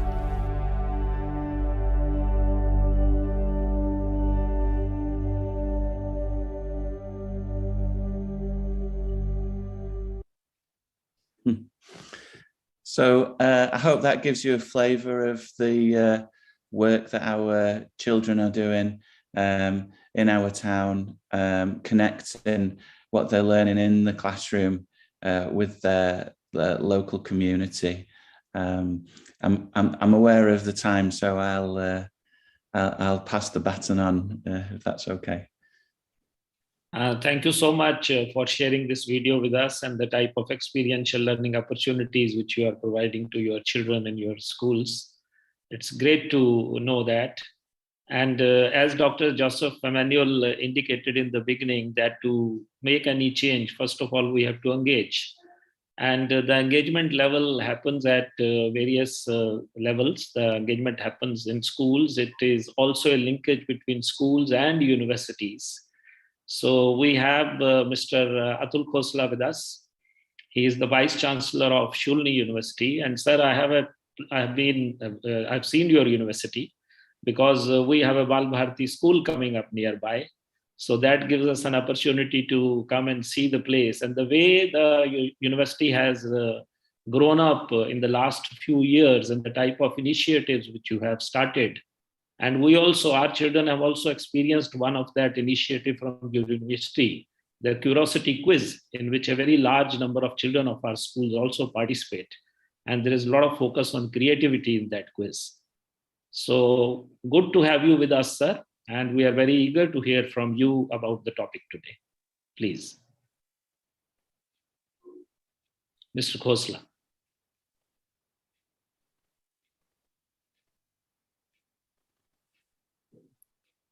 I think there is some technical problem. Mr. Khosla, can you hear me, sir?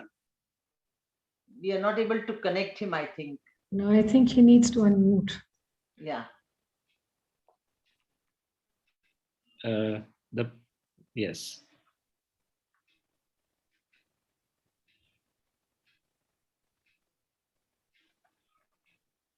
This is called Murphy's Law. I truly apologize. Just going off at the last moment. I missed it. You are back very soon, sir. Quickly. So here also the technology hurdles have been overcome in a very short span of time. So good to listen to you, sir. So thank you very much, Mr. Saigal. I think it's a very flattering introduction. Before I start, thank you, NPSC, for giving me the opportunity and Shulini the opportunity.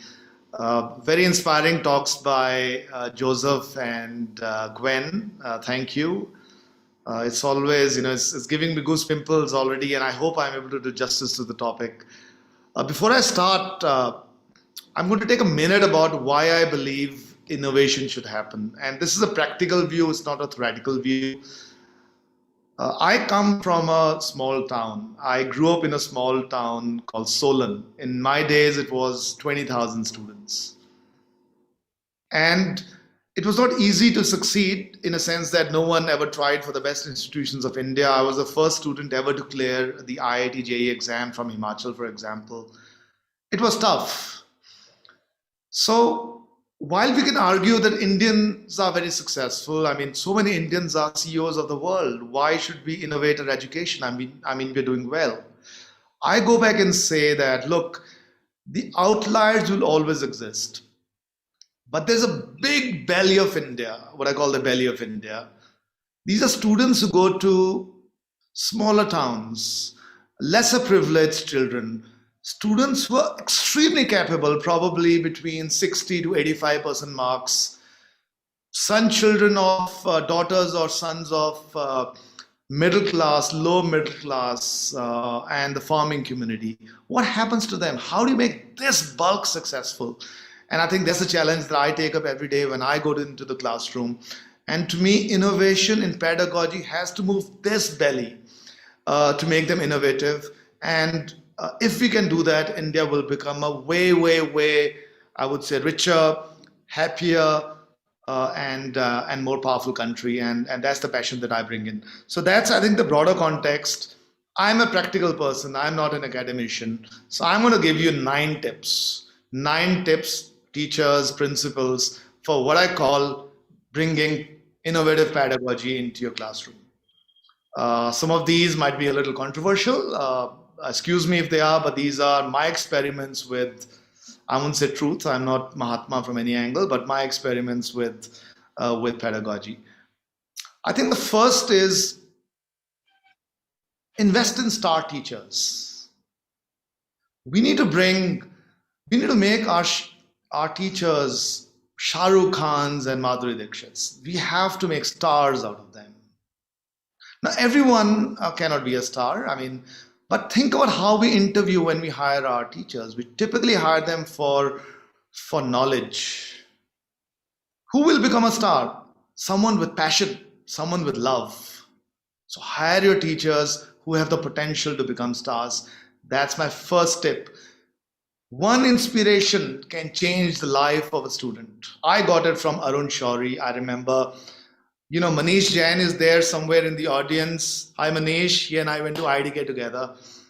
I was a dhakkan of my class. I graduated with 6.2 CGPA. Manish to bahut aage tha mujhse. But mere aapse zyada baal hain Manish aaj. Both of us balding though. Sorry, jokes apart. I learned nothing in the classroom. But then Arun Shourie came, gave 1 hour of lecture in my 4th year, changed my life. That's what a star teacher can do. Someone that people follow. Train those teachers in theater. How do you make eye contact? How do you involve the class? And you'll see a big change. So that's point number 1, or idea number 1. Idea number 2 is going to be making students more empathetic. We spoke about project-based education. Let them do social projects, bring social projects into curriculum. And these social projects are not just about going out and helping the poor. Make them ask questions. For example, when my students go to the nearby school, I'm not saying go and teach. I'm saying come back with a project or with a thought. How do we improve their learning ability, for example? How do we make them more happy? How do we make them more excited? So introduce social projects into your curriculum if that's possible. Third is about, this topic is about investing inside the classroom. I actually believe outside the classroom. I think most of whatever I've learned was through what we used to call Bulla sessions at IIT Kanpur, learning outside the classroom. So investing learning outside the classroom, and there's lots written about it, lots of research done on it. But are there interactive spaces inside your school? Is your school an inspiring place to be? Are there gardens around? With all due respect, and I'm going to make a strong statement over here. I'm a very competitive guy, and I was invited by the director of IIT Delhi. And I was going to Delhi, and I told my wife, I said, I'm going to come back very depressed because I'm very proud of what I've done at Shulini, but IIT Delhi is like, wow, I'm going to get overwhelmed. And honestly, I went to IIT Delhi, I came back so happy. IIT Delhi doesn't have gardens. Everything is brown. Why can't the director make the lawns of IIT Delhi green? Why can't he have plants everywhere? Please do that at IIT Gandhinagar if you haven't done that, Manish. You need to bring inspiration to your students. Gardens. मैं आऊंगा sir, बिल्कुल आपके पास I'm going to come. So that's my third thought. Make sure that every wall of your school speaks of inspiration. So one of the experiments I'm doing, for example, at Shulini is to say that we want to create Nobel Prize winners. We don't want to create average guys. So we said, let's start telling stories of Nobel Prize winners to our students. So every wall of Shulini, I've told my staff, should become a museum. So we now have 15 such galleries across the campus. Students come, they look, some don't. But अगर हमने एक बच्चे को भी change कर दिया, we would have changed a life. Fourth thought, invest in technology. I don't know what's going to happen in the next 10 years, and I can tell you that existing technology is not the technology of the future. But your teachers need to understand technology. They need to go through the journey of technology. At least invest in a backbone, invest in a technology backbone. Make sure that all your classrooms are connected through fiber. Make sure that there's Wi-Fi everywhere. Make sure that your faculty understands what's really happening around the different forms of technologies which are hitting education, AR, VR, and the likes. But whatever happens, I am sure of one thing, the next 10 years will have a very different set of technology, but technology will drive education for sure. It's happened in every sector. No reason why to believe it's not going to happen in education. That was my fourth thought. My fifth thought is actually very controversial. You know, I wanted to win the Nobel Prize, Manish, and I was a very exciting student. And then 11th standard happened, and Agarwal classes happened. And all the energy went away into mastering Resnick and Halliday and Hall and Night and Agarwal classes. And that's what quota does to our students. We take away the prime part of their exciting lives, 11th and 12th. So dear students, dear principals, focus on 7th to 9th standard. This is where you can change their lives. This is where you can bring in that inspiration and make them do something different. Because they are just evolving, but the pressure of standard 10 is not coming in. The pressure of clearing SAT or whatever it is not yet there. Make them, and I'm going to come, that's my next point, make them file patents. Make them think. A lot of my friends will ask me, why file patents? How many are commercializing? I say, it doesn't matter. They will understand the journey of patenting. They will understand the journey of innovation. Make them write a research paper in a scientific journal. Just imagine the confidence of a 9th standard kid if he's filed 3 patents. You know, it's just going to be humongous. We've done that with some schools. You know, we run a program called Ideas That Matter. And we've got like 4 school patents of 6th, 7th standard students. What amazing, you know, these kids, they've transformed themselves because now they carry that piece of paper and say, oh, wow. And just that journey is amazing. Measure beyond the classroom. We know how to measure grades inside the classroom. Joseph, sir, you spoke about 21st century skills. You spoke about critical skills. You know, in universities, we speak about skills needed to succeed. But are our grades in the classroom correlated with success in life? We have no platform how to measure them. I mean, I've been exploring and I've been asking everyone, help me with a tool that I can measure my student who comes in year 1 and graduates after 4 years to understand whether he has learned those skills. Whatever those skills are, me skills, we skills, we all define them differently. We just measure them across, grades, whether you've got a CGPA of 8.2 or 9.1, whatever it is. So invest in that framework, something I'm doing that right now. But I would request all the think tank here today to invest in some common framework where we can start measuring a student in skills that are beyond what we're doing in the classroom, what you call 21st century skills, Joseph, sir. Next is encourage peer-to-peer learning. I'm a strong believer in peer-to-peer learning.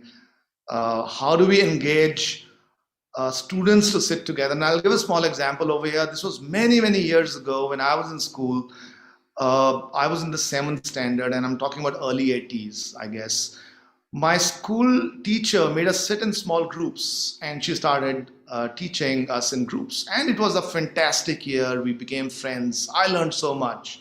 We used to read, we used to teach each other.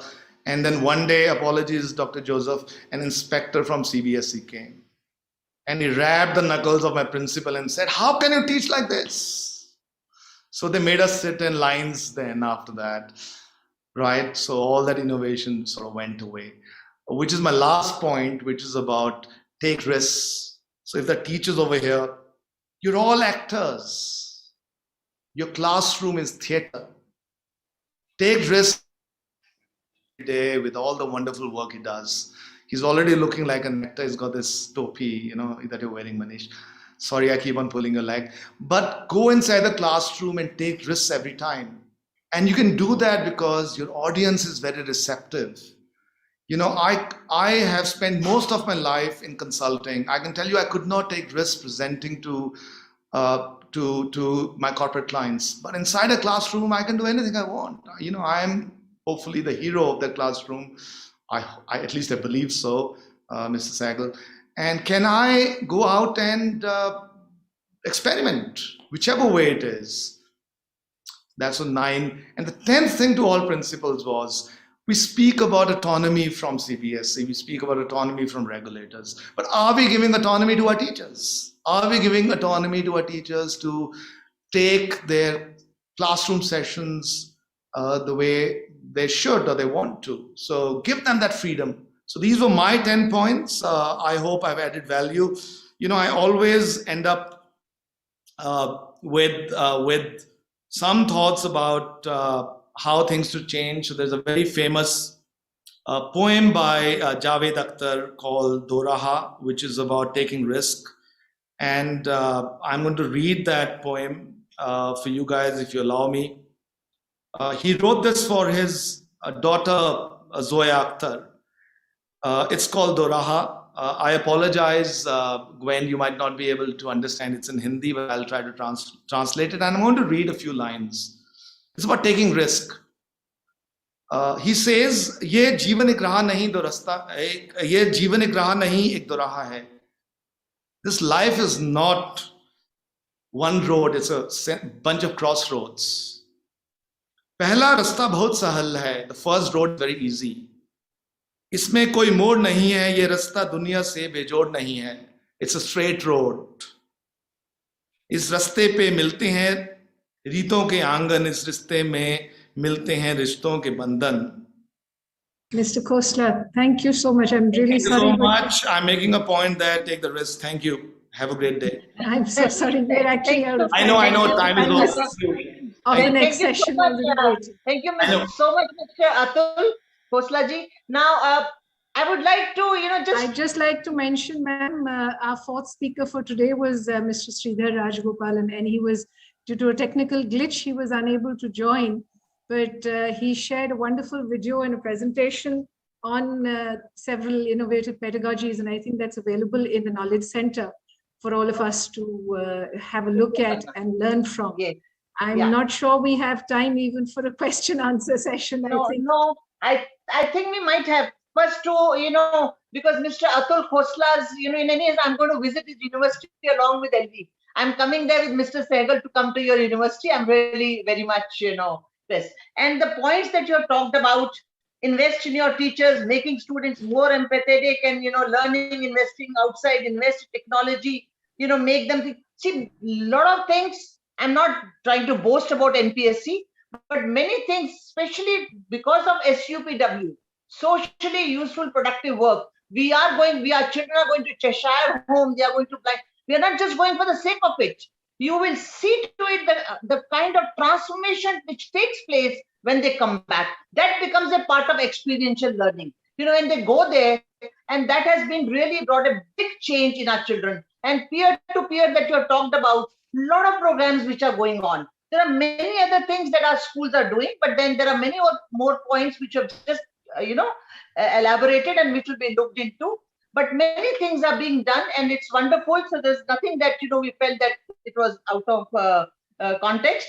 And when it comes to Mr. Harry, your presentation was so beautiful. That is experiential learning. Joyous atmosphere everywhere. Everybody enjoying. Everybody. It's not artificial. It's natural. And when I come to Mr. Joseph, that's very important, because that is our base. He's talked about assessment reforms, which are, we might go ahead, umpteen number of changes, so many things, but if we do not have assessment reforms, holistic report cards, lifelong learning, art, sports being integrated, this needs to be. So I think Usha ma'am, as Dr. Joseph said, that engage the world and change the world. I think that's our takeaway from the entire session. It's very important, Aparna. Before we really take up the questions, I would like to. We don't really have time for questions. I'm so sorry. No, okay. So I would like to. I've written something out of what all everybody has spoken. LVG, do I have your permission? I think that is a summary. You don't need any permission, ma'am. I think take 1 minute and wind up. Yeah. And we are grateful to our panelists to convey your learning. things. Yeah. See, learning outcomes, whatever I have picked up from this is innovative teaching methods. The first is children have a strong sense of identity by this. Children are connected with and contribute to their world, which just now Mr. Khosla also talked about. Children have a strong sense of well-being, getting connected. And children are confident and involved learners, lifelong learning that we were talking about. And children are effective communicators because we have allowed them to communicate. We have allowed them to speak, allowed them to join together, to be together and then experience. Thank you so much. Now I hand it over to Aparna. Please look into. Thank you so much, all of you, for being with us and presenting. Thank you. Thank you. On behalf of the NPSC team, I'd like to thank all the panelists and our two moderators for the day. Thank you so much. I'm really sorry we ran out of time, but I think a lot of takeaways. Out of my mistake, but I thought it was important. Thank you. I think a lot of takeaways. And so many people listening, we learn plenty. Thank you so much. So much, all of you. Thank you. Thank you. Thank you, panelists, for this insightful session. Leadership is a journey from me to we. Establish a unifying and enduring vision, often referred to as a portrait of a leader. It's about creating an ecosystem in which people are secure enough and empowered enough to express uncomfortable views without being afraid of raised brows. So what is school leadership beyond education management? May I introduce the elite panelist for this session. We extend a gracious welcome to Dr. N. Maithili Sastry, Associate Professor, Mahindra University, Hyderabad. We also have Mr. Anthony McKay, President and CEO, National Center for Education and the Economy, Washington, D.C. Joining him, we have Mr. Michael Stevenson, Senior Advisor, OECD. I extend a hearty welcome to the moderators of the session who would take the discussion forward. We have Dr. Ruchi Seth, Principal, Lotus Valley International School, Noida. We have Ms. Seema Jarat, Principal, DLF Public School, Ghaziabad. Ms. Richa Sharma Agrihotri, Executive Member, NPSC and Principal, Sanskriti School, had kindly consented to be the coordinator of the session. Over to you, ma'am.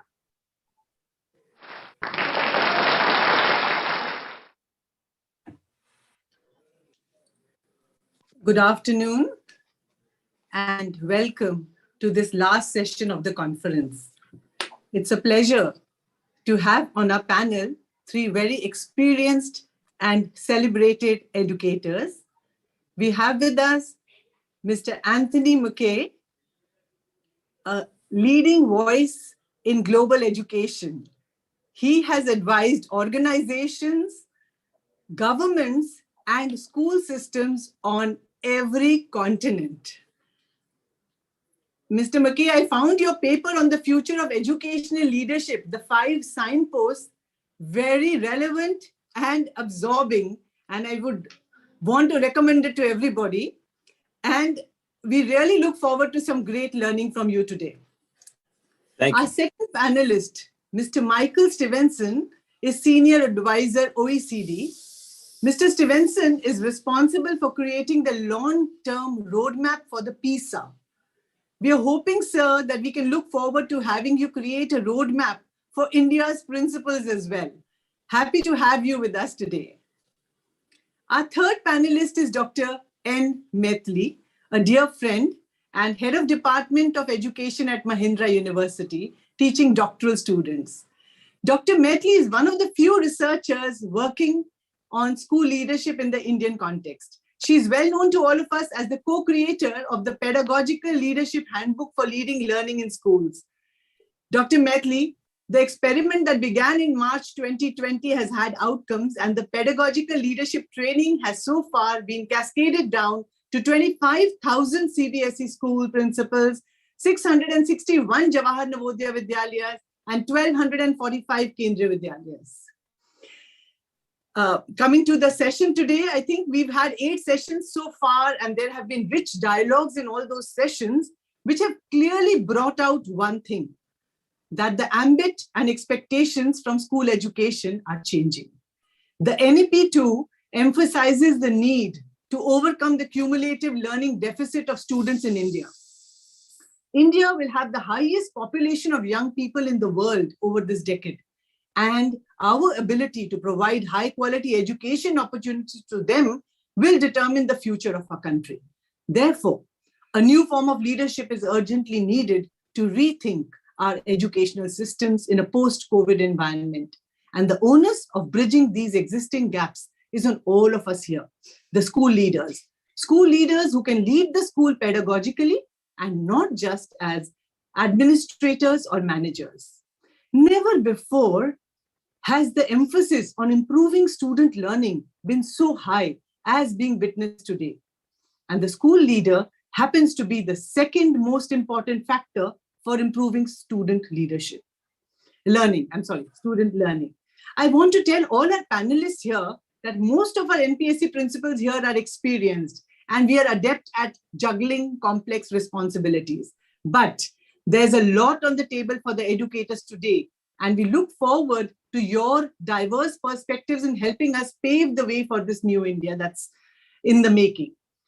So, to begin with the lady, may I invite you, Dr. Maithili, first to share your perspectives on the subject. And I think for 10 minutes now, the stage is all yours.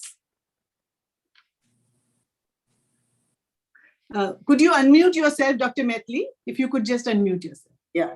Thank you, Seema, for a wonderful introduction of the session. So I'm going to begin my presentation with a PPT. I think I'm visible now with the PPT. Yes, ma'am, you are. Okay. So,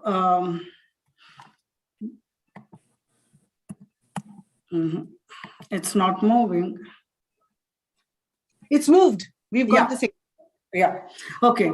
So as you rightly said, good afternoon to all of you. I was worried about the time. Good afternoon to all of you. And it's a pleasure and it's a privilege for me to have met Mr. Tony Mackay and Michael Stevenson on this. And it's really wonderful memory for me to take back, being with you all on the panel. And also thank you, NPSC, for this occasion. And so, as you rightly said, why school leadership? School leadership is the second most important factor, constituting 25% of the total effect on student learning. We all know that now India reverberates on this two very important findings which have been globally accepted.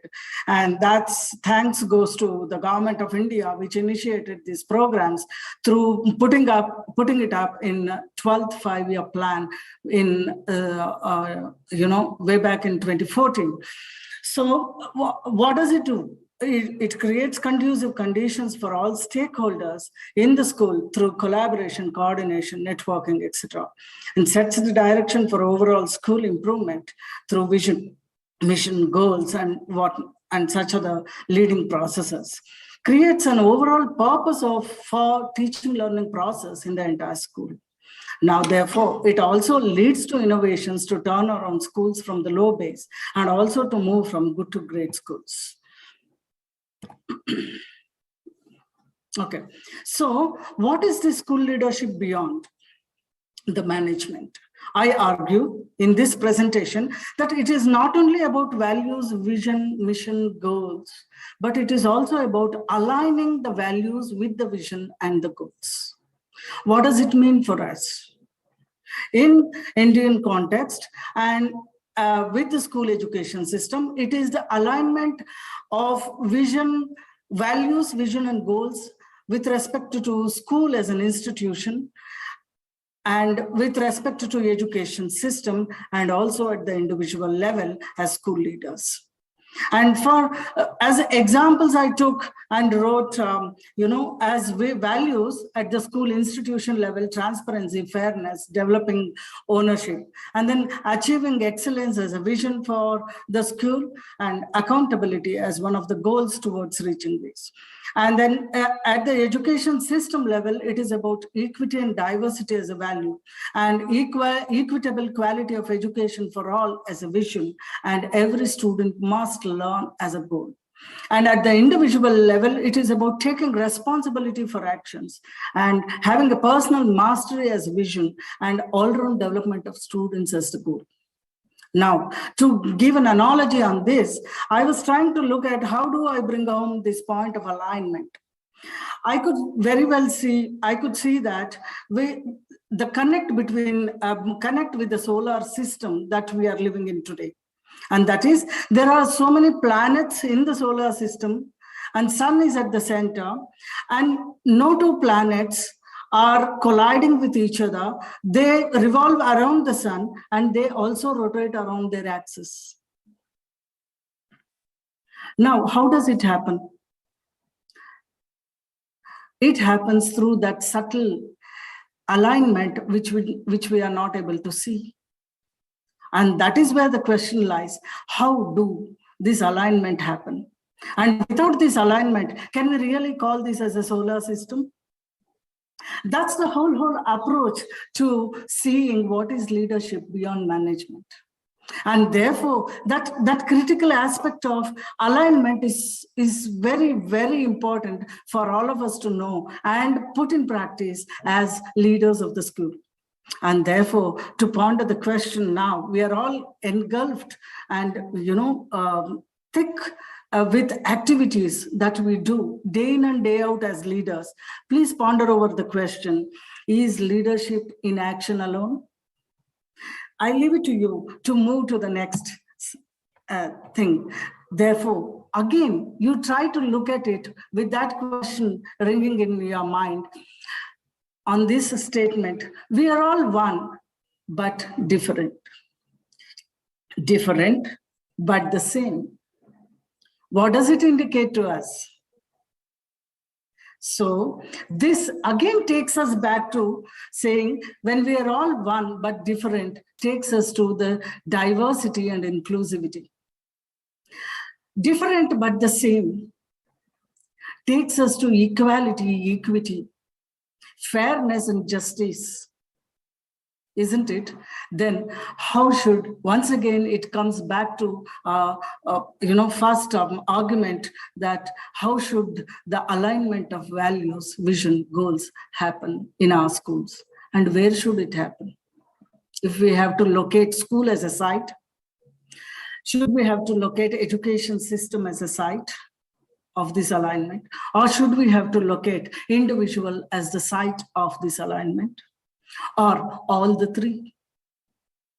That is the question. So I would argue that it is not in the silos of the school as an institution, or look at it, education system as a system, and individual as individual, the leader as an individual, but then it is between and among these three critical institutions per se. Person as a leader, as an institution, school as an institution, and education system, that the alignment of values, vision, and goals has to happen. So moving further, therefore, it takes us to asking, what is culture? Culture is about the visible signs and also the invisible causes that happen through the environment and behavior as the visible signs, and the values and the attitudes, fundamental assumptions and beliefs that we hold and that we unconsciously or unconsciously put into our actions and practices in the schools, in the education system, and also at our individual levels, a day in and day out. And therefore, it is the way we do things around here. And therefore, it takes us to the culture of the school, or the school culture. What is that school culture? It is about the implicit ways in which the notions, beliefs, understandings, and the purpose of teaching and learning process are shaped in everyday life of the school through the agency. I would emphasize this word, through the agency of the leaders, such as principals, teachers, school management committees, and community leaders. Okay, and where do we see this? How do we see this alignment? And here I bring in this concept of cultural iceberg. Cultural iceberg, you know, there's a thin horizontal line, black line that you see with this iceberg.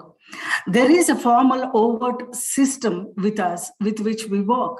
It is in terms of the goals that we set, the technology that we use, the structure that we put in place in the schools and the education system, the systems that we design to achieve these goals, and also about the policies that we formulate and implement in our schools and education system at our personal levels as well. And there is this financial resources and so on and so forth. And therefore, it is the way we say that we get things done. This is the formal overt aspects of the culture that we see on one hand. And there is also another informal covert aspects to it. And it is about beliefs, assumptions, perceptions, attitudes, feelings, such as anger, happiness, etc., that shape the formal and informal systems that we design as individuals within the organizations, within the system. And it is the more the informal, the more the belief systems, assumptions, and perceptions that are prevalent may be positive to the growth of the organization and the system, or may be deterrent to the growth of the organization and the system. And here comes, therefore, the values, the informal interactions, and the group norms, which are hidden deep beneath the formal overt aspects. And hence, it is not the way we say that we get the things done in the overt aspects of the culture, but it is about the way we really get the things done. And that's culture.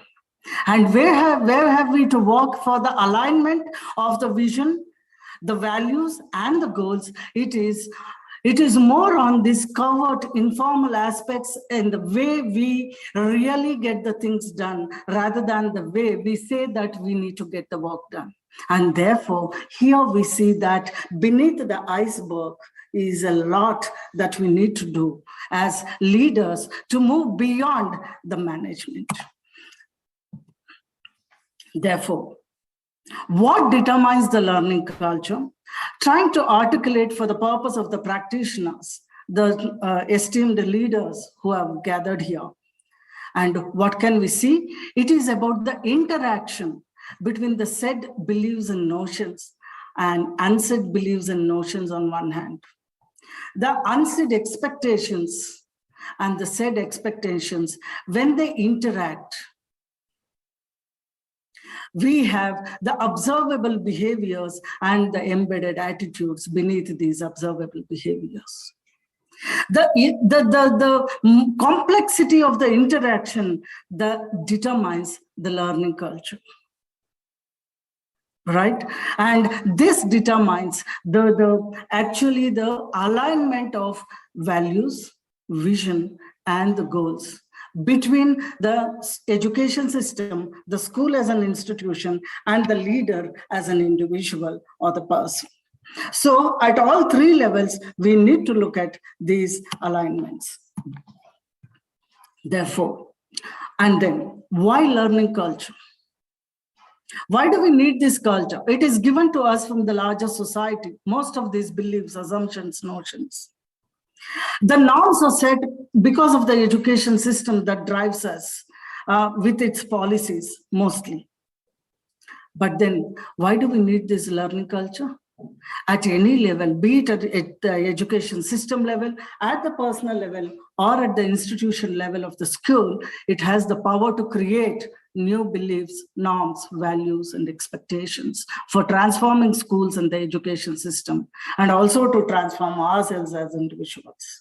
And therefore, it is also about facilitating the leaders, leadership teams, students to engage meaningfully and innovate for learning. And here, I would like to say that I cannot but appreciate, and I was so much seeing in tune with the innovation sessions that were happening in the morning about innovations in education and the innovative pedagogies that preceded this session. All these are talking about covertly, not overtly, covertly about the alignment. All the speakers were speaking about this alignment, to bring about the alignment between the values, the vision, and the goals. To transform the system, to transform the schools, to transform the learning of the children, and to transform the way that the children look at themselves, and also the teachers, right? And hence, we ponder again, is a school's learning culture equal to implementation of tasks and activities in a school? Moving, therefore, now how to develop a learning culture? You're all familiar now with the pedagogical leadership. The lens is here about practicing the pedagogical leadership. And I would not dwell more on it because it is on your desks, it is on your tables, and hence I move further. We have used these 6 to 7 descriptors to really see how can we align that vision and goals and with the values across the systems. And therefore, what does leadership beyond management in retrospect mean to us? Leadership beyond management is ever evolving, dynamic, culturally relevant, and contextually cognizant. Learning, unlearning, and relearning at the heart of leading processes rather than being task-oriented. And therefore, culture begins with beliefs and finds expression in behaviors. And hence, ponder again, the result of unchanged complexity is instability. With this, I wish to conclude by continuing this. What does school leadership beyond management mean for us? It is about what drives the actions in the form of alignment of values, vision, and goals that is beyond the visible actions by questioning assumptions, notions, attitudes, and beliefs prevailing in our schools and education system, overtly or covertly, for leading learning. And thank you, one and all. Thank you. Dr. Maithili, I'm sure your concept of cultural iceberg is going to resonate a lot with the audience. And with that, I invite my colleague, Dr. Ruchi Seth, to take the conversation further.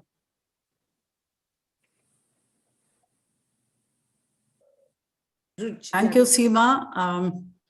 Dr. Maithili, I must congratulate you for that pedagogical leadership document that you have brought out, which has become now, I think every school leader has gone through every page of that document, and the training that has gone along with it gives us a very empowering experience. So that's one of the educational reforms that the CBSE has mandated, that every school leader should now become a pedagogical leader. And on that note, let me welcome Mr. Anthony McKay. It's my great privilege to have you here, Anthony. We've been exchanging mails and messages, but getting to see you in person is great. I really wish we could have you here in India to speak to us. You have such a vast experience. You've been connected with educational systems, learning systems for a long period of time, and you worked with some of the most coveted organizations. If I may say, just name just a few: OSID, GELP, UNESCO, CSE, and ACER, just to name a few. And presently you hold the coveted position of President and CEO of National Council for Education and the Economy. You have, in your illustrious career, you have advised organizations, governments, and school systems in, as Seema said, every continent and many countries. You've contributed to educational research, and you have advocated for large-scale reforms. Today, as we live in an age of disruption and hyper change, we've seen the pandemic, all of us have experienced it. We've seen resulting inequalities. We've seen children who were out of school growing more in numbers in that sector. We all have experienced climate change and the resultant disruptions, radicalism, geopolitics, aggression, conflicts. And we can't say enough that when one section of society gets affected, somewhere in the world, other people also get affected. So in these changes with far-reaching consequences on the human condition, the most important agent to alter this change is education. I'm making a case for an urgent need for effective value-based leadership. I think Dr. Maithili has already spoken and touched upon aligning the goals and visions of the school with the leader. But we want, you've written on those 5 signposts that on that article that you've written. Could you give us a roadmap ahead and tell us about the reconfiguration of educational leadership with the opportunities and challenges if we want an educational renaissance? Over to you. Well, thank you.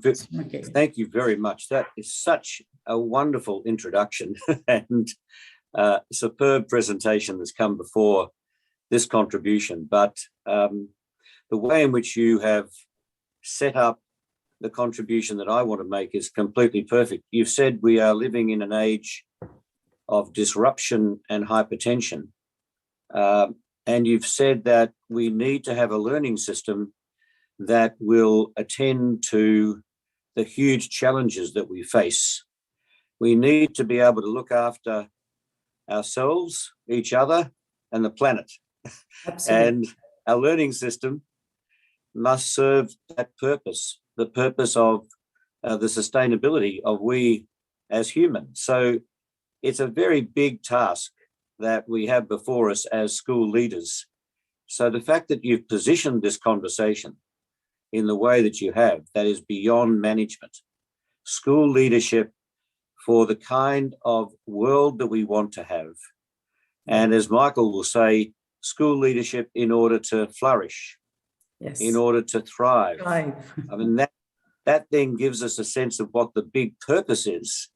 And when Valerie and I produced the paper that you've referred to and talked about 5 signposts, it was exactly to do what you've outlined, namely, how can we point the direction that we need to take?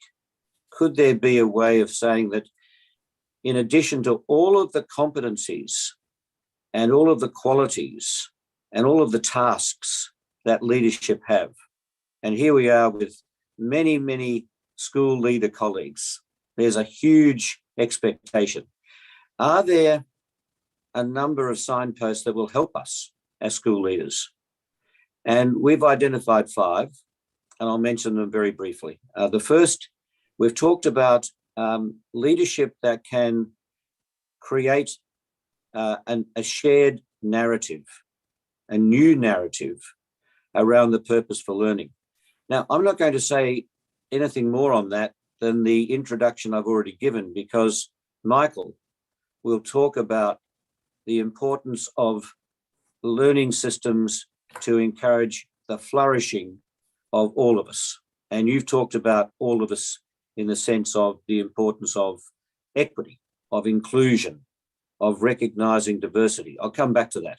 But certainly leaders do need to be in the business of creating a powerful story about why we need to change the way in which we think about our schools and what we think about in terms of our purpose.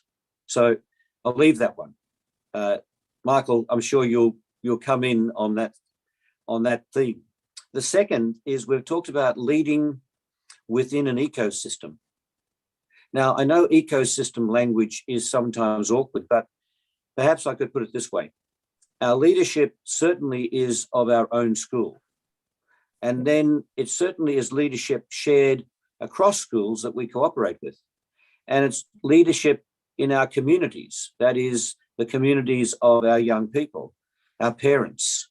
But it's also leadership of the wider ecosystem. We know there are so many people who can support young people's learning, and we've got so many potential partners.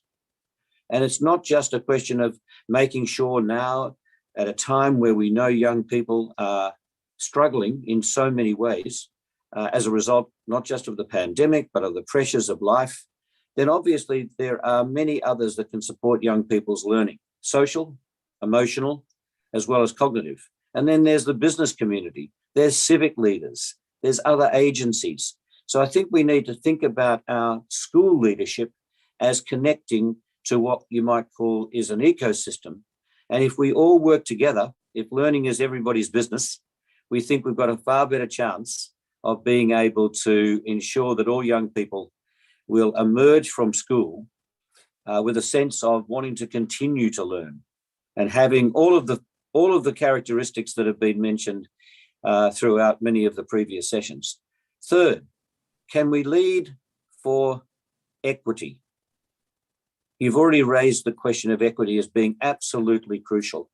If we are not able to think about equity in an enlarged sense, I know that we are increasingly talking about equity that ensures that all young people, no matter what their backgrounds, no matter what their socio-economic conditions, no matter at what level of risk they might be or disadvantage, no matter what their race or their gender or their creed, how do we ensure that equity is at the heart of the leadership that we exercise? Because if we can't ensure that we have both individual and social equity, it's going to be a very, very difficult world for us, and it won't be sustainable. So that kind of leadership to take on the responsibility for promoting and enabling equity is crucial. Next, leadership for innovation.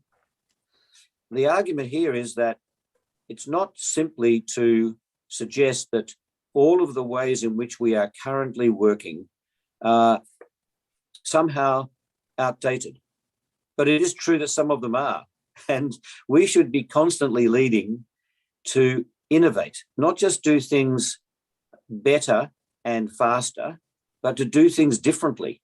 Because if we don't think about experimentation, and I mean responsible experimentation, then our capacity to be able to support young people's learning, all young people, for what I'm talking about here as being a very clear purpose, an enlarged purpose for learning, and working in cooperation and in partnership with others, working for equity, we will need to be leaders of innovation to ensure that we can achieve the kind of outcomes for all young people that we desire.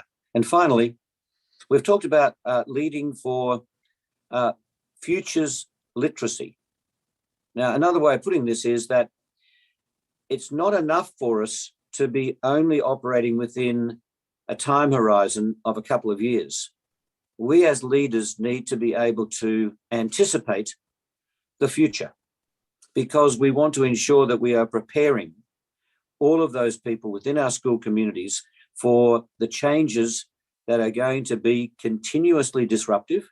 And therefore, how can we think about the trends, the scenarios? I'm not talking about predicting the future or forecasting the future.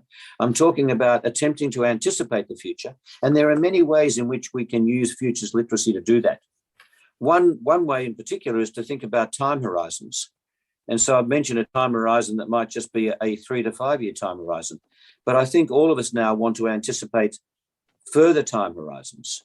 And we want to think about the way in which we can craft our own leadership to support our fellow professionals, young people, parents, community members, in order to think about how a future can be one that we think will serve the whole person, that we believe will actually be, as Michael has said, for human flourishing, or if you like, for sustainability. So just to say again, co-develop the narrative is a signpost for the kind of leadership that we think we need.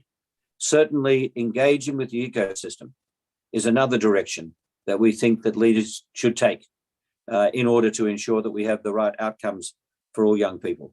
Certainly be committed to responsible experimentation. Think about a campaign that's going to drive equity, an enlarged concept of equity, and certainly commit ourselves to anticipating the future that will help all of us to be able to live far more sustainably, not only today, but into a future that we know is going to be very challenging for us. Thank you very much. Thank you, Anthony. That was very crisp, but it gave us a roadmap for the future. And in fact, instead of wasting more time on questions, I think I'll go straight to Michael because we're running short of time. Michael, thank you very much for joining us. I think both of you know each other and you've done work together. You've also got a vast amount of experience in international organizations and agencies. You've been with the NCEE, where Anthony is now. You've been with BBC, Cisco, and presently you are senior advisor to OSID. You have a deep understanding of the shifting paradigms in education, and you have been providing a roadmap. You did it for PISA, and you have been advising governments and other agencies, school systems, on what to look out for in the future. So could you tell us that for leaders like us who are committed to mission-oriented teaching, but sometimes we really don't have very much clarity, sometimes we lose our way, what is the way forward for us? We're all looking to hear from you on the insights that you can give us on the new orientations and the new set of competencies, one of which I think Anthony already said, maybe the overarching competency or the focus of the future, which would be human life for flourishing, education for flourishing. So over to you, Michael. Thank you very much. Good afternoon to everybody. And thank you for that very kind introduction. Really picking up on what Tony said, I want to speak about the purposes of education, which I think have been stable, or certainly familiar, for a very long time, but maybe we're at a moment of potential transformation. And if the purposes of education are important, they're important at every level of the educational endeavor, certainly in the classroom itself and within the school, but there has to be a license to rethink those purposes that comes from the top of systems, from ministers, from civil servants. That's how education works. And at the OECD, I've had the chance over the last 3 years and will over the next 3 years to think hard with some of the world's top performing education systems about changing purposes. The work has begun with 5 small and beautiful systems: British Columbia, in Canada, Estonia, Finland, the Nordics, but also Hong Kong and Singapore. The work will move forward, adding to those 5, Australia, Germany, and the United Kingdom.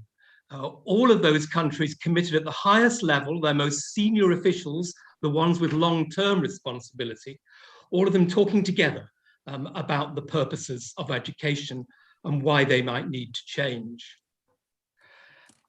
In the 20th century, really in countries around the world, particularly as they've got more prosperous, the central purpose of education, hasn't it, has been to prepare people for the labor market. That's what it has been about, covertly, if not always overtly. The thought was, can countries and their education systems develop enough people with increasingly knowledge economy characteristics to meet the demand for an educated people, driven by ever-increasing technology advances. That's been the drive, though a nice to have has always been to narrow the economic gaps between people within the labour force. Well, after those policies began to wobble in the late 1970s, countries around the world have adopted a very similar kind of education strategy to meet the need. It's been about STEM problem solving within a broader curriculum. It's been about equity, hoping that everybody can come through whatever their background. And it's been about the expansion of higher education. Well, how did all of that go? Well, if greater prosperity was part of that purpose, we have seen it right around the world. We have seen greater prosperity in our times, not least in bringing people from poverty in developing countries to better standards of living. We haven't seen much of a difference in equity. In fact, we've seen the gaps widening dramatically. And if we have become prosperous, we've done it at the expense of the planet. We've made deep inroads into the planet's resources. And I think as people have recognized increasingly in recent times, but Michael Sandel at Harvard has been foremost in this, education has kind of been a handmaiden of some of the problems. If you were an academic child, you could pick your way through school, university, and ever narrowing gates, and you would be sorted by employers into top jobs. But what if you weren't one of those children? You're on the other side of the tracks. And maybe it's many of those who haven't found a way forward in education and who are bitter and who have seen their fortunes falling, who have become most likely to support populist movements around the world to the detriment of our political cultures. So all of that points us towards something we call education for human flourishing. This time around, as we rethink education, it's got to work for everyone, and we've got to help reorient individual lives and put the planet and our societies back into balance. And there's one other reason why that might be important, which is less discussed, and that is simply that what lies ahead of us is the age of the machine. Well, people have been talking about that for a long time, but machine learning at the heart of artificial intelligence is going to make a transformational difference to economies, to societies, and to individual lives over the years ahead. We can already see it happening. It is accelerating automation and flinging more people out of work. It's the algorithm that's making our choices for us as consumers. What color shirt shall I buy? And as voters, where should I put my cross in the ballot box? And as you begin to think about the cumulative impact of all of that, then maybe AI will also undermine our very identity, our sense of what it is to be a human, our sense of being the people in charge of our own destiny, using the full array of what we have, our minds, our bodies, and our emotions. And there too, therefore, maybe if we're thinking about human flourishing, we'll need to figure out the intelligence that humans can cultivate that machines won't. And there's good reason to think that as humans, our intelligences may, yes, be higher cognitive intelligences, though machines are getting after us every day, but also social intelligence, the ability to work with others, and meta-intelligence, the profound ability to reflect about ourselves as learners and humans. So for those two reasons, a world in crisis after the 20th century, mass industrialization and knowledge economy, and the coming era of AI, that's why we might think about education for human flourishing. So to be very quick and say what that might mean, well, firstly, an orientation, the orientation that learners might have How do they feel about all of this? Well, Tony's talked about some of this.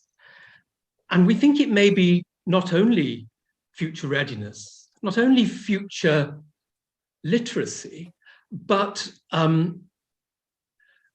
capacity to transform as we look out over the next 50 years, to transform ourselves and through systems-based awareness, to transform our societies and our world. And here we work closely at the OECD with Otto Scharmer at MIT and his Presencing Institute and his remarkable work on Theory U, the personal transformation journeys that leaders might make and indeed learners might make to set themselves up to drive the change that the 21st century will need. We thought about competencies, competencies that combine knowledge, skills, values, and attitudes. And we thought about assessment for those competencies that isn't simply about pushing young people into the school gymnasium once a term, once a year, or for PISA, once every 3 years, and seeing in a snapshot what they can recall, but is much more formative assessment, which is rigorous, which is integrated, and above all, useful. It allows young people to tell the world what they can do. We thought about 3 competencies in particular, all of which we think will be central, which we think will draw upon the human intelligences, not the artificial ones, and in a way could take us back to Aristotle and to other thinkers of the ancient world. Aristotle, who thought that the flourishing life would be moral, reason-infused, conferring a sense of meaning and significance, allowing contemplation and building awe at a remarkable world, from a gorgeous sunset to looking through a microscope at the crystal.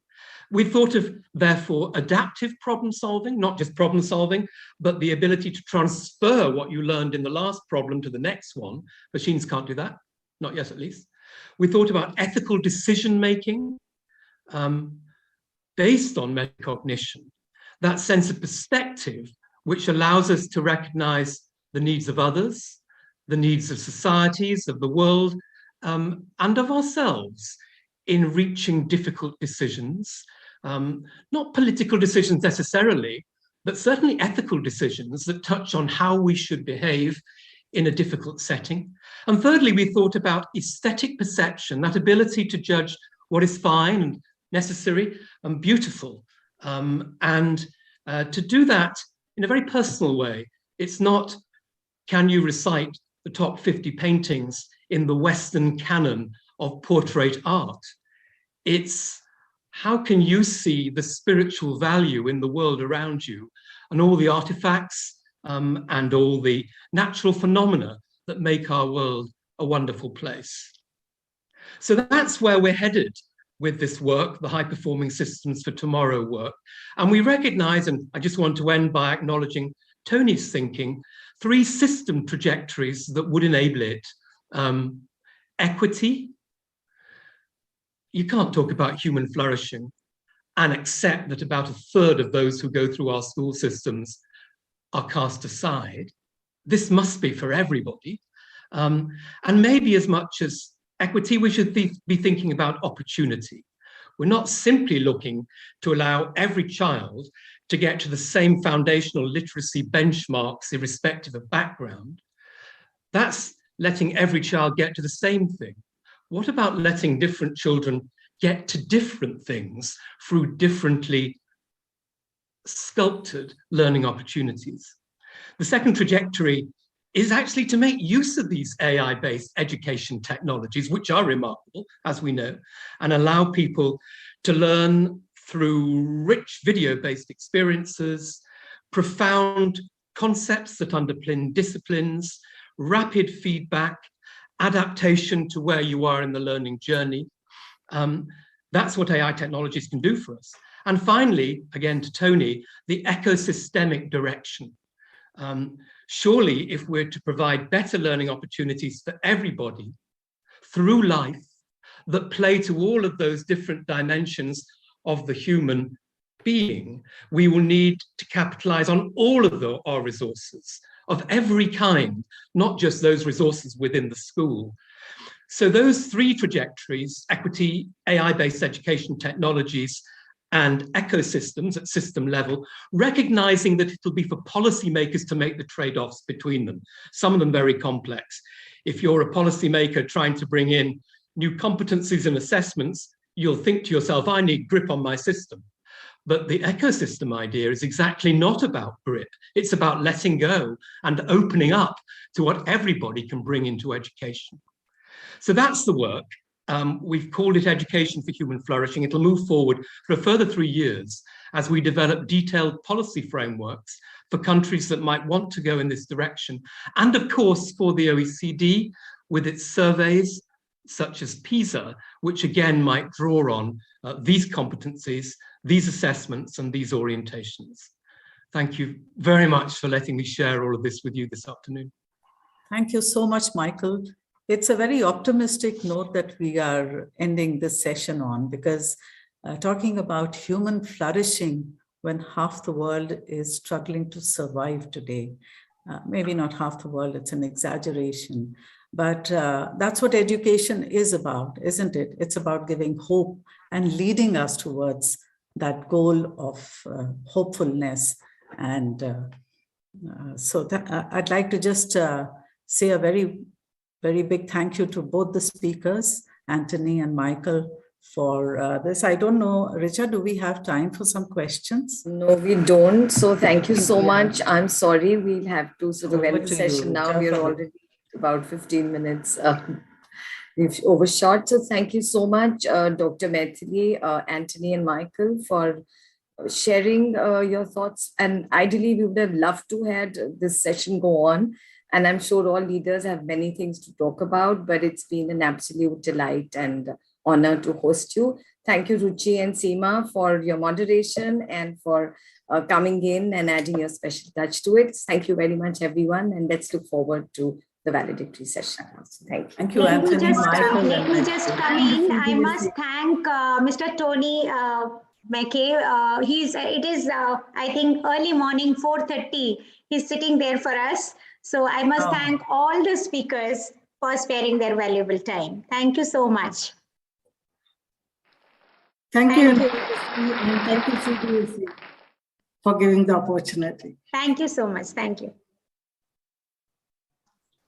Thank you, panelists, for this insightful session. With this, we move to the valedictory session. May we have the introductory video, please?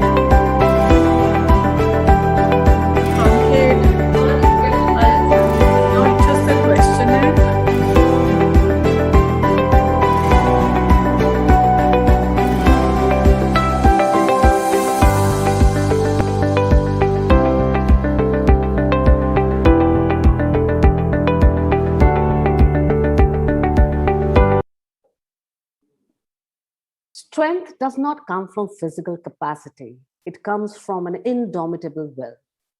Across the globe, children have tried to adapt and adjust to the present realities. While their struggles are undeniable, so is their resilience and desire to participate in rebuilding a better future. But ultimately, there are stories of hope, of resourcefulness, and of resilience in the face of challenge. There are stories of communities coming together, leaving meals for sick neighbors, of children creating their own learning activities in the absence of a formal education, and of parents working to create a better future for their children. These stories reinforce our belief that children are at the heart of a global response to any change, ensuring that the most marginalized and vulnerable thrive.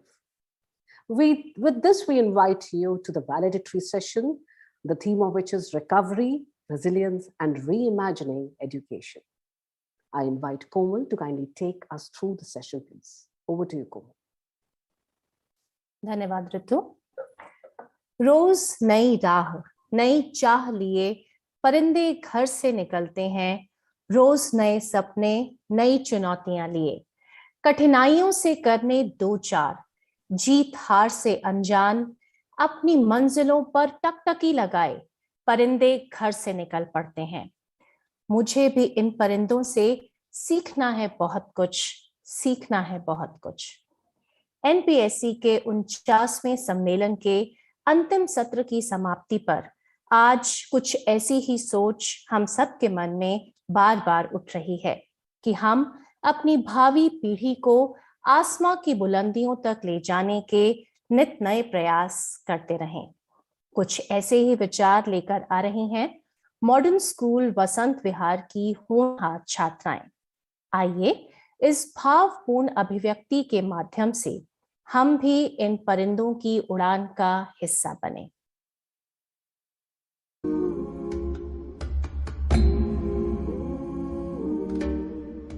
Welcome magic and wonder, brilliance and grace. Welcome joy, satisfaction, pleasure and strength. Welcome essence, beauty, presence, time, spirit, form and space. Welcome excellence in every blessing, sacred and pray. What I seek I am, what I wanna know I understand. All I wish I could I can, who I wanna be I am. What I seek I am, what I wanna know I understand. All I wish I could I can, who I wanna be I am. Vakratunda Mahakaya, Surya Koti Samaprabha, Nirvignam Kuru me Deva, Sarvakaryeshu Sarvada.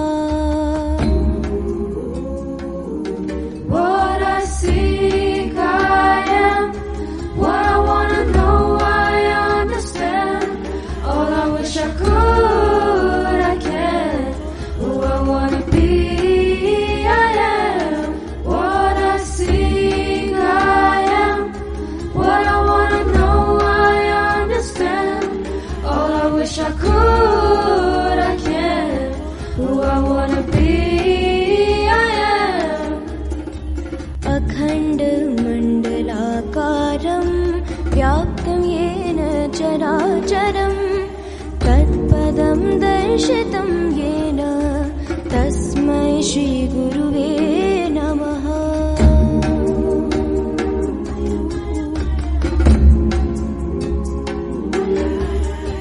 Gurur Brahma Gurur Vishnu Gurur Devo Maheshwara Gurur Sakshat Parabrahma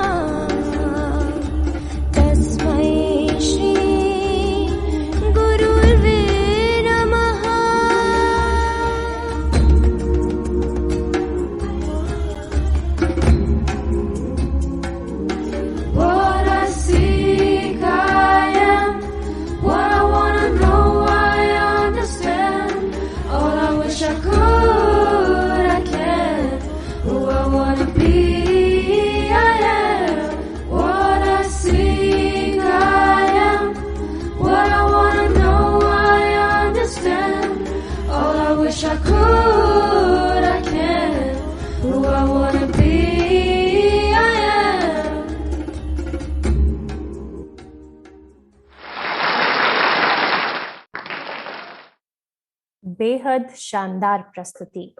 हम यही कामना करते हैं कि हमारे बच्चे नित नई मंजिलों के कदम चूमें। अब मंच की कमान संभालने के लिए आ रही हैं मेरी सहयोगी ऋतु। It's an honor to invite the very scholarly and eminent Ms. Aditi Mishra, Vice Chairperson, NPSC and Principal, Delhi Public School, Gurugram, to kindly give us the overview of the conference.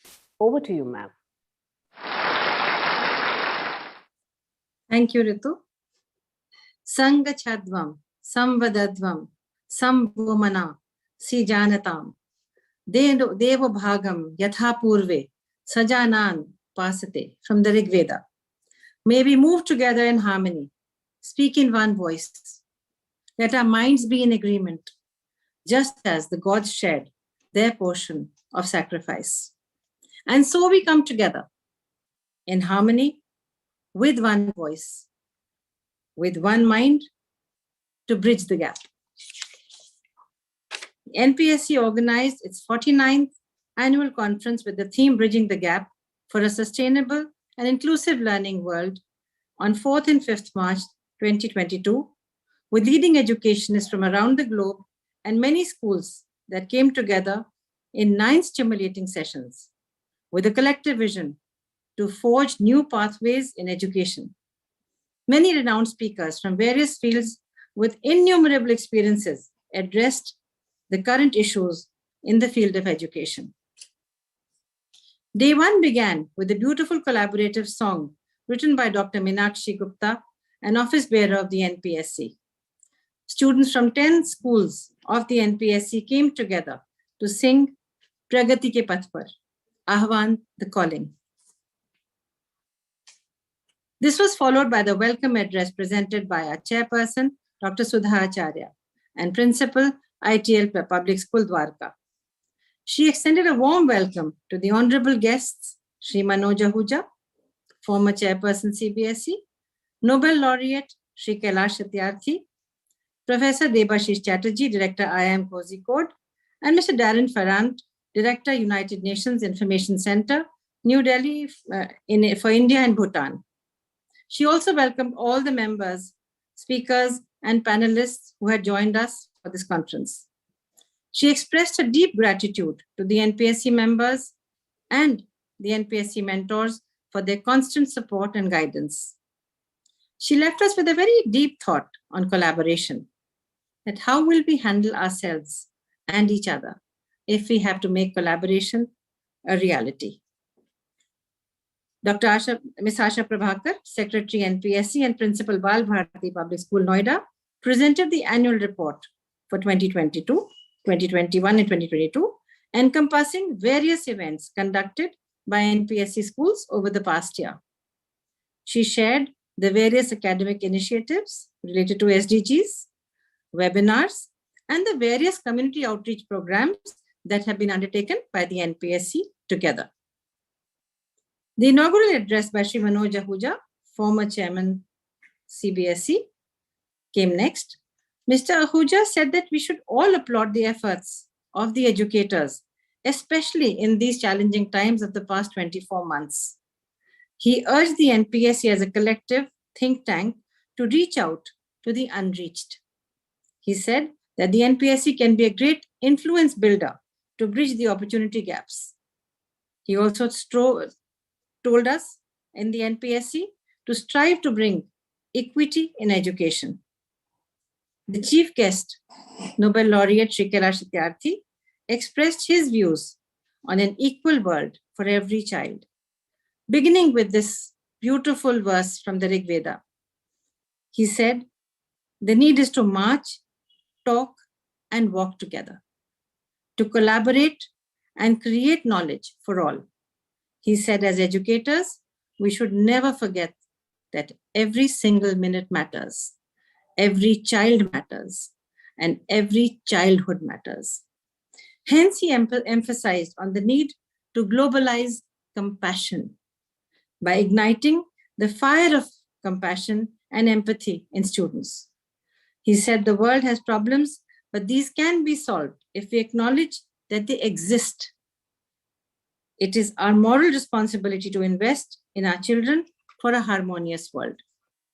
Mr. Satyarthi commended the efforts of the NPSC for striving to create knowledge by all and for all.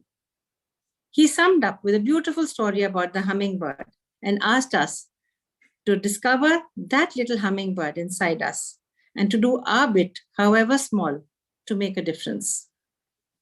The keynote session by two absolutely fantastic speakers brought us the future of education, learning to become.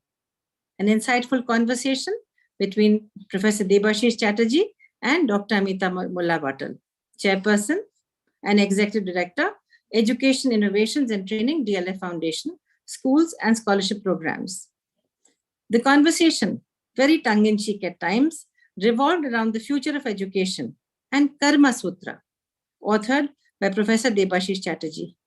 He said karma is learning and sutra is the solution. He said that we have to understand that schools don't teach or learn, individuals do. So the individual state of being is important and should be at the center of our teaching and learning. We need to change the mental models in order to receive constructively.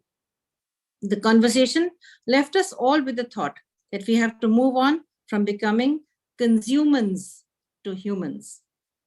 The UN NPSC calendar, a testimony to synergized efforts in holistic education, was released by Mr. Darren Farrant, Director, United Nations Information Center for India and Bhutan.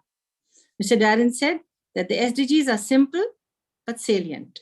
He emphasized on the need to make our vision broader, even at the micro level. It is time to accept, he said, that the changes around us and strive to attain the goal of quality education.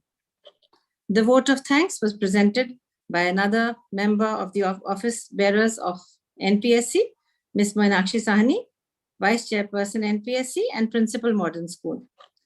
She emphasized in her vote of thanks the importance of the 6 C's: communication, collaboration, critical thinking, creativity, character building, and citizenship. If we put all these in a process, it is easy to integrate them all into skills and build better schools, better students, better learners. The day one began then after these inaugural activities with session 1, Rethinking Learning in Primary Years. In conclusion, it was agreed that the change is the need of the hour. Pair and peer learning, critical thinking, creativity, character and skills have to be dealt with differently. We need to understand what, when, and how we have to teach and learn. The 4 pillars of learning: learning to learn, learning to be, learning to do, and learning to read are the essentials. In preschool years, concept-based education and sensory learning through play and compassion should be the focus, wherein the pace and depth should match with the level of the teacher and the child. This would restore confidence in children, especially after the past 24 months. In conclusion, the mother teacher or teacher mother was not the important concept, but collaboration between the two should be necessary to facilitate learning. Session 2 was dealt with future trajectories of technologies, transforming learning ecosystems. Here, there was a deliberation around the value of digital-based learning technology, which requires never-ending financial investment.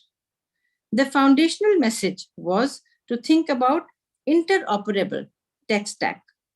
The session talked about digital learning, and we must remember that technology cannot replace teachers. It must be used to enhance the teaching learning process, and it must be used to reach the last child.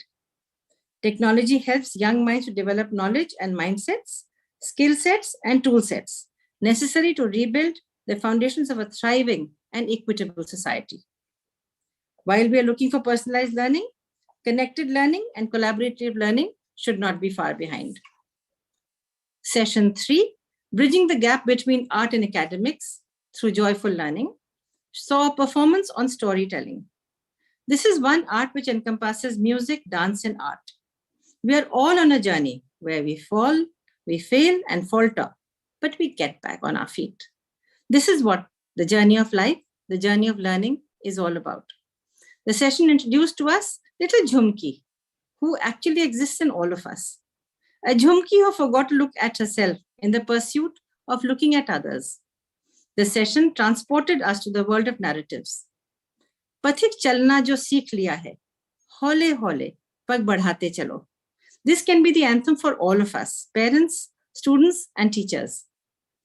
Ms. Vedi and Paki Sinha in their series emphasized the need to support each other.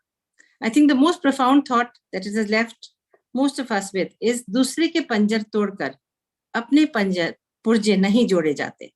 So let's rise together, let's work together, let's collaborate together. Session 4 discussed designing assessment for holistic learning. The key was on holistic assessment, where students need to learn, how to learn, and in this, monitoring and support is very critical, where the teacher is fortunately the tool of learning.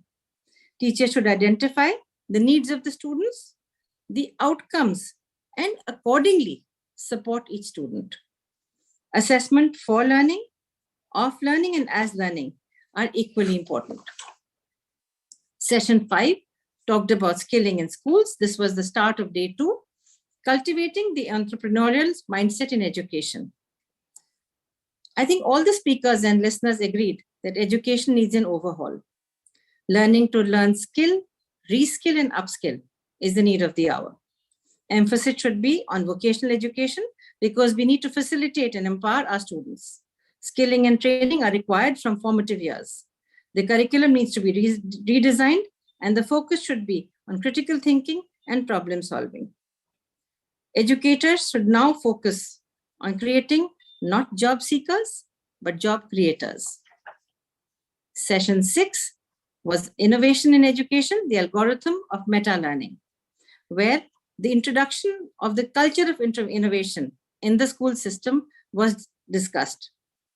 It was agreed that we need to go beyond our textbooks by identifying innovative ways of pedagogy.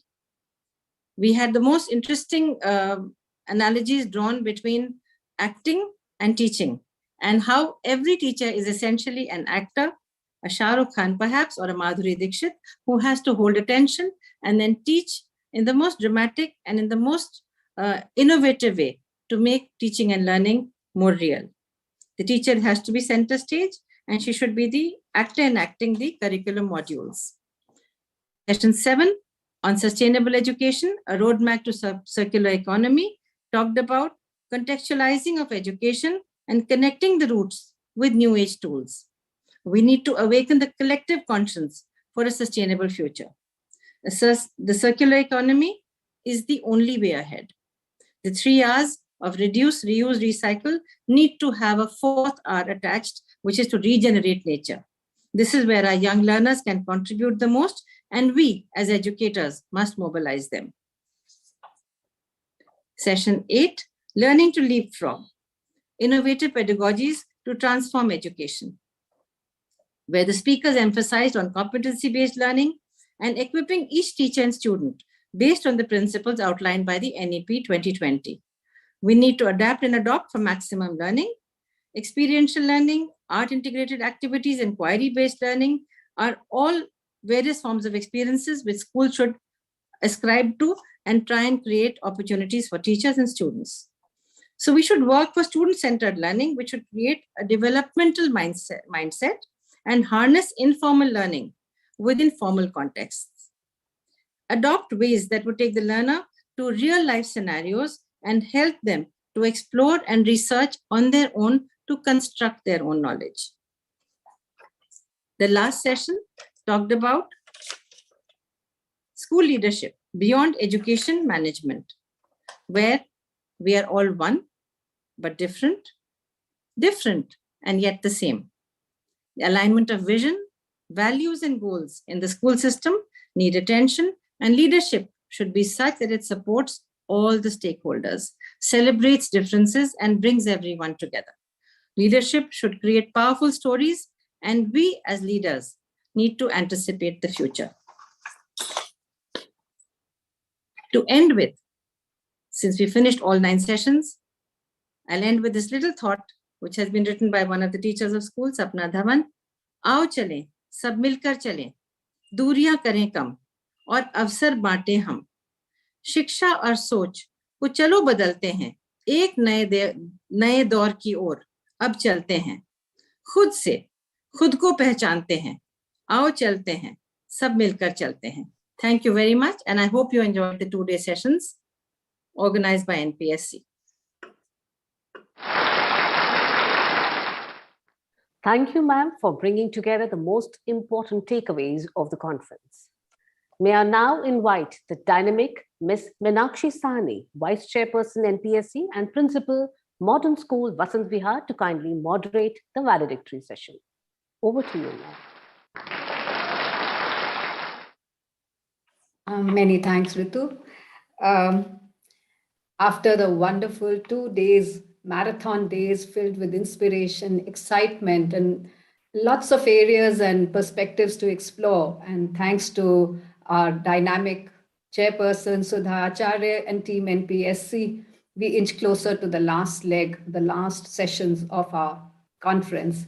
And come Monday, we'll all be back to our offices, back to school, and yes, I see some expressions wondering how to bring all that inspiration into action.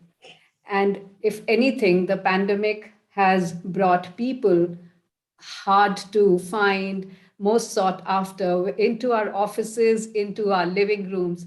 And we are fortunate to have with us today Professor Sridhar Srivastav. I say he's one of the most sought after people because since the approval of the NEP 2020 in July, which sent a flurry of excitement in the fraternity and a lot of inquisitiveness, we all became inquisitive as to what it meant for us and how it would be translated into action. A lot of discussions happened, and yet there is so much more that we need to know, because it is in the classroom, it is in the school play fields that this is actually going to be successfully implemented. So since we have a very condensed capsule of about 15 minutes, I will cut to the chase and request Professor Sridhar Srivastav, who's been a very, very active contributor to the action plan with the NCERT when it comes to the NEP 2020. And the pillars that it is based upon, those being access, equity, quality, and accountability, and the replacement of old structures, the 10+2 structure to the 5+3+3+4. So over to you, Professor Sridhar. Thank you so much for joining us. And it'll be wonderful if you could reveal to us what is happening at the NCERT, which can prepare us and give us a glimpse into what the future holds for us in the short term and maybe a little long term as far as school principals are concerned.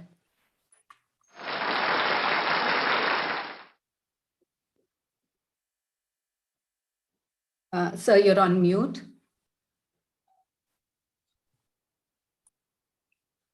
Yeah, I'm audible. Yeah. Yes. Thank you, Ms.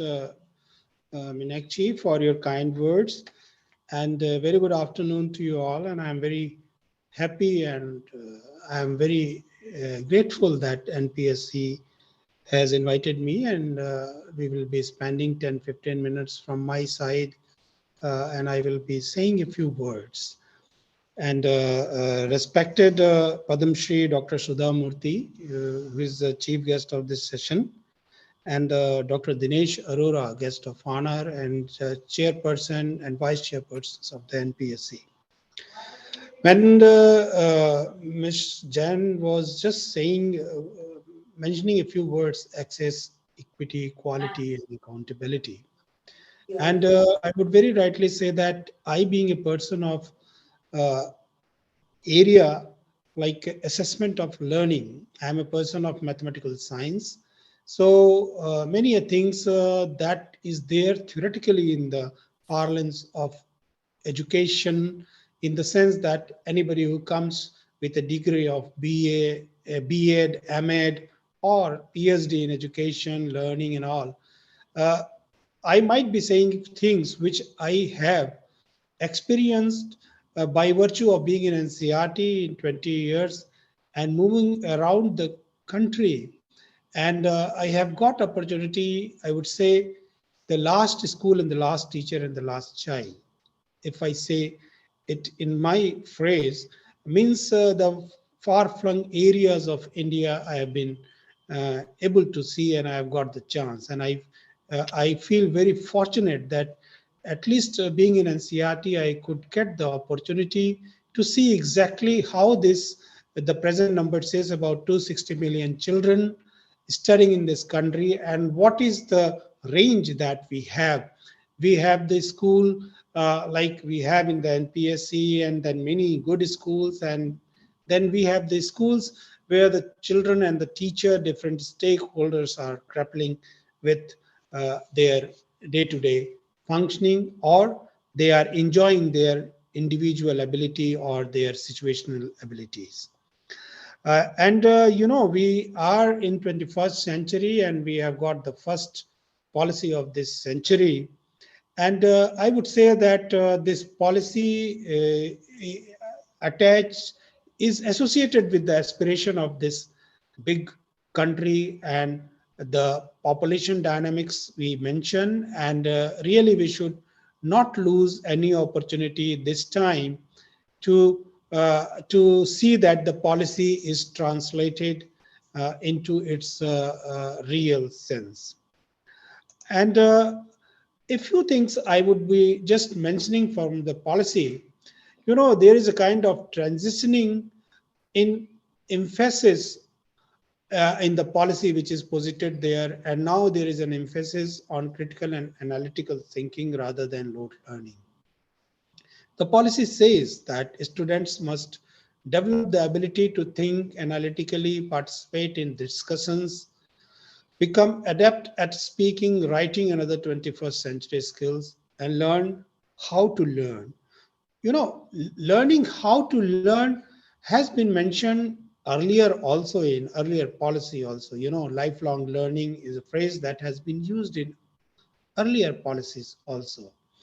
But it has been re-emphasized in slightly different manner in the policy. Like the policy emphasizes on learning key concepts, values, and life skills through deeper experiential learning, analysis, and reflection.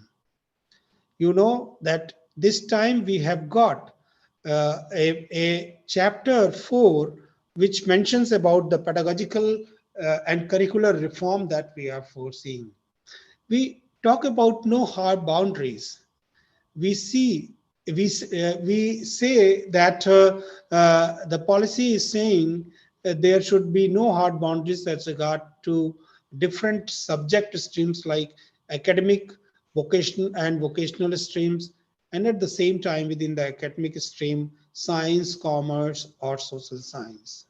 So all these flexibility the policy is offering, we have to understand it in very real sense. And herein, I want to say one thing, that when we talk about different stakeholders of school education, normally our mind goes to school, teacher, students, or the system. I say that parents are very, very important stakeholders of school education system, because the child, when going back to the home, parents is the key change maker. And if we talk of the pandemic situation, we all will agree that for these 2 years, if we talk of the foundational stress, the child was with the parents. What I'm trying to say, there are many decisions as regard to the future of the child or the choices of the child. Normally, we have been seeing that parents have been loading their aspirations on child. But if the policy talks about, you say, multidisciplinarity, or talks about subject choices, flexibility, and in the choices, then parents should also come forward and support the choices of the child. This is a point that I want to make. One more point that I am very much, I should say, either worry, or I would say that this is the point that is very important to my mind, is assessment. For assessment, I would say that teacher has a very great role. I give you an example that after a long duration, if child of pre-primary stage or early foundational stage, class 1 or 2, are coming back to school, for them, if the teacher want to assess that how they have or what gap the teacher is finding in the children, surely teacher can either ask from the content the child is expected to be familiar with as per the prescribed curriculum or syllabus of that school. But I would suggest, when the children are coming back to school after this long time, we should focus on the learning outcome. We all know that NCERT has posited learning outcomes, and in the whole country, learning outcome is being talked about, and the national education policy suggests that all efforts in the area of teaching learning should surround the learning outcome. So the teacher should assess the child on the basis of the learning outcome, not to go on the content that the child is expected to study in that duration. Even otherwise, when we talk about 21st century skill, when we talk about creativity, collaboration, problem solving, innovation, empathy, appreciating the perspective of others, for all these skills to be there in the child should be given opportunity in day-to-day teaching learning process or teaching learning situation. So this is also a point that I want to make, that assessment is very, very important. One more point I want to make here, that we have experienced, because NCERT came out with Mano Darpan under the aegis of government. There we are now finding that mental health has also been an area where we all have to think and we have to be ready with. Children are having situations of mental health or mental illness, I should say exactly. We should be very, very much aware about that. Different kind of pressures are there. ICT has to be leveraged, but along with ICT, children should be able to choose the correct information. There is an abundance of information. In the name of e-content, we have a lot of contents, e-contents.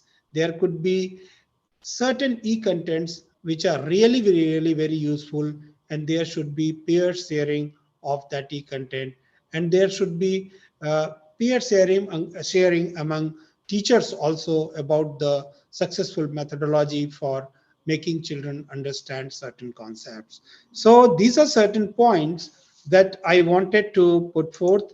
One more point which I find that the policy, if I quote from the policy, it says that I'm just quoting from the policy document. In introduction, it says the national education policy lays particular emphasis on the development of the creative potential of each individual. It is based on the principle that education must develop not only cognitive capacities, that is both the foundational capacity of literacy and numeracy, and the higher order cognitive capacities such as critical thinking and problem solving, but also social, ethical, and emotional capacities and dispositions. These social, ethical, and emotional capacities are very important that the policy is emphasizing, and we all agree with that. But how this will be really achieved in school as a learning space along with the family or the parents, that is very important. As you know that we all are presently discussing under the umbrella of National Progressive Schools. So we should be very forthcoming to this idea. And towards the end of my oration, I would say that we should offer such a education to the child where the child is able to connect to the society and the society is able to connect to the child. So with these words, I will stop here because we are already running behind the schedule. So I thank you all again. And with this, I stop here. Thank you. Thank you, Dr. Srivastava. May I just ask one question, which I perhaps think is uppermost in every principal's mind. First of all, thank you so much for sharing with us the possibilities and challenges associated with the implementation of the policy. However, there is so much that we need to do at a school level, and we've been talking about 21st century skills. But how much justice we can do to them rests also on how much content it is that we have to deliver. And we all know that one of the important roles that the NCERT plays is in the printing, publishing of textbooks. And we all want to know from you, Professor, when do we expect the new textbooks? How will they have changed when we get them? And how much scope, if any, will they leave with us to do justice to the skills that we are talking about for the last 2 days? You see, I take your question in two parts. One is that you must be aware, I'm sure, about a recent exercise being undertaken in NCERT that is about reducing the content, keeping in view the pandemic situation. And you know that in the months of December also, we were talking about the third wave and we were quite worried. So keeping that in mind, within the same textbook, there would be some reduction in content, and that would be keeping the criteria would be duplicacy in content within the same stage. For example, class 6, 7, 8, there is some duplicacy of the topic that will be reduced, and the difficulty level and all. The second part of the question that I take from your side, keeping in view the para 4.5 of chapter 4 of National Education Policy, which talks about reducing the content load. Please be clear, I am not saying reducing the curriculum load. I am saying reducing the content load and providing the children time and opportunity for inquisitive thinking, questioning, and peer discussion, experiential learning. For that, the new set of books from NCERT, in my personal capacity as Joint Director NCERT, I am saying when this new set of books will be coming, surely those will be providing opportunity for teacher within a school to decide that how the learning outcomes for that stage should be achieved, providing children ample opportunity for experiential learning, discussion, and higher order thinking and discussion for collaborative problem solving. This is what I can assure you as of now. Thank you. Thank you so much for your thoughts, Professor, and which, I mean, coming from your experience, which is as wide as it is deep. And now, maybe please request you to release the NPSC publication on best practices, which has been put together with contributions from teachers and principals across the schools. And may I request everyone to kindly hold their copy up? Yes.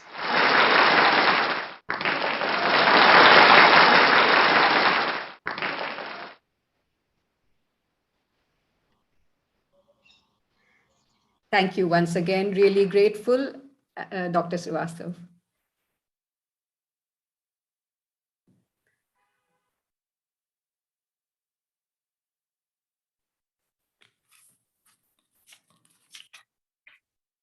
Moving to the next part of the session, we have with us Dr. Dinesh Arora, the former Deputy CEO of the Ayushman Bharat Yojana, the flagship program from the Prime Minister's office.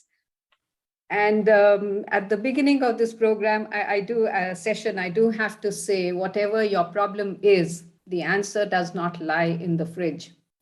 And we all know that the pandemic has opened our eyes and thoughts to a new world, which is more to do with self-care and how we perceive fitness. In the race for life and in doing what we all were, health was one area which was left behind. And if we look at what the CBSE or our boards have been doing in the past 2 or 3 years with the rolling out of the HPE program, the health and physical education programs, with the advocacy of yoga in schools, I feel that we were slowly moving in the right direction. And this is perhaps yet another step as we move towards a healthier, fitter India, with medicine acquiring a more preventive approach rather than a curative one. But I think to talk more about this, the better person would be Dr. Dinesh Arora. Thank you for joining us. And over to you in the limited time capsule of 15 minutes or maybe less that we have. And we really look forward to hearing from you. Thank you so much. And I wonder, there was a bell in between. This bell means that we are crossing the time, right? This was the first time we've heard it during the whole program, so maybe incidental. Let me begin with congratulating Dr. Sudha and the whole NPSC team. I found the agenda so enriching, and I could join the later half when Ms. Aditi was describing the summary of the finding. That was so impressive. I think congratulations to these in tough times in a virtual mode. You've done it so well with such big participation. I was also scrolling through the whole screen and wondering who are there. And I was, thanks to Dr. Sudhir, I think he was the only, and me and he are the only from the men's section here. So the majority were from the fair section. I wonder, presently at Johns Hopkins, we should conduct some study if the fair sex is actually the better in teaching and as principals. So that will be my next study agenda at Johns Hopkins, because I was so impressed with that. Thirdly, I was wondering, when Dr. Sudha asked me to speak, what should I speak? Being a health professional, health expert, what should I speak on education and all? I tried to compile a certain slides, but I will be happy to answer any queries on the pandemic, on the vaccinations, anything regarding the health issues. I can answer anything, any of the queries from you. But can we move forward? Who is presenting the slides? Yeah, thanks. Right. Can we move forward, please? So I think there were school closures. We had about 2 years, and it led to, I think, the first 4 things. Can you go first 4 things? Interrupted learning, confusion and stress among teachers, parents, children. Distance learning became inequitable because you need to have a software, hardware, internet connections, electricity, and technological preparedness, how to use that. And I think that will be a difference between haves and have-nots. So we are still not fully ready for an online mode, but did expedite what was required. And of course, it also led to challenges in measuring and validating learnings. Now we had both sides. I was seeing somewhere in UP, there was also a rebellion that now when things are getting better, they still wanted a non-proctored online exam, because I think there are challenges in how you measure and validate learning, both sides. It also led to social isolation among kids, especially the younger ones, dropouts, and economic loss. And when I'm talking about economic loss, there's a study by Mr. Sangsub Rao which claims that about $180 per year per student productive life will be lost in future for the Asia and Pacific. And if you calculate this, that becomes 1.25 trillion rupees lost, or if you do the economic valuation of education lost. And let me tell you, schools in Australia, Germany, even US, South Korea didn't close even for a more than a week or 10 days. And that's where I think it's very important that, we are prepared for resilience. We are prepared for dealing with the epidemics, disaster management, including health ones. Next slide, please. Okay. 4 lessons I thought I should push it here. Don't take your health for granted. We have been doing it for a long, because health was never an agenda. So thanks to COVID, one of the good side effects was that public health came into limelight, and you had right from the top leadership to the down, everybody was talking about health. We did need to move out of our comfort zone. And as I heard Ms. Meenakshi saying that from Monday, if they are going to go physically to the office, that's another adjustment. So the life will be a new normal. And let's understand pandemic is not yet over. We are in a phase where we are moving towards the end of the tunnel. But remember, globally, 3 billion people are still unvaccinated. And any variant of concern can erupt, which can be serious and can have effects. So let's not keep our guard down, but for the time being, let's move forward. Prioritize mindfulness, and this will help us also in better decision-making, calmness, meditation, mind, body, soul integration. When I talk about increasing our immunity, the traditional ways of body healing, which we talk about, the body means the physical health, and the soul integration, I'm talking about the emotional well-being. Can you go next slide, please? Well, what a resilient school should be. So I'm not an educationist, but seeing from a prism of what I do in health, I think any school which has to be now going forward has to be agile, which has to be, moving quickly, flexibility, quick decision making. And this takes me to the second step of adapting quickly to the changing situations. Provide high quality experiences irrespective of time zones. So I am doing my doctoral service from Johns Hopkins, and I'm doing at night 2 o'clock some classes because it's the US time. Irrespective of the terrain, we may have to go back to the hybrid mode or to the online mode. So this unrestricted by time or limitations actually will empower students more and perhaps make them a better 21st century leaders. And that's what a resilient school needs to do. Normally, typically we ask for every challenges, there's an opportunity. And that's the opportunity which even COVID presented. The hybrid mode started off badly, but went on well. Today, it's such a situation that even many parents, teachers, or students may also like to have a hybrid mode. And you never know. Many globally offices are going 3 days a week of work on offline and 2 days online. That's the way we are moving towards a new normal. So when you ask, what do you need to climb a mountain? Mountain means any issue which comes to you. Many people say, you should be a good trekker. There should be good weather. You should have good friends, good shoes or dress. All agreed. But to climb a mountain, you need a mountain. And that mountain this time was pandemic COVID, which we need to climb whatsoever, however it was. But then we need to win over it. And we are perhaps moving towards that. Next slide. So being a medical student, I always believed in acronyms. So 5 skills of resilience, I say fire health, future focus, where you talk about change is going to be constant and change is going to bring challenges. Let's play with the challenges. Inner drive, how achievement, motivation within us. We want to do something, and each one of us want to do something better. So have constructive criticisms within us, depend on your core values and move forward. This pandemic has also showed relationships, the value of friends, social being, family being, which also leads to the emotional well-being, where you see things from different perspectives. During this pandemic, my parents were watching this teleserial, which comes like Radha Krishnan, and one of the lessons which was coming was that a problem comes, it's up to us whether you want to see the problem side or whether you are problem solution oriented, whether you want to see the solution side. The moment you start seeing the solution side, you become more happier, you become more emotional well-being. So it's very important to have resolved the conflicts which start coming within us and don't allow them to become a mountain. And finally, health, which I was thinking about. In this period, I think one of the few important things is eat, cook well, sleep well, hydrate yourself well, drink a lot of water. Your body does give you clues. Listen to them. They're important. We have seen Shane Warne dying yesterday morning, 52 years of age from a heart attack, who has been a sports person. And there are up to examples. When the body gives clues, we should respond to it. Move your body, I said, because I heard in the WhatsApp joke saying that in every layer of lockdown, one layer at the stomach was all still done. We went digital.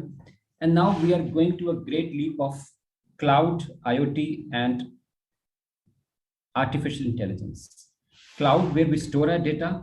IoT means Internet of Things. Say, for example, if I put a chip in your shoe, we can record your lifestyle behavior, how much you walk, how much you sit. And that could also account for huge data. But to deal with this data, you will require artificial intelligence. So 3 technologies are coming up: cloud technology with interoperability, Internet of Things, and artificial intelligence. And if you go to the next slide, we are moving towards personalized healthcare, which will have a backbone of the 3 stars which I put inside: the cloud, AI, and the IoT. And we are moving towards precision medicine, where medicine catering to each individual based on their requirements. I hope I have not crossed my time. If yes, I will stop here. Dr. Sudha, is it fine? You have another 5-7 minutes. Okay. Okay, then I'll share one experience of my own when I was working as a founder, CEO of Ayushman Bharat. Can you go next slide, please?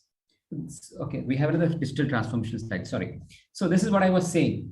Data generation and processing, it has started. You have so much variables today, you collect data. Let's connect them in a smart way, where we can get data analysis from them, which could help us in making decisions. And when we do this at one hospital or one school to connected schools, to the connected integrated system, I think we have the whole information available for a better decision making. This is going to happen in health, depends how much time we take, but India, with a strong trinity of mobile, about 560 million mobiles are already there. We have a huge 8 gigabyte of data every month being consumed. One of the cheapest internet services we have across the world in India today. The 5G being on the anvil. I think it's a huge potential for India with a biometric identity of Aadhaar, which can be a layer of stack which can be used to build up many applications. And that's where India has a huge future going forward. Next, please. Some challenges I thought we should always keep, and this will be true even for the education sector also. Regulatory and legal frameworks will fall behind. So government, rather than regulating, needs to do facilitation. For example, e-pharmacies are still not legal in India. E-prescriptions are still not legal in India. Telemedicine is still not legally for various diseases. So I think the framework of regulation needs to keep pace with how innovation is happening in the tech sector. We have consumer concerns regarding security, privacy, ethical questions of how data is used. So all these needs to be mitigated along with the priorities, because we are involving a public and private sector partnership here. I'll come to the 6th issue of equity issues, as I mentioned. Digital divide between haves and not have-nots. Pretty less in India as compared to the other parts of the South Asia or other parts of the Southern Hemisphere, but still there. And one more thing is the gray divide. Even if you have all the facilities, internets, mobile application, smartphones, I think our seniors, parents, are they adaptable to these technologies? I still see in my house, my parents asking me to change even a channel from a Tata Sky to this, if at times when it's not working or it's using internet smart TV connection. So I think the gray divide itself will also call for some more efforts from us. And we talk about data here, talk about 2 issues here: interoperability. The data should talk to each other, and also perhaps the FHIR, the fragmented, the fast health interoperable resources, or standardization of how information should be shared. Next slide, please.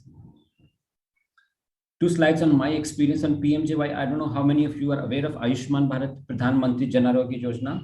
It's the world's largest health insurance scheme. 550 million citizens covered. I think this is more than the population of US, Canada, Mexico combined, or Europe combined. So every family gets 5 lakh rupees per year for their hospital expenses. It's an end-to-end IT enabled, no paper, no cash, seamlessly. All transactions happen on the internet.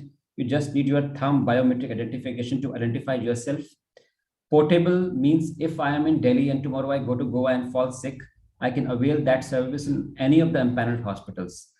No cap on family size. Like earlier, we had seen that if we said 5 people per family, then the girl child was excluded. So everybody's included here. More than 27,000 hospitals are part of the scheme across India, and many more are willing to join further. So this is a very federated scheme. If you can go next slide, I just wanted to show you that it's totally IT driven. We have a beneficiary identification using biometric. Next, please. The treatment patient is hospitalized based on the electronic record generated by the doctor. All the insurance procedures happen online. And finally, the patient is discharged. Nothing to pay for them if they are part of the scheme. This is right now for the bottom 40% of the country. We are also working, the government is also working with this, talking about the missing middle, how to include them. So IT, I believe, is a great enabler. But let me also tell you something here, that I don't believe that digital systems are going to replace physical systems. You know, I normally give this example always, saying that if in the night 2 a.m. somebody gets some symptoms, say vomiting, what should you do? Today, if 2 a.m. you get vomiting, what do you do? I don't know whether you have a courage to disturb your family friend doctor to talk to them. Perhaps you will Google or take some medicine if it's available at home. If not, send somebody near AIMS to get that medicine picked up from the open store. But imagine if you had a helpline number, multilingual, attended by a nurse. You give a call from your registered number. It picks your number, address, name, takes you back and says, sir, we have recorded your this. Please tell us your, say, blood pressure, if you can take it, and take this medicine. In half an hour, if you don't recover, an ambulance is coming, and this is the hospital you are going. And we have informed the hospital that you will be coming there. And if you need, I can escalate this to a specialist to talk to you right now. If you recover well in half an hour, next stage, please will book your appointment at 11 a.m. at this hospital. We have got your GPS coordinates, and an ambulance will come there to pick you up at 10:30 a.m. That's what I think a digital could do. But that doesn't mean you don't need a doctor, you don't need a nurse, you don't need a hospital.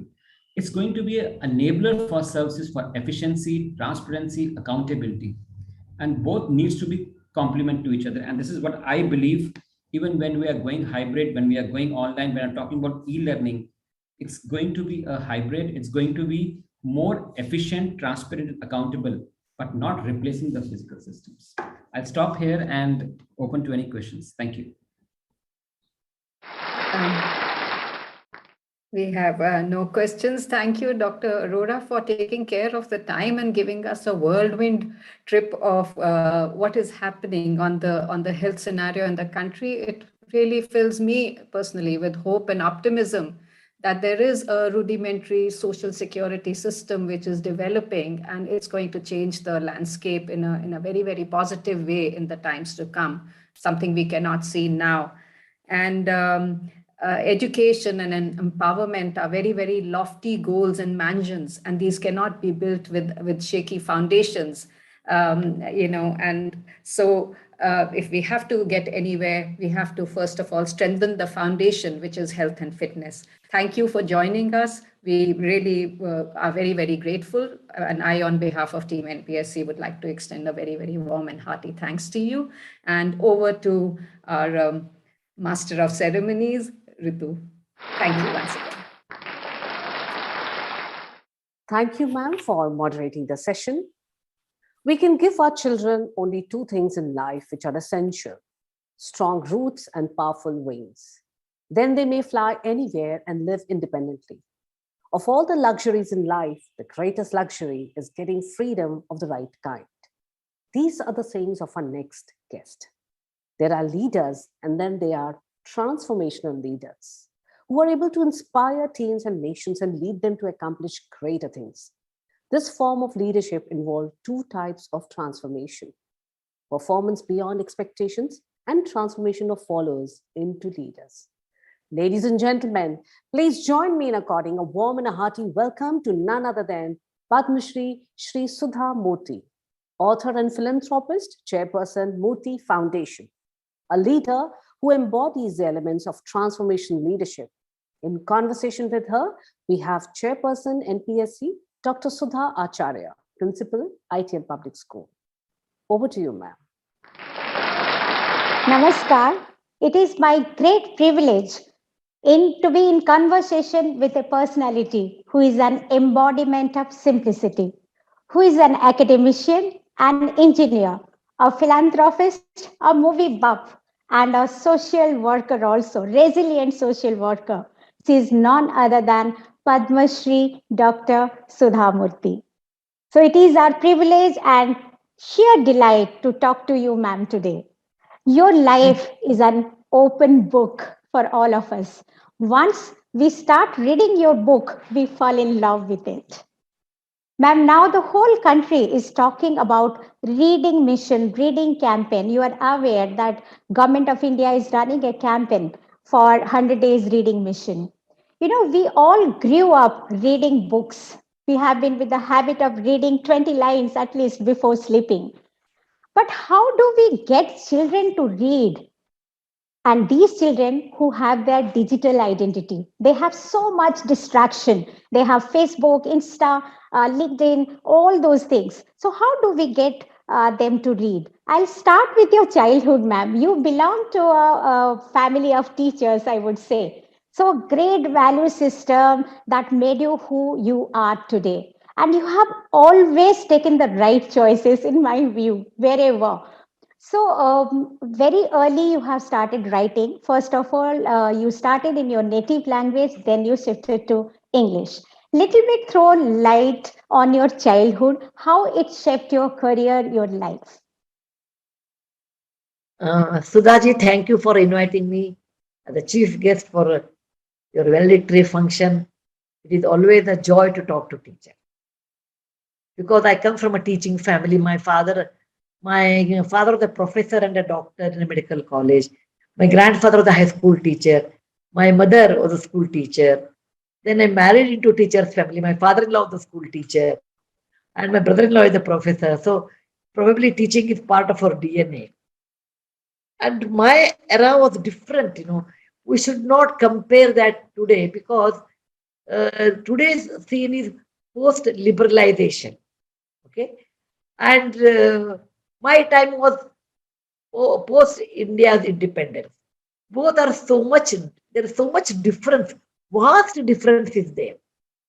So when I talk about my childhood, people at this time or my grandchildren for that matter, they will not be able to relate because it is entirely a different system where we lived. It was a joint family with 13 cousins and nobody will have separate room. Then all of us will have same food, not at what you want to eat. It was not like that. But it also helped us in so many ways to adjust, to understand, to do activity of our age group in a village where I was born and brought up with no electricity around. So physically, I mean, today when you look at it, oh, it was difficult, but for us, it was never a difficulty. We grew up in a much more non-competitive area and non-digital area. So there are a lot of things we learned when we were children, like, we learned knitting, we learned thread work, crochet, then we also learned a little bit of cooking. We read a lot because in a teacher's home, the real asset is not money, but they are books. And we enjoyed reading books, then understanding different languages like Sanskrit, the language which was learned. And now I look back, I feel it was much more comfortable and easy, and because it was non-competitive era. Yeah, very true, ma'am. Nowadays, we are stressing on especially learning in primary years in mother language. How do you feel? And how it enhances learning in primary years, teaching in mother language? It depends upon the parents because, for example, we did not have a choice. I was in a village. In a village, having a school itself is a great thing. And the native language is Kannada, which is our mother tongue. So we learnt it. I do not know if it were English, what I would have been my reaction. I really do not know. But I did not have much choice. The only thing was available in Kannada and I learnt in Kannada. So I feel it was very easy for me because the language was spoken at home, it was spoken in the village, it was spoken in the state, and spoken in the school. There is no conflict. But yeah. I really do not know. Well, for example, my children studied in a cosmopolitan city like Bangalore in English medium. Okay, their children study in much more cosmopolitan place like England with much more exposure to foreign language, taking German, no, what they take, French, Spanish, and Chinese, So every era it is so different. Yeah, ma'am. So what I have learned from your life that you have always taken a road not taken. a path which is less traveled or uncharted. You decided to become an engineer at the age of 17, which was very revolutionary step at that point of time. Maybe your family members wanted you to be to pursue history or maths, but it is because of sheer determination, passion, and your conviction you went ahead. And ma'am, now also children are facing this problem: peer pressure, parent pressure, self pressure, and they want to do something on their own. But the choice and decision making is not in their hands. So they are a lot more pressurized. What do you advise them, the young generation who want to pursue their love, their passion? Somebody wants to be a singer or a player, but father wants to be a doctor or engineer. It's very difficult for them to deal with. How should they deal with this problem? I think it's more than children, it's the parents, I feel. Yeah. Parents have to deal with it. For example, when I decided to do engineering in 1967, in a small society like a place like Hubli, everybody said, oh, it's a man's domain, a woman cannot do. But my father gave me the choice. He said, you want to do engineering, you do. You want to do medical, you do. You don't want to do either of them, it's fine. So it is the parents who really put the children to what they wanted to become. It was their dream, they feel their children should fulfill. So I advise parents, just allow children probably what they like to do, because they'll be happy in that. Not for the children. They will not know. At 17, 18, it's very few people know what they want to do. Most people feel what they like to do even at a later part of life.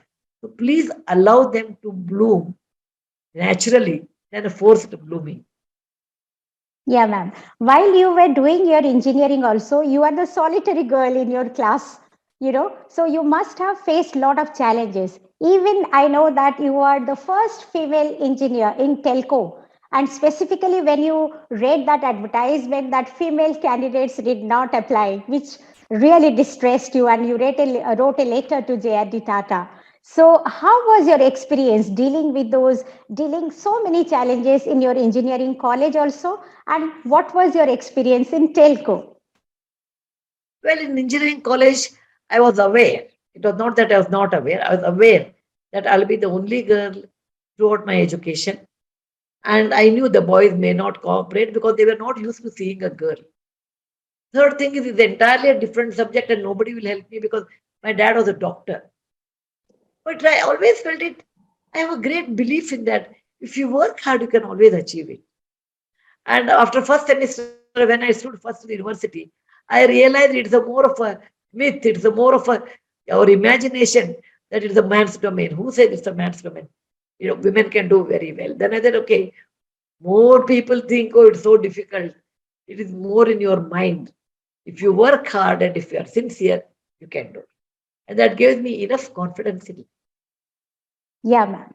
Even in telco. Yeah. Telco, when I went first time, people used to look at me, saying that, what is this new girl? What is she going to do? How can she do? But if you work hard, ultimately your work is appreciated, not your gender. Definitely. And ma'am, I have read somewhere that you leave home at 6 a.m. and come back at 10 in the night. So 15 hours together you are working. For you, work is a holiday, work is worship, your passion. These days, what advice you would give to our young generation? Ma'am, in school education, most of the workforce mostly constituted by female workforce, more than 90%, I would say. So, and more or less as a school leader or principal, I listen it very frequently that they get stressed out. How to manage that balance or maintain that balance, work and life. How they should create their own support system. Would you say something out of your experience? Because very frequently we keep listening work pressure or stressed out, they are feeling low or anxiety. All these symptoms we see in young generation. So how would you advise them, or what would you advise them to maintain that work-life balance? Is it you're talking about teachers or students? Yes, ma'am, teachers and students alike, even young teachers also. Both are different. Teachers are different, students are different. Yeah. Teachers, married teachers, unmarried teachers, things are different. Married is the children, that kind of teachers, it is hard for them to make work life balance, you have to build a support system. If possible, stay nearer your parents' house or in-laws' house, and they should be willing to look after your children. Second thing is, you build a social network in such a way that, somebody will come and look after them for some time. Or whenever you have holiday, you look after somebody's child, and your children will be looked after by someone else, a good neighbor or something. More than that, your husband or your partner should help. Gone were the days when men will say, I'll go to office and bring money, and wife will do, she will work in the office, come back and cook and look after children. She can do three types of work, and he will do only one. No.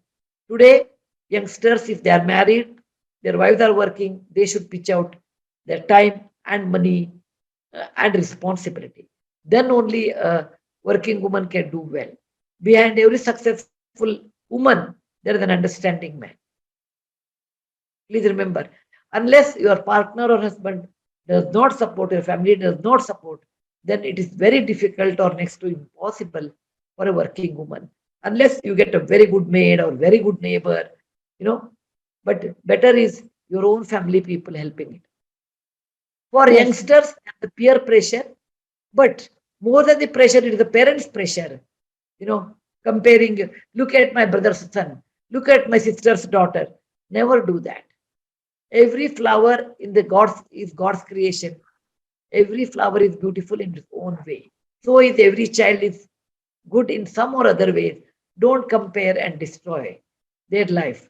Once this habit of comparison starts, then our children, when they grow up, they also start comparison. The root cause of misery in life is comparison. Life is an art. It requires to understand what is an art, how to use that art. As much as possible, self-satisfaction, as much as possible, improving myself than comparing with someone. These are the few lessons you have to learn in life. And then you should also play sports, you should have many activities that keeps you happy and busy. Yes, ma'am. So if I come to your philanthropist role, when you started, I was reading your book, 3000 Stitches. Even I have read How I Got My Grandmother to Read, or Wise or Otherwise, all these books. So 3000 Stitches is talking about your really rescuing 3000 Devdasis at that time. So in 1960s, wearing a short hair and a pair of jeans, when you started, then your father said that if you want to see the change, be the change. You be like one among them. So that was very, very inspiring, ma'am, how you started your journey. So your mission of establishing a library and a computer lab in every school in Karnataka. What was the project behind it? How the school libraries really influence school education? When I started my work with Devdas, it was not in 1960, it was 1996. It was 1996 when I was 46 years. I started that. And digital literacy is a must today. Like how you can have a kitchen without a pressure cooker or a microwave. Similarly, if you do not have digital literacy, then you are outdated in the marketplace. I always tell our children should know their mother tongue and equally good English, and they should have a skilled education with computer knowledge. Then only they are employable. Otherwise, they are not employable. I have seen in my vast work so many people getting a degree, not getting a job because there are no skilled job. There are no skilled education. So computer is not because you like computer, it is a survival today. It is a survival. If you want to get any job, you should know computer. Yes, ma'am. And then you have also constructed 1,600 toilets in rural areas or more than that. And you have built roads in inaccessible areas. More so, you have given shelter to women. How do you feel providing a shelter empowers a person or specifically a woman? We have built 16,000 toilets. Okay. Not 1,600, 16,000 toilets. And we have done a lot of empowering projects for women. And I feel nice when woman is economically independent and emotionally independent, can make her own decision, then they will be able to lead their life much more meaningful than living in a scare or always living in a worry. Yes, ma'am. I have read about your latest project that is translating the classic scripts to English. So what was the vision behind it or the thought process behind it? Actually, it is not mine. It is my son. Okay. Roman Murthy has started Murthy Classical Library. One side, it was the one of those classic language. Other side is the English translation. So that next generation should feel, for example, Kalidasa the Meghaduta, Kalidasa Shakuntala. Many people don't read because it is in Sanskrit. Suppose they make it in a simple English, people like to read. Then they will understand the treasure of our nation in terms of the literature. We like to read Shakespeare, that is fine. But you should also read our own literature, which is so rich and which is so famous. The reason behind that is introducing in a simple language the literature of India, ancient literature of India. Ma'am, you have established also one classical, I think, library in Harvard University. Why did you choose actually Harvard University for that? No, it is not that. The same thing, Murthy Classical Library is that will started by my son. And he was studying at Harvard. So he started there for the translation and printing. Did not have started a library there, no. It's only for publication and translation. He is doing that. Okay, ma'am. So now you have retired from Infosys Foundation and you are now passionately working with Murthy Foundation. Would you throw some light on Murthy Foundation and the work presently you are doing? Well, right now, actually, Murthy Foundation, I have seen 3 temples which were 1,000 years old and were not able to, nobody repaired that. They belong to Mujrai department. Okay. So I said, in rainy season, it really leaks. So I'm repairing it in summer, those 3 projects. Then I'm also working on a documentary on river Tungabhadra, because that is one of the rare rivers in India which touches 2 most important sites, that is the World Heritage Site. On that I'm working. Then of course I do helping people in scholarships, medical help, all those things. But for the time being, I want to work more on literature now. Okay. During this pandemic, ma'am, or unprecedented health emergency, we can say that a lot of children, they were dropped out of school. They have gone back to work. And we saw also there is a rise in domestic violence because people lost their job, people have lost their loved ones. It was a time of distress, really. So as a teaching fraternity, we try to bridge that gap. Now, when children are coming back, we see that learning loss also. What would you say about this and what was your role during this pandemic? Pandemic, we worked very hard. 2 years, I did not get time. We established a hospital with a 250 bed. We had ambulance. We were admitting people, particularly first and second wave, not that much in third wave. Then very busy in getting people inoculated or vaccinated. And then we also help people with the ration kits because many people lost their wages. Okay. So we're extremely, and digital literacy. So we gave poor people laptop. Okay. Very so nice. We're extremely busy in pandemic. Yeah, because we have heard stories like children losing their life without a gadget. So they could not, it was very difficult to reach out to the last child during this pandemic. Yeah. That we did. We bought laptops and we distributed. Yes. Ma'am, NPSC also as an organization of academician, we try to provide that socio-emotional well-being or psychosocial support. And even we distributed winter warm clothes and dry ration wherever it is possible, fed the migrants also in our own little capacity, because this is a voluntary organization of school leaders only. So I thought that this pandemic has brought us together and it's the greatest teacher. Ma'am, I can summarize you that you have traveled from just mere a human being to being human.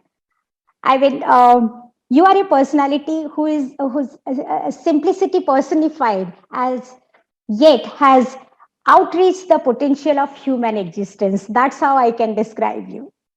Thank you. Thank you. Thank you so much. It was a sheer delight and our privilege to have you amongst us in NPSC. Thank you, ma'am. Thank you for sparing your valuable time.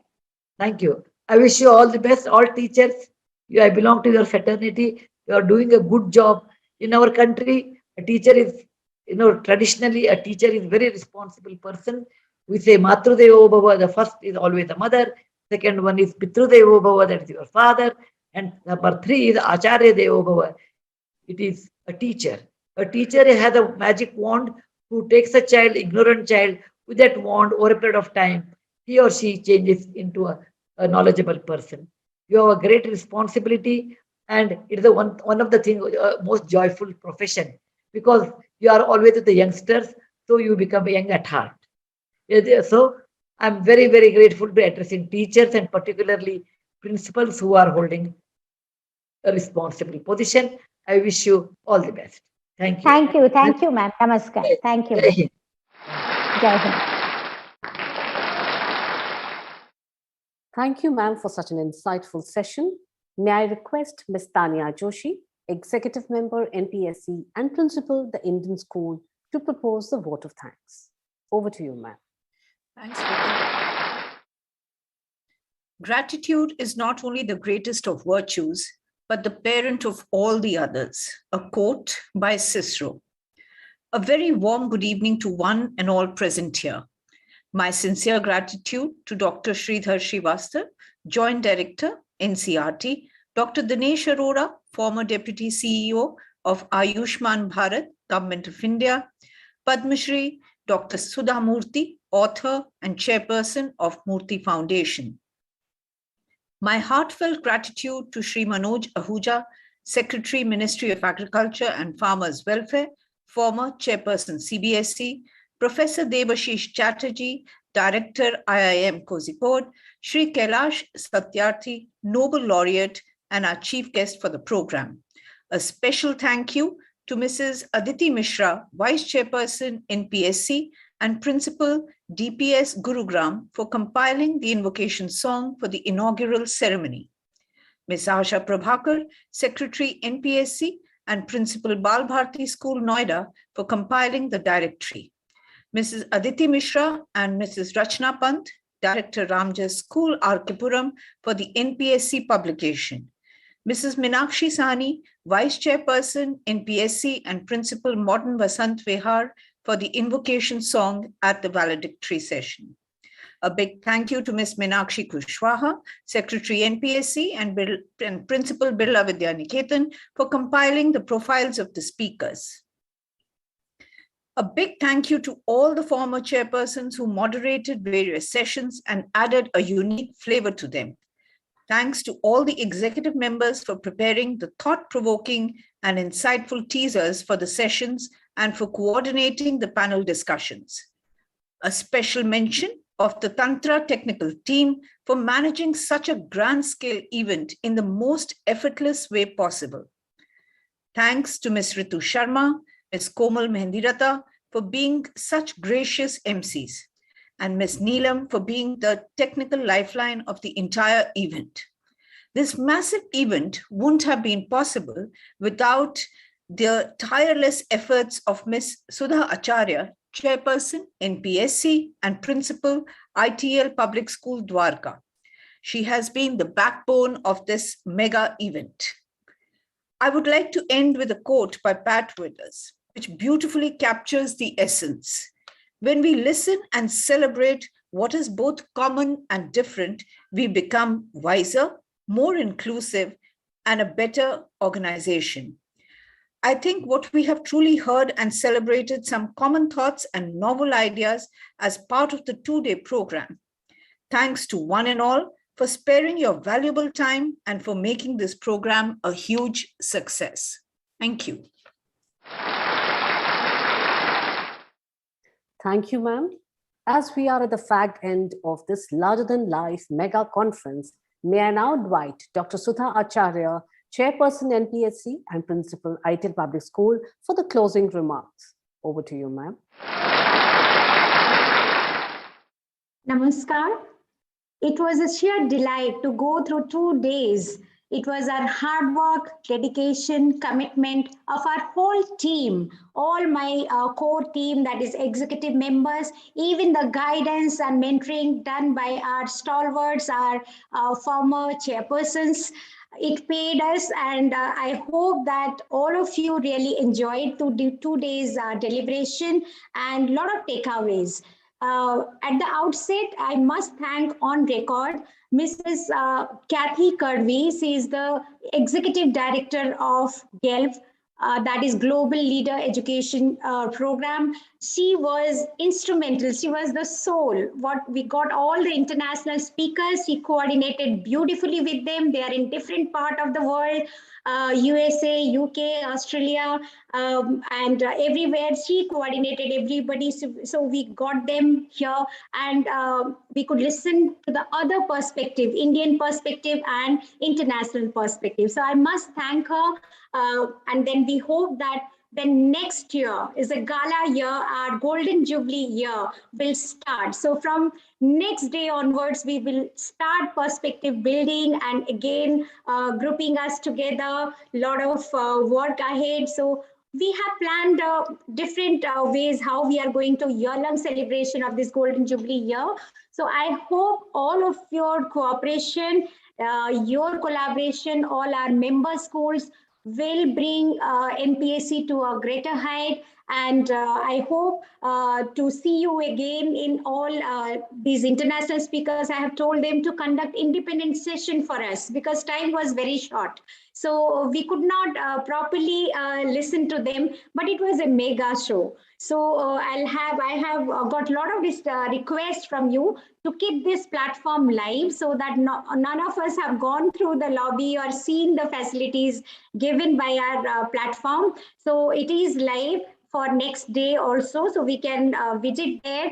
And what can I say? Thank you from bottom of my heart to my core office bearers, my executive members, and then life members, honorary members, everybody.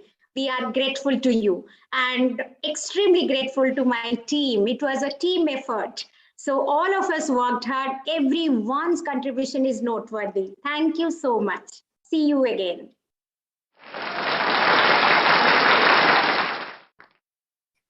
आभार महोदया। NPSC के 49वें 2 दिवसीय उत्साहवर्धक सत्र की समाप्ति का समय आ ही गया है।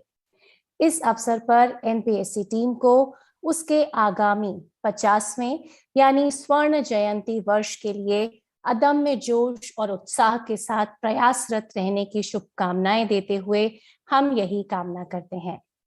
जिंदगी की राहों पर आगे आगे बढ़ते रहो, नित नए नए कीर्तिमान तुम गढ़ते रहो, मंजिलें तुम्हारे कदम चूमेंगी, मुसाफिर नित नए आसमां तुम गढ़ते रहो, आसमां गढ़ते रहो।